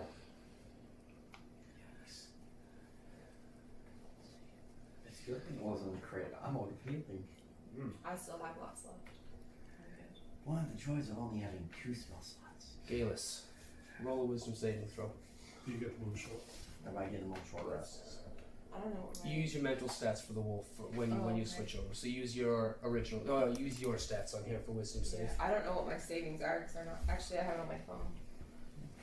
Druid's got wisdom, I believe, as a proficiency save. Yeah, I think so. So you can have +5 to it. +5? Yeah. Okay. Oh, 14? 14 is affected by 1. No! Geillis, your wolf eyes, and anybody who's looking at her go with the tight pupils that they were to these large black eyes encompassing all of the whites. Do I stay as a wolf? Top of the list, Earilon. Alright, so he's going to.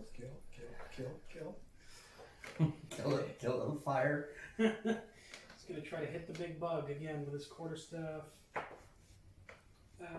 13 probably doesn't hit, right? Plus 13, total 13? Total 13. No, unfortunately, that catches the carapace and bounces off. Alright. What's left of it? Bonus action unarmed strike.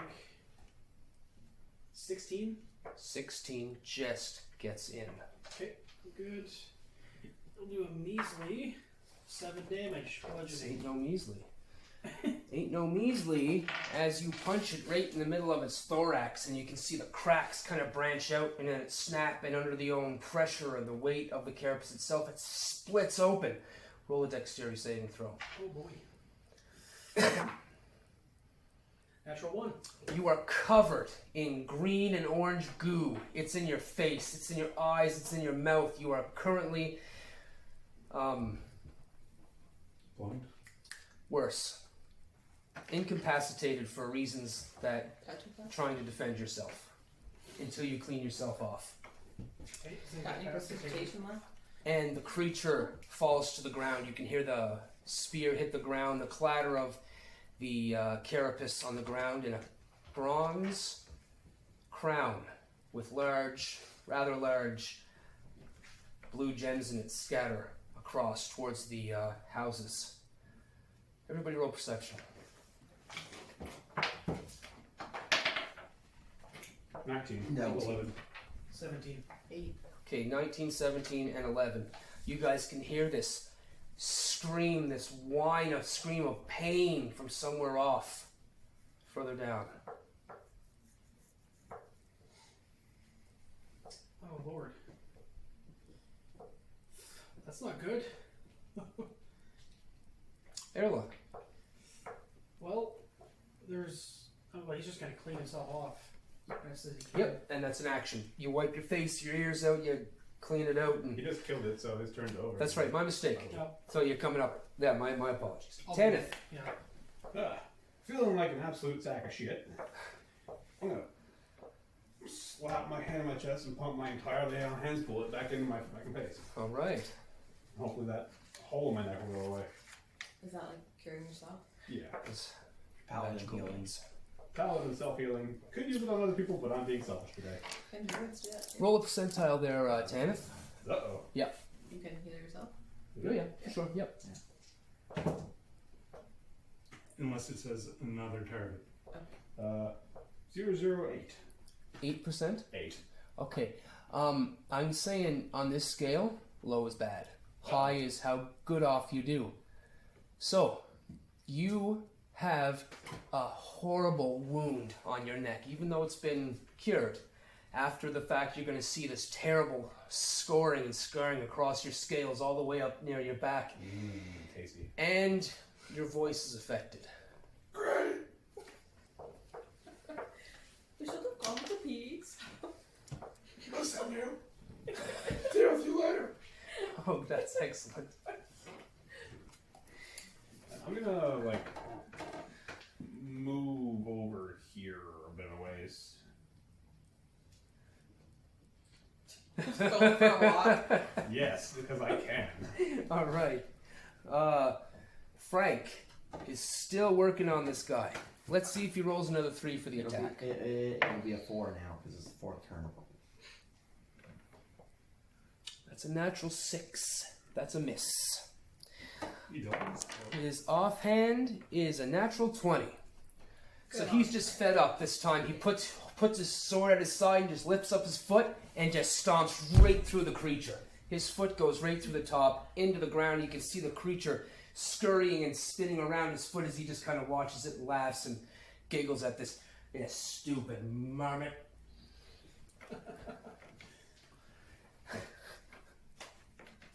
Ravim. Yeah. You're going to attack the bug.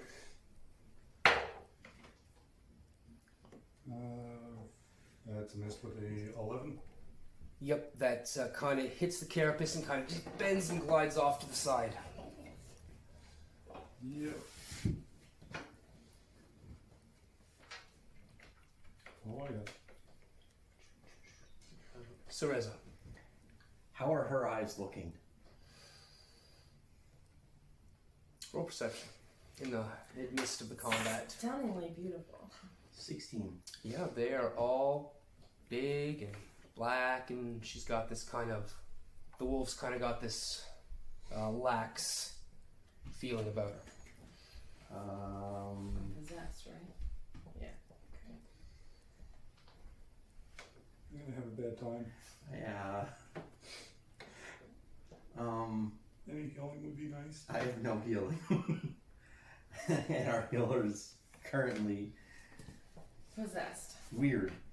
I still have like 5 spell slots of healing I could do, but Jesus. maybe only 4.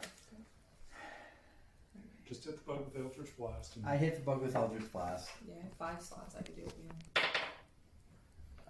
That's a 18 to hit. 18's gonna hit. That is 8 points of force. 8 points brings it to 22 damage and puts it out of its misery. Yay! And bug. It explodes. Ravim and Geillis, they don't make a dex save because you don't care. You're covered in goo and green and orange goo. 12. DC 10, you're alright. You're able to get enough. There's some on you, but not in your eyes, your face, or your mouth, or nothing. Good doggy. Geillis. Do I know what's going on? Do I have my You bear in the are background? Or? covered in goop. You take Look the like it action tastes as a of snack. wolf to shake it off. Goop goes everywhere. Make your save for the turn. Yay! What am I rolling? DC 20. Wisdom save. No, sorry. I meant to say 18. 18 is a save. 15 is the DC, okay. Sorry. So, as you're shaking the goo off, you shake back and you open your eyes and they're normal again. Okay. Good doggy. Don't eat my face. Can I switch back? She's closer to me than you. Yes, your bonus. Well, two, she's in yeah, you these can. You can switch back. spheres, so Okay. she's equal to us. Yeah, I suppose. Okay, so, They're all down, right? All the bad guys are down. as you can see, yes. Although we do know that there's. Oh, that's right. No, I'm sorry. You can't switch back. I can't. You're still on. You saved. My apologies, guys. It's 6 o'clock at the end of the night. I'm sorry. Okay. You did save, and you do switch back. Alright. What do Everybody's staring at me. I'm like, hi. you guys? Those who rolled the perception before, you guys can hear skittering farther down the tunnel, getting further away. What are you guys going to do, Earilon? We have to deal with this. So, Earilon looks down to the tunnel 60 feet. Can he make anything out? Yeah, you can see that the tunnel is almost completely collapsed at the very end, but there seems like there's a little bit of a space where you've seen that skittering, and you rolled like a 24 or something, and you rolled another incredible perception check along through that. You can kind of gauge that the sound came from the left-hand side, and perhaps there's a way through that you just can't see right now. Sound came from the left-hand side of the back of the back of this tunnel here, or this cave. I think it's caved in there from what I can see, but the sound came from the left. There's more skittering that way. We should prepare ourselves before we move forward. Let me take a short nap. No. I can use a breather. So you guys, what are you guys doing? Let's Earilon? go. Well, say that we should probably take a little 15, like a short rest, possibly, Oh, I am down Just, with this, actually. just to regain some hit points and then move forward, So you're gonna take a short rest. if possible. Okay. Maybe moving Should back. we- a How little long bit. is a short rest? It's a little as An little as an hour. So you guys taking a short rest here? Not here. We're going. Going back up? Going back up. Okay. If possible. But they're gonna get away if we take So- a rest. Are you guys doing anything before you leave this area? I'm gonna pick up that crown that fell. They're gonna get away though. Well, Tanith and Frank have no memory of what happened while they were under. So are we resting? Or are we going? Move back, rest, go back. That's what I would say, Yeah. just because some of the party members took a little bit of beating. So you guys move back to the manse. Yep. Okay, you guys make your way back to the manse. And you take an hour's rest. Ravim, roll perception. Earilon, you too. 21.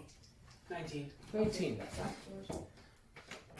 You know, you guys are coming back. You're just down to that mine that you guys were going to start working in. You guys, you don't seem to remember seeing the other dwarves or humans that were with you. They weren't at the manse. They weren't in this mine. Where could they have gone? Where could they have gone? Oh, crap. Thank you for watching the Death Needs Dialogue Entertainment Network. This has been The Depths of Felthan, Episode 12, Royalty, Research and Retirement